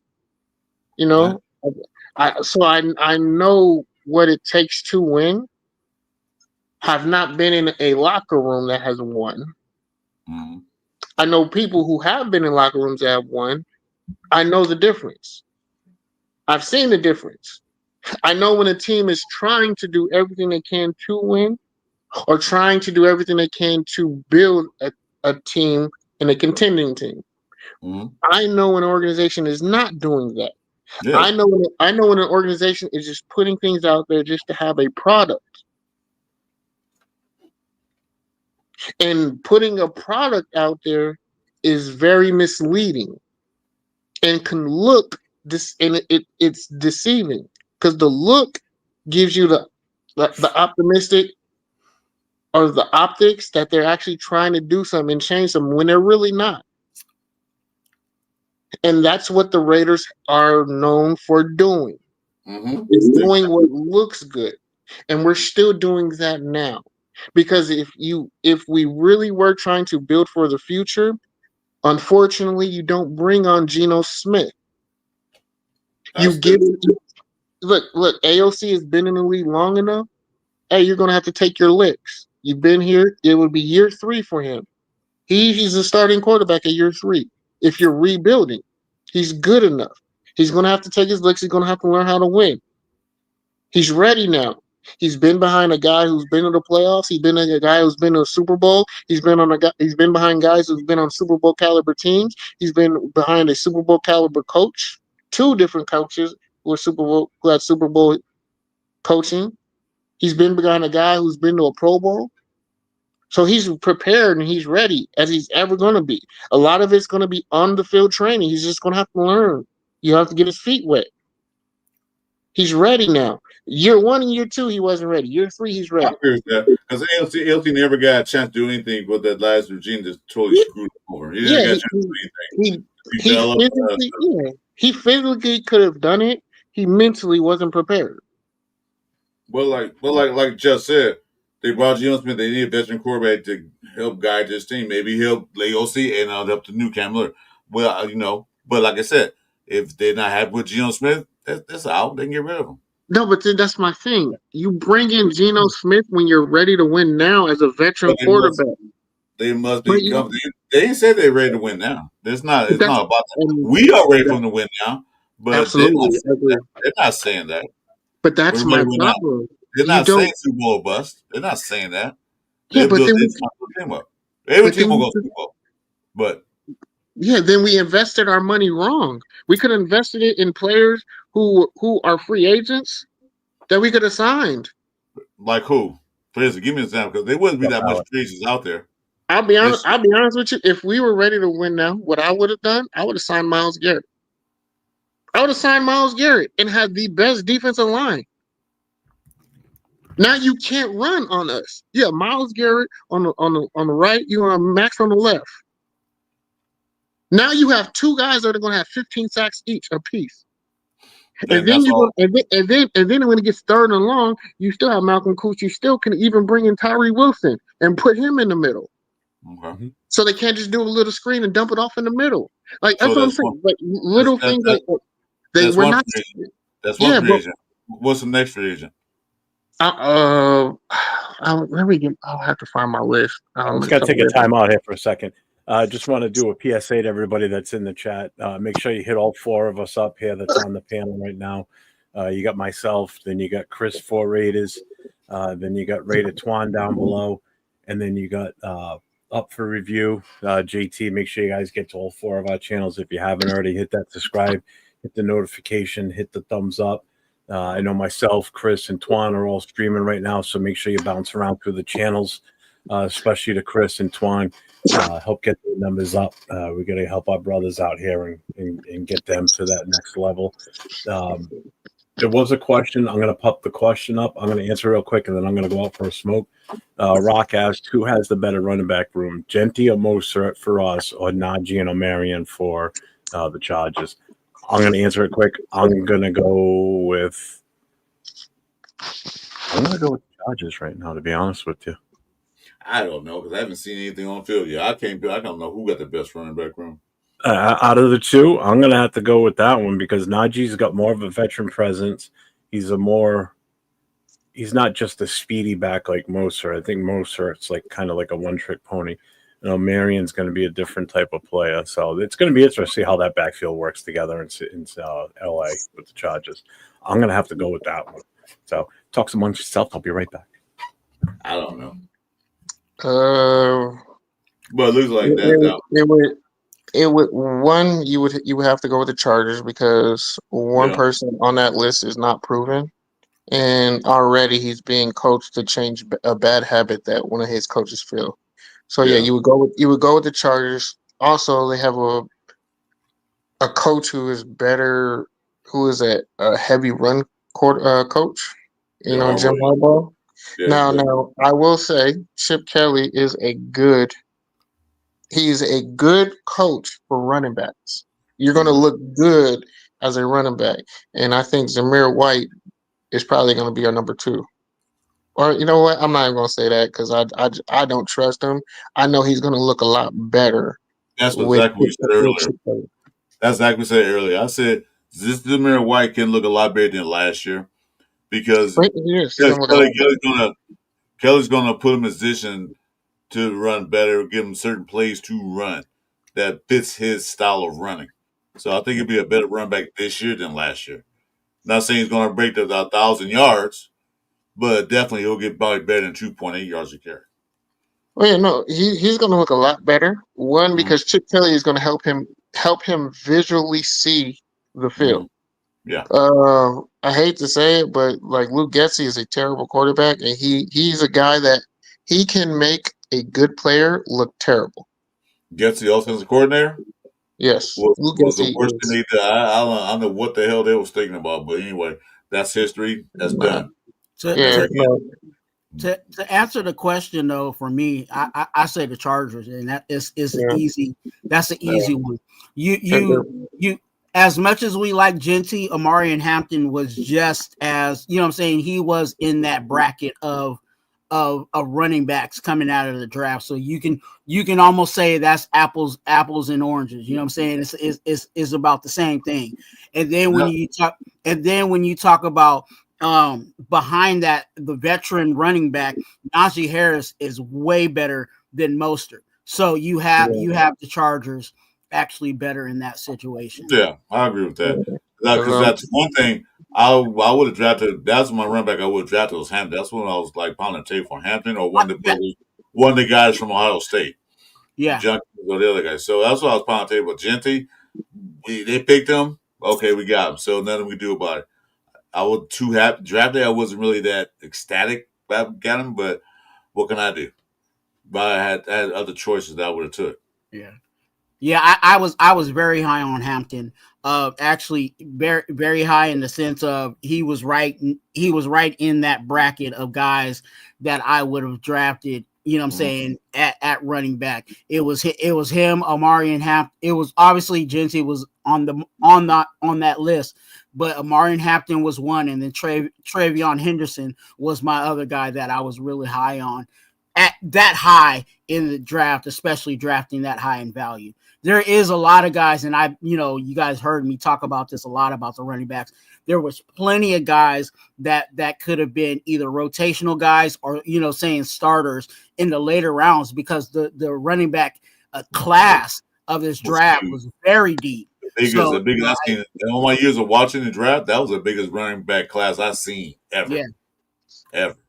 This year? Yeah. I don't think it was as deep.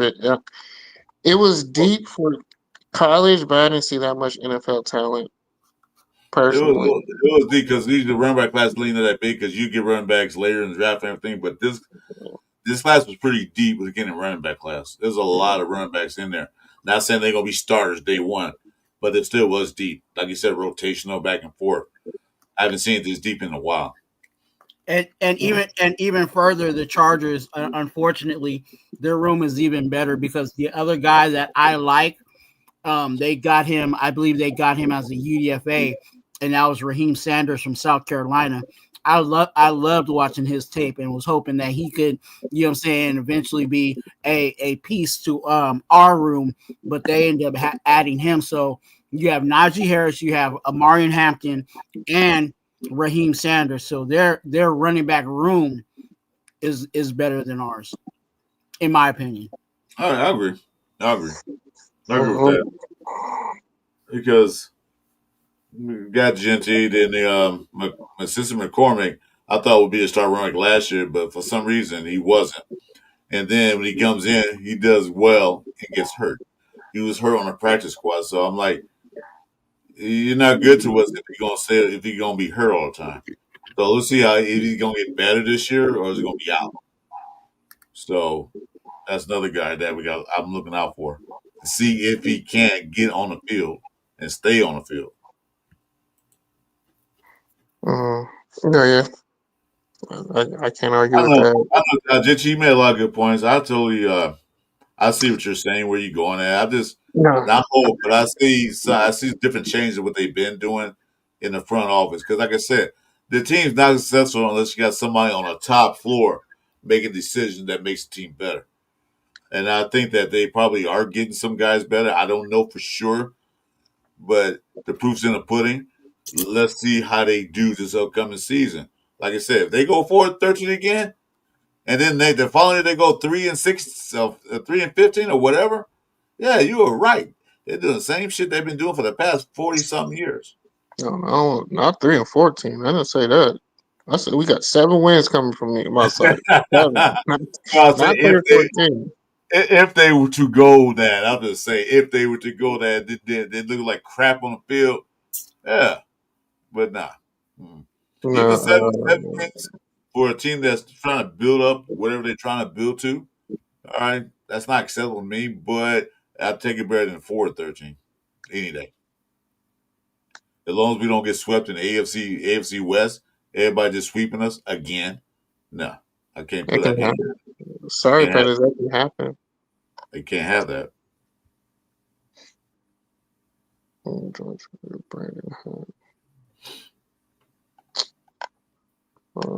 looking this up.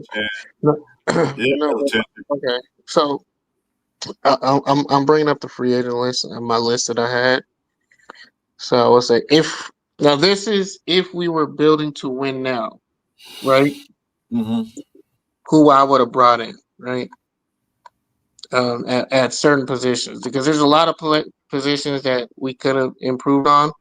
My main one, if I was to win now, like to win now, playoff, to make a playoff team. The team I see right now, I don't see it as a playoff team. To make a playoff team, what I would have done, I have to pick a side of the ball, really, that I'm going to focus on. Right? I'm gonna pick a side of the ball. If I'm gonna pick a side of the ball, I'm going to pick the defensive side of the ball.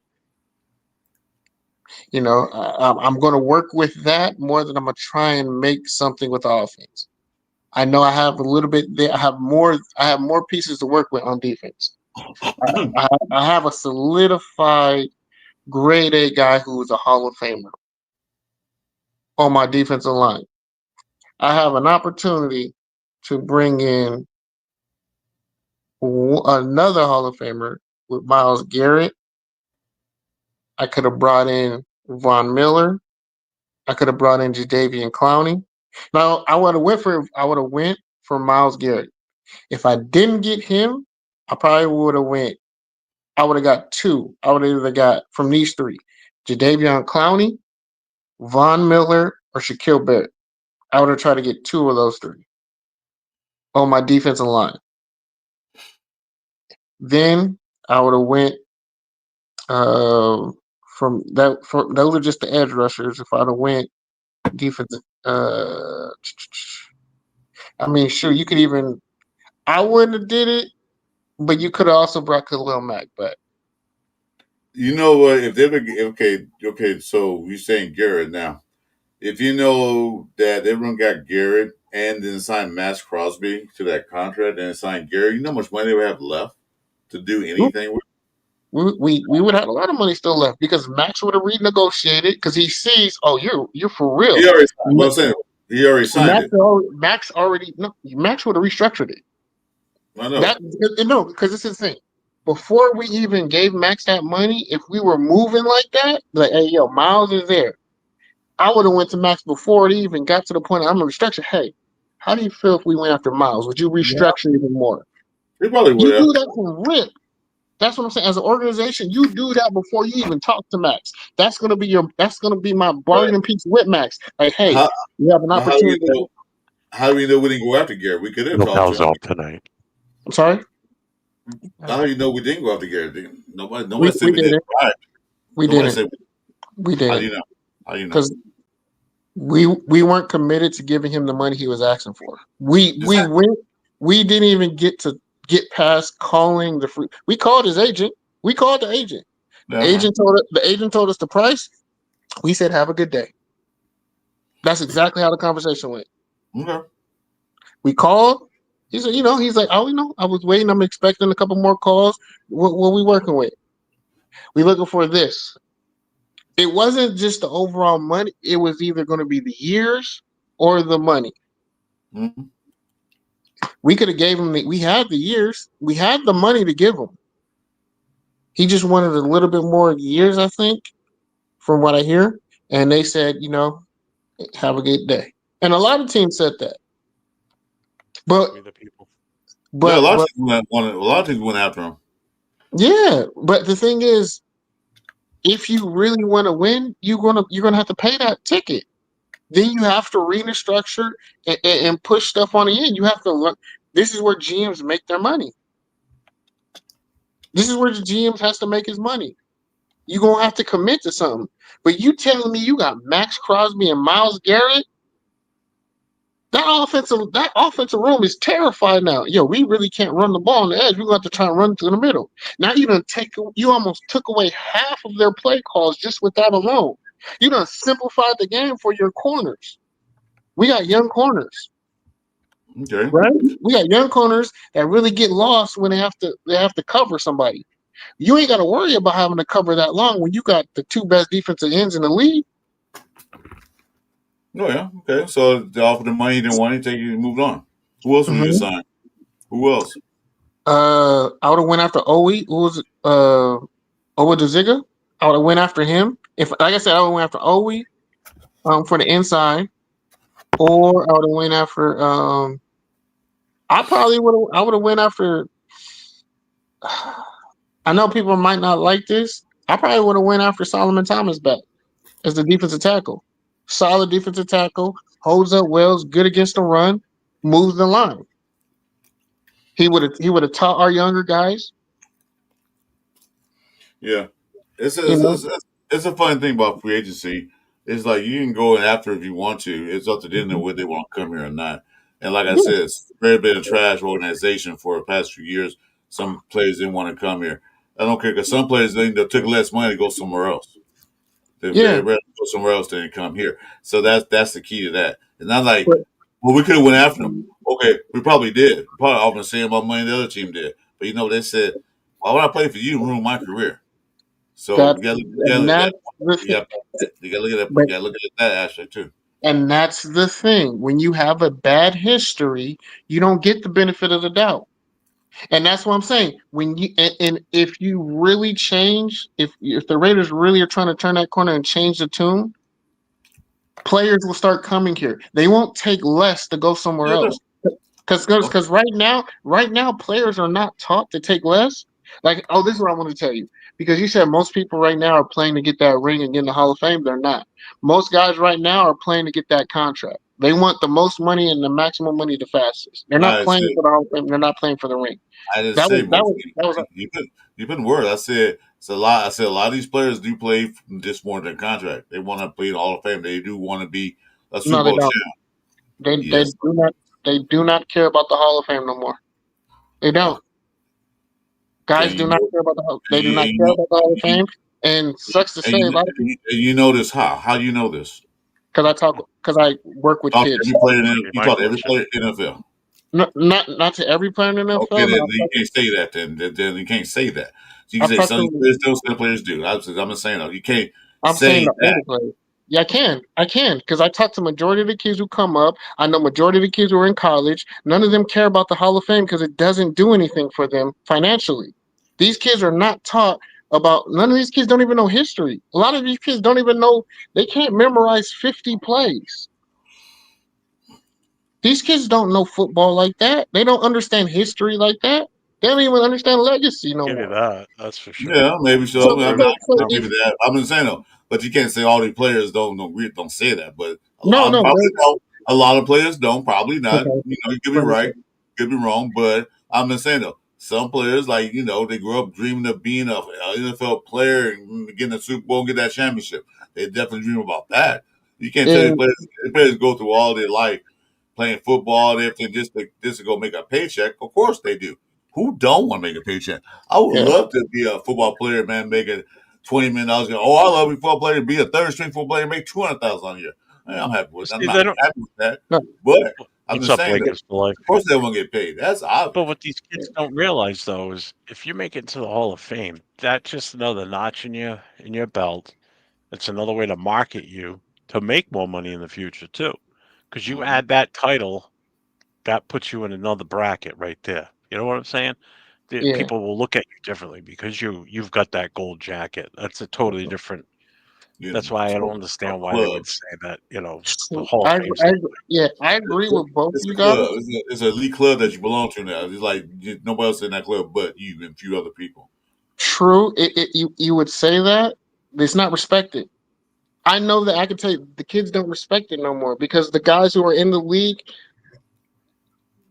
it's even amongst Hall of Famers, there's a tier list of Hall of Famers that are respected and some that aren't.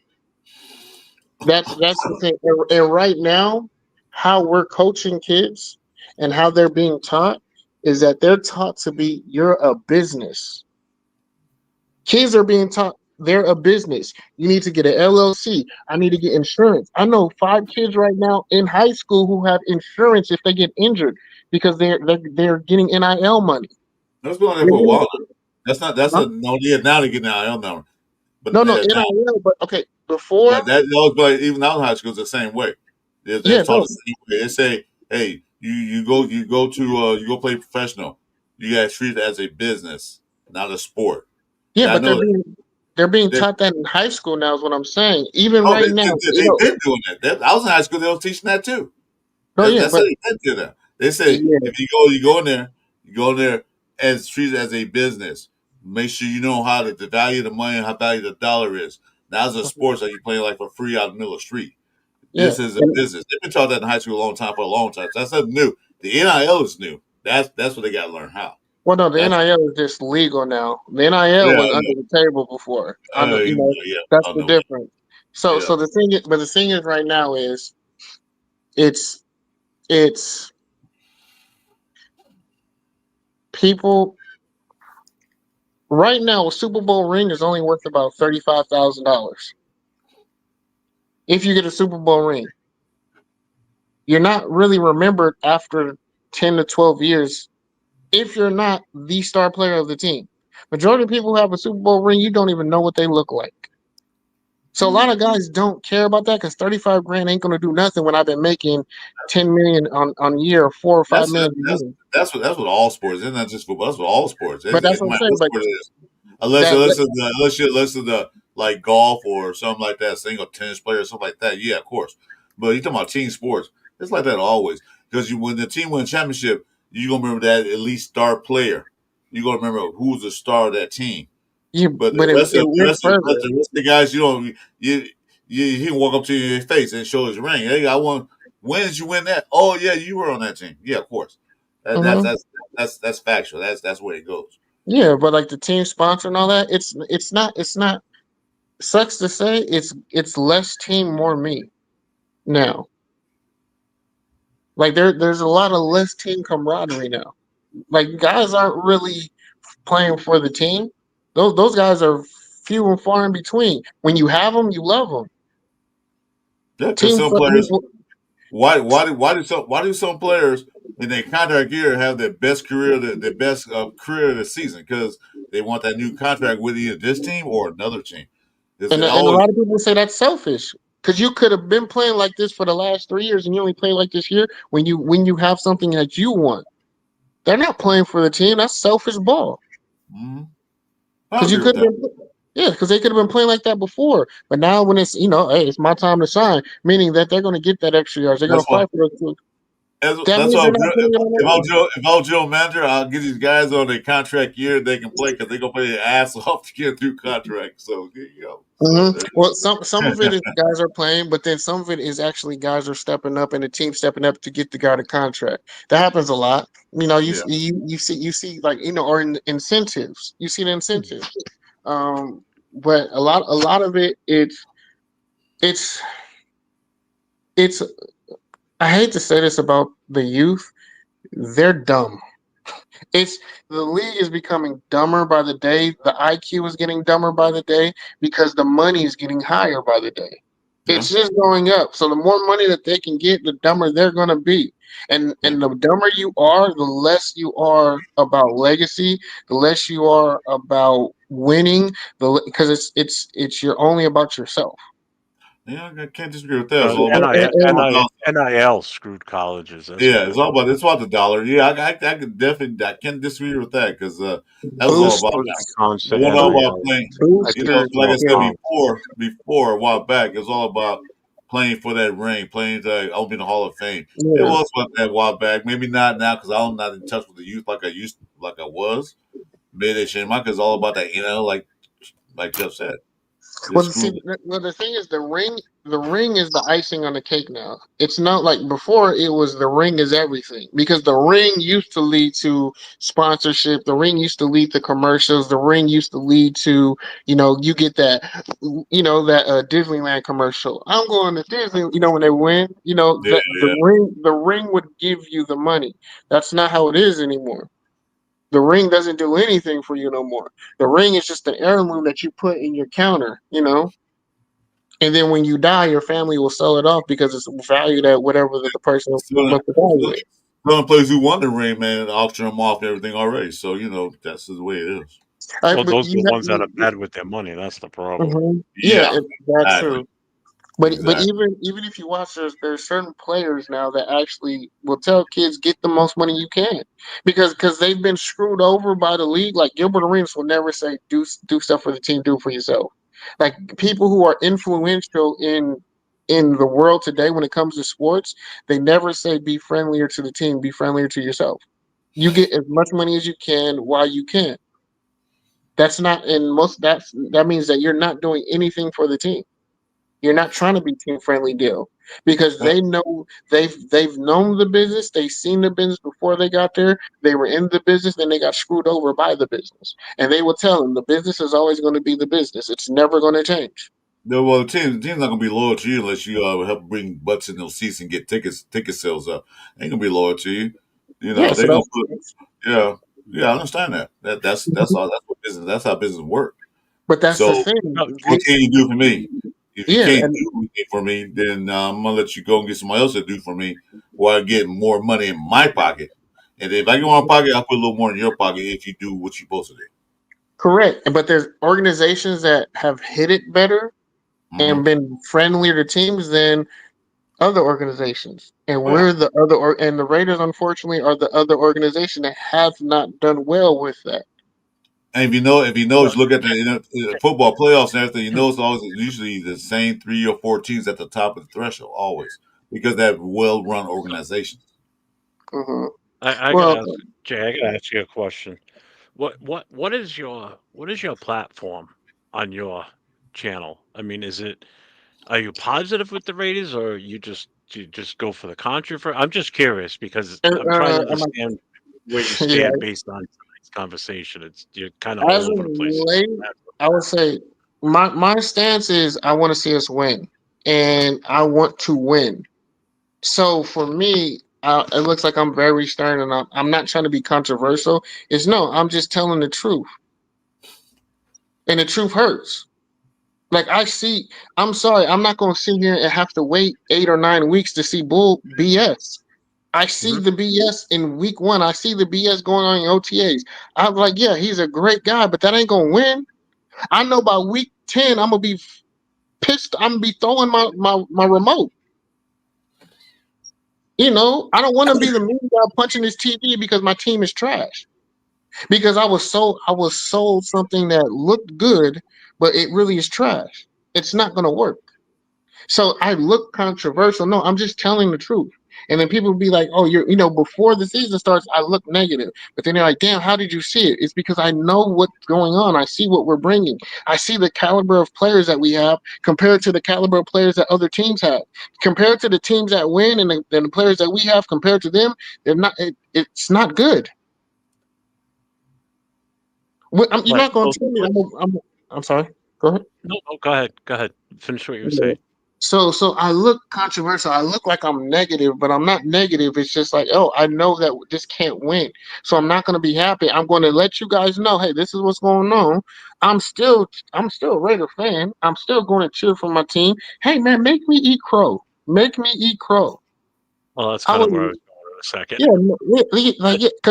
Because I'm harsh. Because guess what? Like you said, you guys have been. I'm not trying to wait 40 freaking years. I can't wait 40 years. I'm over my clock's ticking, brother. Mine's too. I can't wait another 40 years for another one. So I'll say this. I'm the harsh.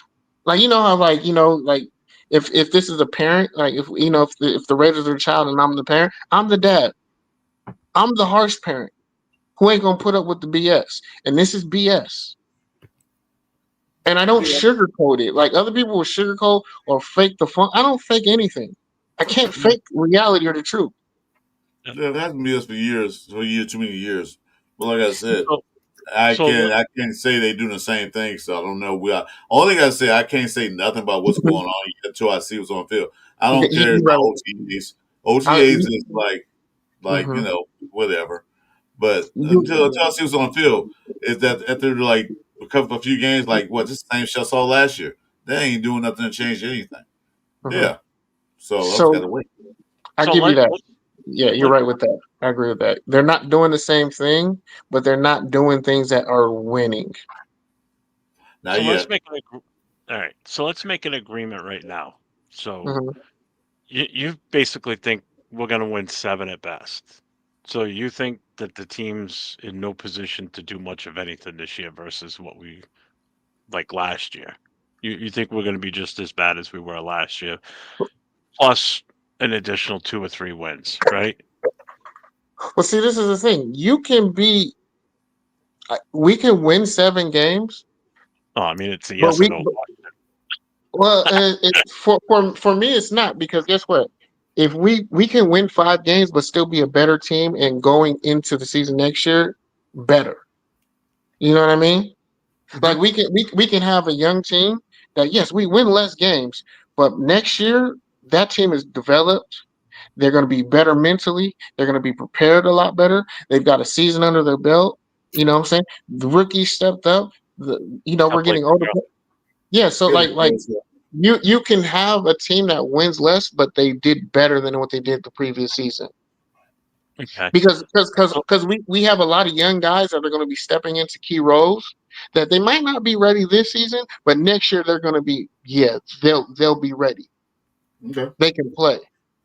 And that comes with the development. And that comes with development. After next year's draft class, you're going to say the same thing, though? Like, we need to wait and see maybe next year, but not this year. I mean, what's the difference? So we bring in new players every year. Gotcha.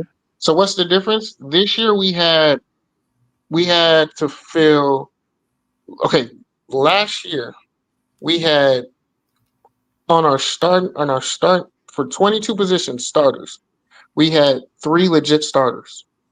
3 players that were legit starters, and the rest were backups, second stringers, and third stringers that were playing key positions. Okay. So how many out of this draft we just had this year do you think are going to be starters? That are draft for sure one, which is the running back. You don't think anybody else is going to be a starter?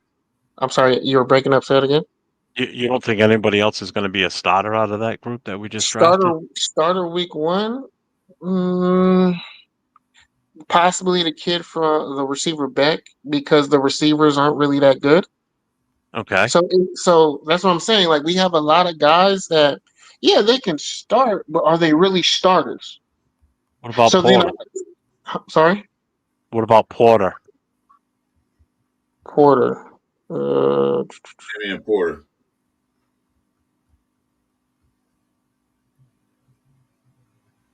Is he a starter just with our team, or is he a starter in a team that's in a playoff roster?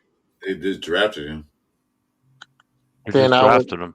They drafted him. He's going to be a cornerback.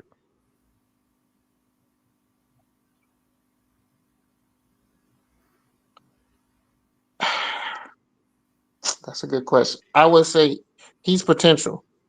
So he's a guy who can play and has the opportunity, but I would say you're not going to, for us, he's a starter, but for like a playoff contending team, I don't see him as a starter. Well, but he's definitely. We're talking about the Raiders. We're talking about starting the Raiders from this current draft. Now. Yeah. Well, that's what I'm saying. You just quoted that 3 players from the 2023 draft became starters and were contributors to this team. So now we just had the 2025 draft, and I'm just trying to get a feel from you how many you think could possibly be potential starters that's going to have an impact this year. Yeah, but my thing is because we had no. You didn't even know that Derrick Porter was the guy that we drafted. That's what I'm getting.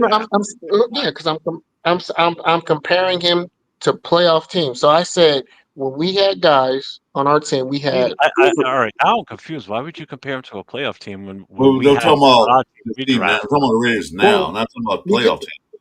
Because if we have guys that are not starters here, then is he a genuine starter somewhere else where a team that contends? I don't care about other teams. I'm talking about our team. Do you think he's going to be a starter for our team? I could give a shit if he's on another team. We drafted him. He's ours. So on our team at corner, we know he probably could be the opposite of Bennett, because Bennett is our best corner. I mean, Darnay was brought in. He's a UCLA guy. I know he might get the nod because he has seniority. I mean, but Porter will definitely have an opportunity because we're a little bit lacking in corner. Like I said, we really only have Bennett, and Bennett has to prove he can stay healthy and consistent out there. So is he going to have? Go ahead. What about Dante Thornton? What about Thornton, the wide receiver from Tennessee? I would say, yeah, I said he has an opportunity because my receiver's weak. I'm saying, like, if we take our receivers and put them on other teams, they're really not starters. So that's other teams, though. That's what I'm saying. I'm saying. What we got?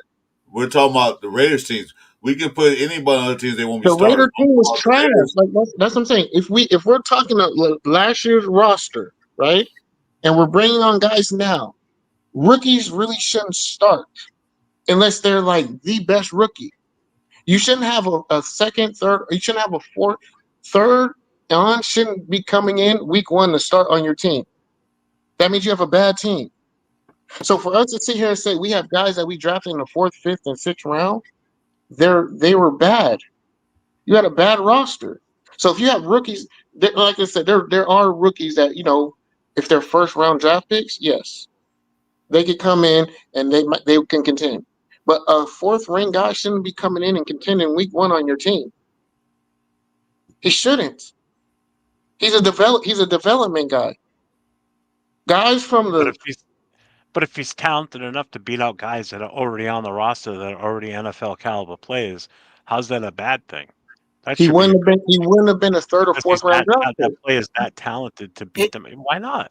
But it's not a bad thing. But when you're looking at the totality of the roster, if you're saying a fourth round person is beating the person that was your starter last year, that lets you know where your roster was from the beginning.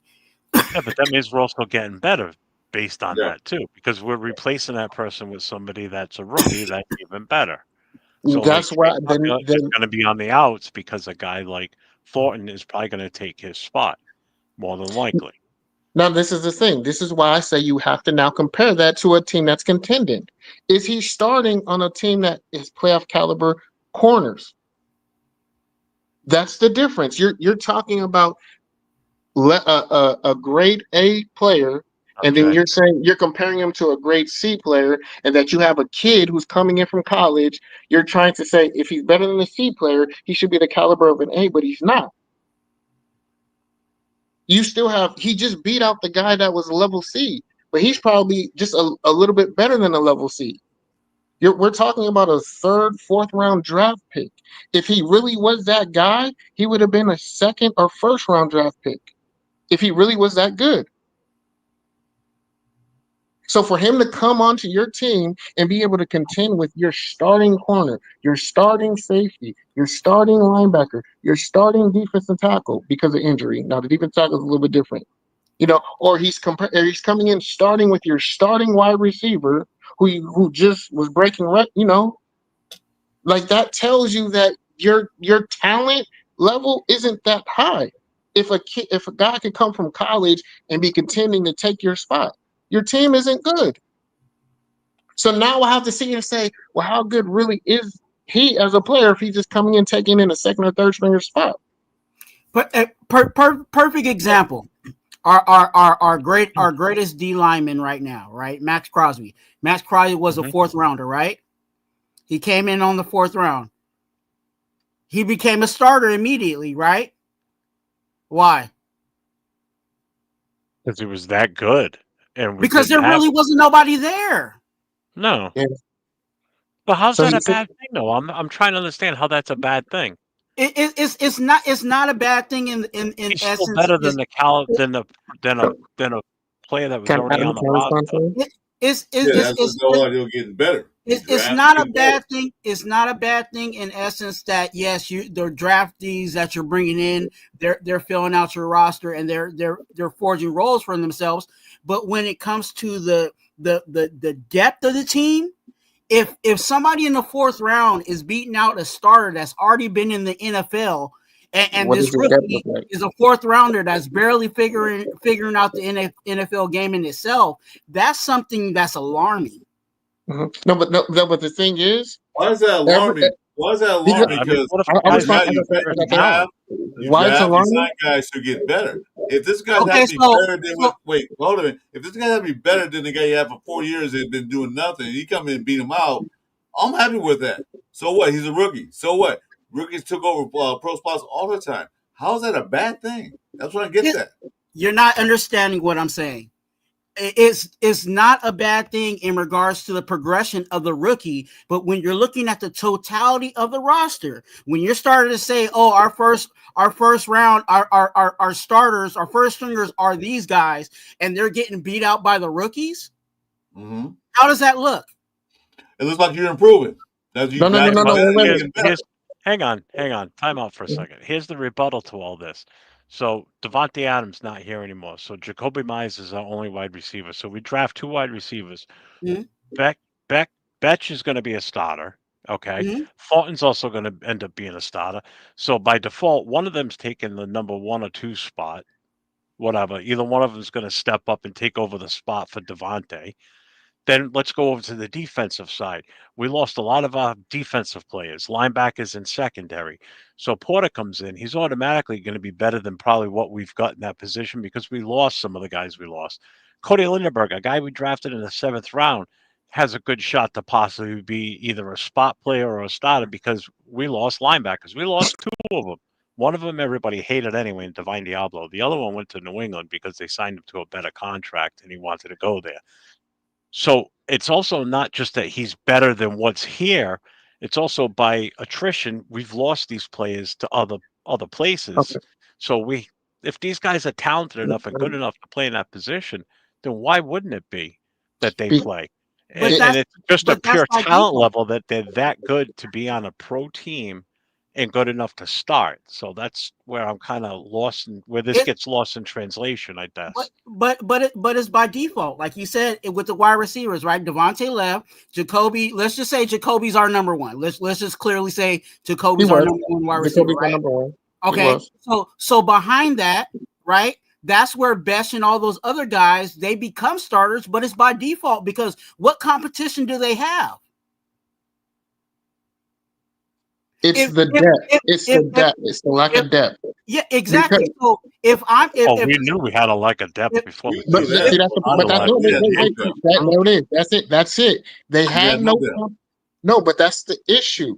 They had no one to challenge him or no competition at the position, so they got it by default. The same can be said about Derek Carr in his time. Yeah, we never brought another quarterback in to compete with him. Mariota was the closest one, to be honest with you, if I remember correctly. We never put anything to light a fire in his ass to make him excel and play better. He knew he had to just play at a certain level because there was nobody on the roster that could beat him. There was nobody that we were even talking about bringing in to beat him. So he never excelled to his maximum ability. And so that's he always played mid-level. It was the problem. It was the problem. That was the problem. But that's to push these guys that okay, we bring this other guy in. If you don't play well, then you're not starting anymore. We don't have those guys. And that's an organizational issue, and that's prior coaching and coordinators issues, which hopefully with what we have in house now is going to prevent that going forward. So they're still trying to fix errors from the past years too. Don't forget that. Yeah, this team has been in shambles for the last 10 years, and we're finally possibly going to correct that. And Jeff, to make it short, I could be a starting corner if there's no corners in the room.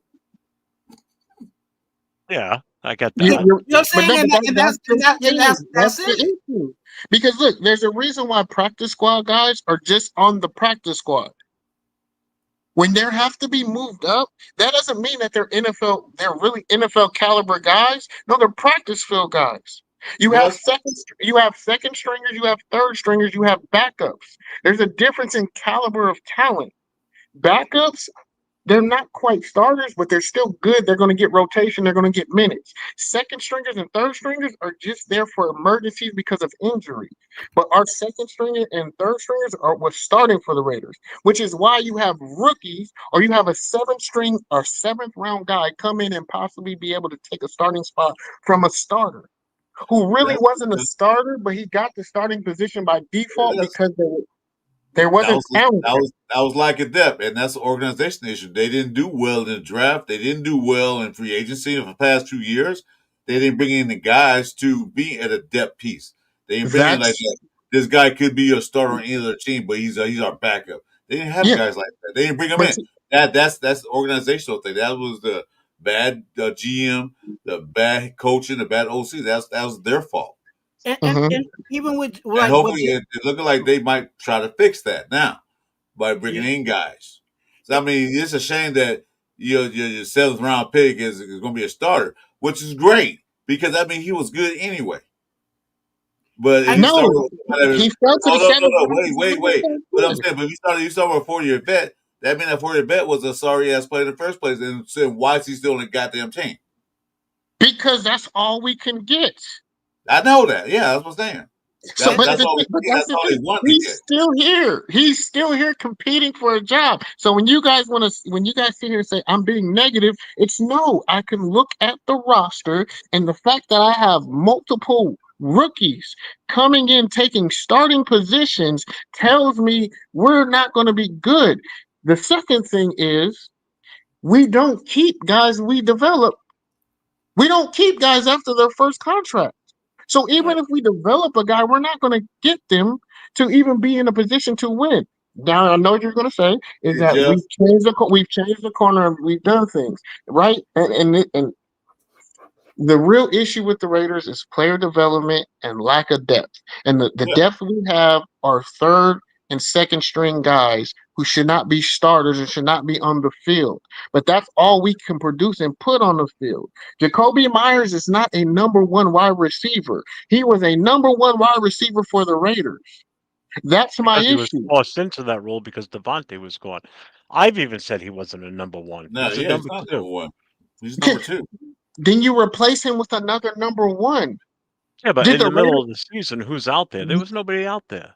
Who are you going to bring as a whoever number one you after traded the him to, season? you get. Whoever you traded him to, you take their number one receiver. Devontae is better than the one number one wide receiver over there, and you still get additional picks for him.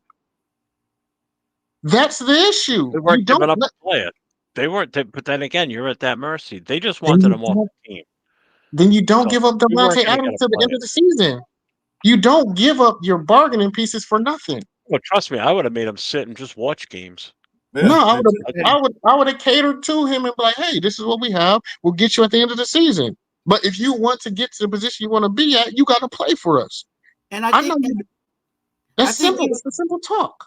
I think even with what JT was saying with in comparison of the playoff teams, you do have to look at the playoff teams and see what they have done successfully. And you look at those playoff teams, and when they draft guys, those guys don't come in as starters because the guys that are already on the team are the starters. So what you do is you that third and fourth rounder, they sit behind that starter. and they wait their turn. You know what I'm saying? And we're not there. We're not organizational No, we're wise. not. That We're was not in the past. That was past because they wouldn't pick them guys to be that. The other teams like the Eagles, for example, they're drafting guys to be backups because they already got the key players in there. We didn't do that. We didn't get players in there, and then plus we didn't keep the players that we did get that were good. Each time you get a good player, they're out the door for and more money or whatever for a winning team. and So that's that's like Jeff said. That's organizational issues. They need to fix that first before do anything else. And let's see if they're going to fix that now. Because, yeah. like I said, you're a player. All right. Well, yeah, I've been playing for 4 years. I'm on a new contract. But why want to play this crap team? Because I don't know. They're wasting my time. I'm gonna play with somebody else. You know, Anyway, hey and Jeff, I again, I gotta mean, go. I gotta get up yeah, I know early you got tomorrow to get up morning. early tomorrow. I do I got too. real early. So it's been a Oh, it was pleasure just talking to getting you, good. man. It was just getting good. Oh, I know. I definitely I got a I I got got a well, Raiders trivia tomorrow morning on Afakazi's channel, 11 o'clock. I got Don't ready to show forget, I'm tomorrow on morning too. you're on the East Coast too. It's 3 o'clock here, so Yeah, oh, I didn't know it was that late. Damn. yeah. I got ready to show tomorrow. See, Do it tomorrow. Ready Jason now, so that's the 10 I'm gonna have Pacific to time. stop by. Yeah, I need to do better in my trivia and history, so I'm gonna have to stop by that. But no, but my thing is overall is that I'm just tired of losing, and I'm tired of seeing us doing things that just are conducive of losing. You're And not the only one, brother. You're not the only one. yeah, and I still don't, and I'm frustrated. We're all frustrated because Yeah. what we're doing isn't moving us in the right direction. Either way, like if we're gonna sell out and win and try and win now, then let's sell out and try and win now. But don't tell me that we're trying to sell out and win now and still build for the future because you can't do both. You have to do one or the other. The team's Yeah, not I built mean, for that yet. I feel as though that my honest opinion, some may have the same feeling, some may not. I know JT's not. Um, I think we're going in the right direction. I really do. I do I too. think this is second draft in a row where we drafted smart. We didn't draft super out of reach for players. We drafted by need. We drafted for talent. Um, I think things are going in the right direction. I think getting a quarterback in that we did in Geno Smith was a smart move. I know you sit there and say that he's older and such, but I mean, I get that. I'm not expecting him to be a starter for the full 3 years. I expect a replacement sometime soon. So, I don't see that we're going in the wrong direction. I think we're going in the right direction, and we know it's going to take time. I understand that. I Mm-hmm. if we make the playoffs, it's a blessing. That's awesome. I'm not expecting us to make the playoffs. If we do, that's Me, awesome. You know, but I mean, I'm not sitting here under the belief that we're going to become the next Redskins. Absolutely not. But there's nothing saying that it can't happen. It very well could. The schedule is kind of in our favor. You have the bye week right smack dab in the middle of the season. The last six games, we got 6 home games towards the second half of the season, which is huge, and 2 home games back to back at the end of the season, which could have possible playoff No, we don't go to consideration. games. We don't go to get. We don't have a home field. That's the problem. So even with the scheduling, it's like, pow, we just like, oh, Yeah, I get that, but again, everybody keeps dwelling on that. Keeps promoting that negativity. That doesn't help either. I mean, well, we're no, supposed to all be on the same side here, shooting for the same thing. is I it don't want being to see negative or just the being? home field advantage disappear. Is You're not going to have true home field like you did in Oakland. It's just not going to happen. yeah, Not going to yeah. happen. Not in a commercialized city like Las Vegas, where everything is promotional stuff and airlines giving packages, including tickets from locations outside of Vegas, It's a bringing travel in the fans destination, of whoever so we're playing. it's a travel Yeah, destination. Vegas is, that's what it is. That's You just from right. you from Wisconsin and it's snowing out there and say, look, we can go to Vegas where it's 115 degrees, man. Go gamble and watch our team win or lose. So Mm-hmm. that's the beauty of it. We can actually go there and watch a football game and have vacation at the same time. In So short, yeah, in shorts. But that's the thing. the It's like, number one is it? destination in the world, Las Vegas. Is yeah, it? And simple. Yeah. It yeah. is still. Mm-hmm. They ain't saying It's what it even used more to so be. It's now. actually going to get better because the hotel prices are going down real fast. It's Yeah, even more so now, especially now that you're gonna have 3 professional 4 if you count the women's team. You have 4 professional sports teams there, yeah, possibly because a of baseball. basketball team coming in. Awesome. Yeah, So that's huge because now you're bringing fans in from all over. You got a mhm, baseball team coming there. Yeah. yeah. Yeah. But yeah, because my thing is like, I don't see me being negative if I'm stating facts. Now, if I'm just ripping and just talking about people personally and things like that, then that's being negative. But talking about actual factual things about the team isn't being negative. It's just telling the truth. It just feels like it's being Later, negative. Jay. Yeah. Not you. The other someone. Oh no, no, Guy I in the know. chat. Yeah, that was my last thing I was gonna say. But yeah, I gotta shut up now. I'm just like, yeah, like I said, it feels like I'm coming off negative. I'm like, I'm not being negative. I'm just telling the truth. Unfortunately. Oh, you're being negative. That's okay. You're controversial. Anything that You're like, says opposite of the Raiders going to the Super Bowl is negative, right? Yeah. you're Yeah. like a shock jock. Yeah, man, Trying to get a rise out of No, but people. yeah, I You got understand your me. feelings. I understand your feelings and sentiment, JT. Because for a while we've been a shit show, a circus, everything for a while. And like I said, I can't call what's coming up a shit show, a circus till I see it on the field, see what they do. I'm seeing that Mm-hmm. maybe they are moving in a different direction. Maybe they're gonna start doing things like these teams that you always see in the playoffs and always draft well and always get this. Maybe moving to other direction. It's not gonna take next year. It's not gonna take overnight. It might take a year or two. Hopefully, it don't take 40 years because I won't be here. But maybe move in the right direction. Let's see. Let's give it a chance. And next year, if they fall flat in the face, like I said, okay, I'll be a problem. Okay. I've been on the component of on my channel. I've been talking about depth. You know what I'm saying? The depth of our team. And unfortunately, people don't like that, but it's the reality. If you're drafting every year and majority of those people that you draft are your starters, where's your depth? No.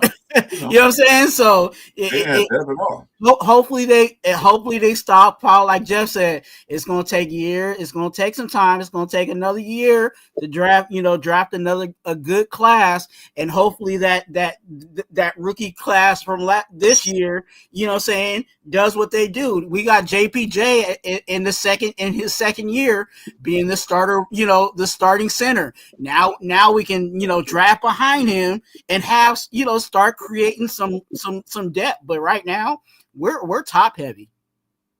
If you can even say that. And that's why I said it's a 4-year job.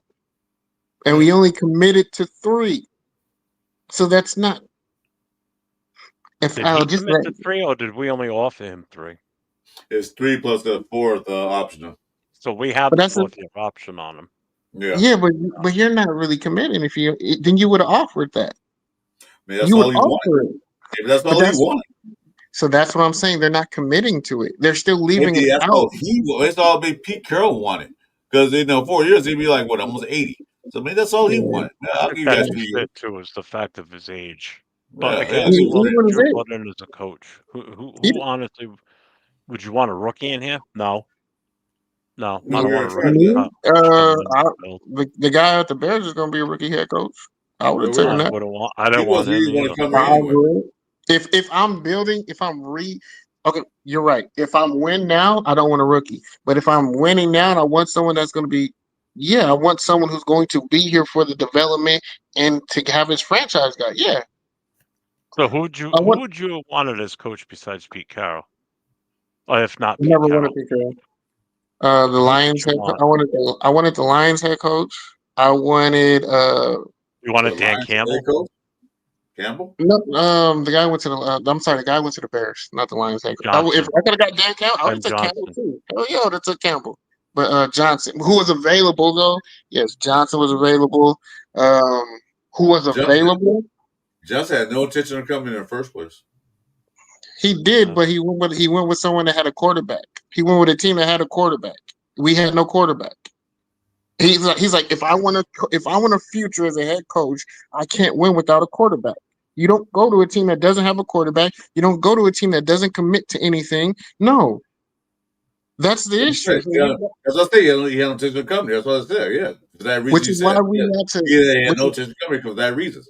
Right. Yeah. So when nobody did. That's what I'm saying. Nobody did, which is why we had to settle for Pete Carroll because no one wanted Pete Carroll.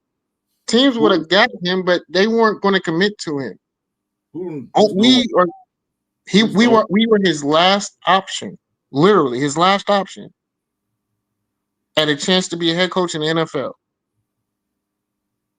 And I don't want to be that team that gives people their last option. You guys have a good night. I do gotta go because I gotta get up early tomorrow morning. I'm calling it too. Yeah, so it was a great conversation, man. All right, Chris. I'll see you tomorrow. I'll be back to bring some more positive energy to you guys on the next one. All right, man. All right, no, please don't. No. Yeah, make sure you subscribe to all our channels. You guys can put in the links. Go and hit me up, JT. I already got you. I would be doing it. I'm on my phone right now. Yeah, go hit me up. I already got you tomorrow. Oh wait. So anyway, any final thoughts? That's real quick because I gotta go. You guys have changed it. I'm giving the Raiders till week 2 before I be like I'm over it the season. Okay. Before it wasn't. You guys have given me a little bit of optimism. Like I said, the Hunt thing. A cheerful demeanor. I will say the Hunt hire is a change.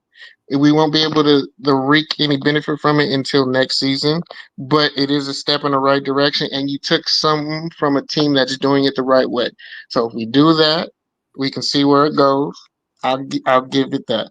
I wasn't aware that was a recent sign. Well, yeah, I just wasn't looking for it. Mm-hmm. But yeah. Okay. Week 2. All right. You know what? Game 2, because the game still might be ongoing before it's like, yeah, I see. I knew this. Well, game 2 is our home opener against the Chargers. Against who? The Chargers? Yeah. Game 1 is here in New England. Are we at home? Are we at home? So is that like an actual genuine? So is that an actual genuine home game for us? Yeah. Do we lose the fanfare? The Chargers don't have fans of Philly. Chargers don't get like 10 fans. Which is why it's like, if we lose that fanfare, if they have more fans in that building than we do, is that an issue? No, that won't happen. They can't even get enough fans in their own stadium. I know, we but them in their own stadium. Yeah, that's true. Didn't we They're get? not going to travel. They won't even drive 4 blocks to go watch them. You think they're going to travel 3 hours, 4 hours to come and watch them?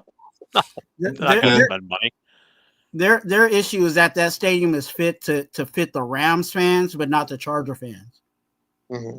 It's too big. It's too big for it to be a Chargers stadium. They couldn't And fill that that's soccer stadium they played in at 30-something Yeah, thousand that's not the seats. soccer They stadium. They couldn't didn't even feel fill that that. neither.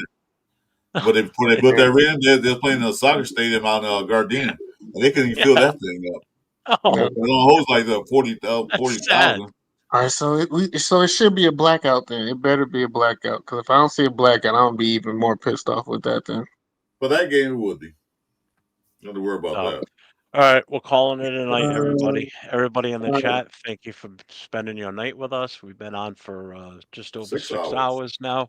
6 Twan, thanks hours. for popping in and spending your night with us too. Appreciate you. I know you were on live earlier before you popped in. Appreciate you.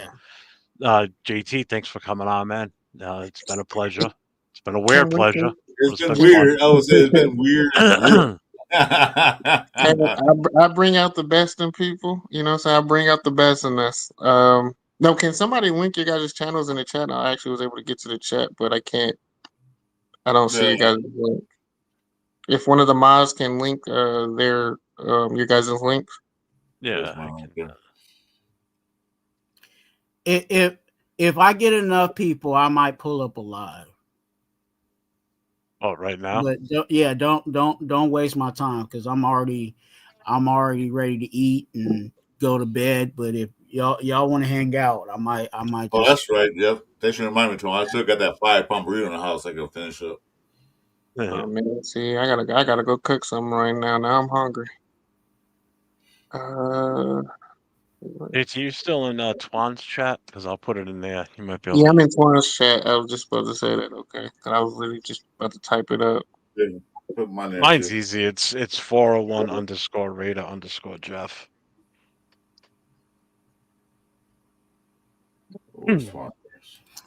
I'll send you the stuff on IG. Yeah, JT. thanks. That's my same for all my socials. So, but you go. Twan, you got anything coming up tomorrow? Hopefully not. I at least try to get one day out of the weekend. You know what I'm saying? I did do a live earlier today, because I didn't do one earlier this week. But again, if I don't pull up to, well, most likely I'm probably going to do a live. It might just only be for an hour tonight, but next week I will definitely be coming back to you guys with some stuff because I try to do that on a weekly basis. Make sure you guys hit that like and subscribe on all the channels. Again, I'm on my way to 500, and I will be doing a giveaway when we get to 500. So to get in for free, definitely hit that subscribe button so you can get your chance of winning the prize. Awesome. GT, you got anything coming up? Positive. I was gonna pop in and give you a little bit of insight on what's going on. I did, like I said, I gave you a little bit of what I was going to talk about the whole situation with Tom and just the Raiders just dismissing him to like the shadows and be like, yeah, you're banished. We don't care about your insight. But I was just going to talk about that and then roster moves and then just the decision making of Chip Kelly, focusing on things that really, aren't an issue with the running style. Like trying, why are you trying to fix something that's not broke? Yeah. He's ran like that. Other guys run like that with the straight up stance a little bit. It's just the way that they're taught, and now you're gonna make him uncomfortable, and he has to relearn his whole running style in the NFL. I mean, it's setting him up. Is it setting him up for failure, or is it setting him up for greatness? Well, I will talk about that, but like I said, I really got to go. So, yeah. But that's just what I'm bringing I up. got to go. So, I'll be on tomorrow at 10 p.m. 10 a.m. Pacific time with Radio Nation Jason. We're going to have a special guest in there. I'm not going to tell you who. So, salute to you guys. Hit me up, JT and Antoine. I'll see you guys later. Okay? All right. Okay. And I would say, look, remember, put mayo on your PBJs and toast the bread. Your people in your chat know about that. Mayo with the PBJs and butter. I'm not even gonna touch that All one. right, man. See you guys. It's an inside joke. Your chat was saying it because someone said, because I toast my bread with mayo, and they're like, you put mayo on your PBJs? I'm like, just to toast the bread. Yeah. But they Well, think we I do put that mayo. with grilled cheese. We use Yeah. mayo Yeah, instead of those butter. sounds. Yeah, do that. Yeah, no, but people literally think I put mayo in my PBJ, so everyone was saying, you know, you're gonna put mayo on your PBJ. So, so I wanted to see what you guys' reaction would be to Um, that. so tomorrow, 11:45 a.m. I will be on, as of right now, just off Fakassi's channel. I don't know if it'll be streaming on mine or not. It'll be myself, Raider Ben, and Nutty Nate in a competition of Raider trivia hosted by Afakasi Raider and Aunt Six tomorrow morning. That's 11:45 Eastern time. So I know it's early for you West Coasters, but it's a little bit later than when we play Tecmo Bowl. So make sure you guys check it out. So we're gonna call it a night.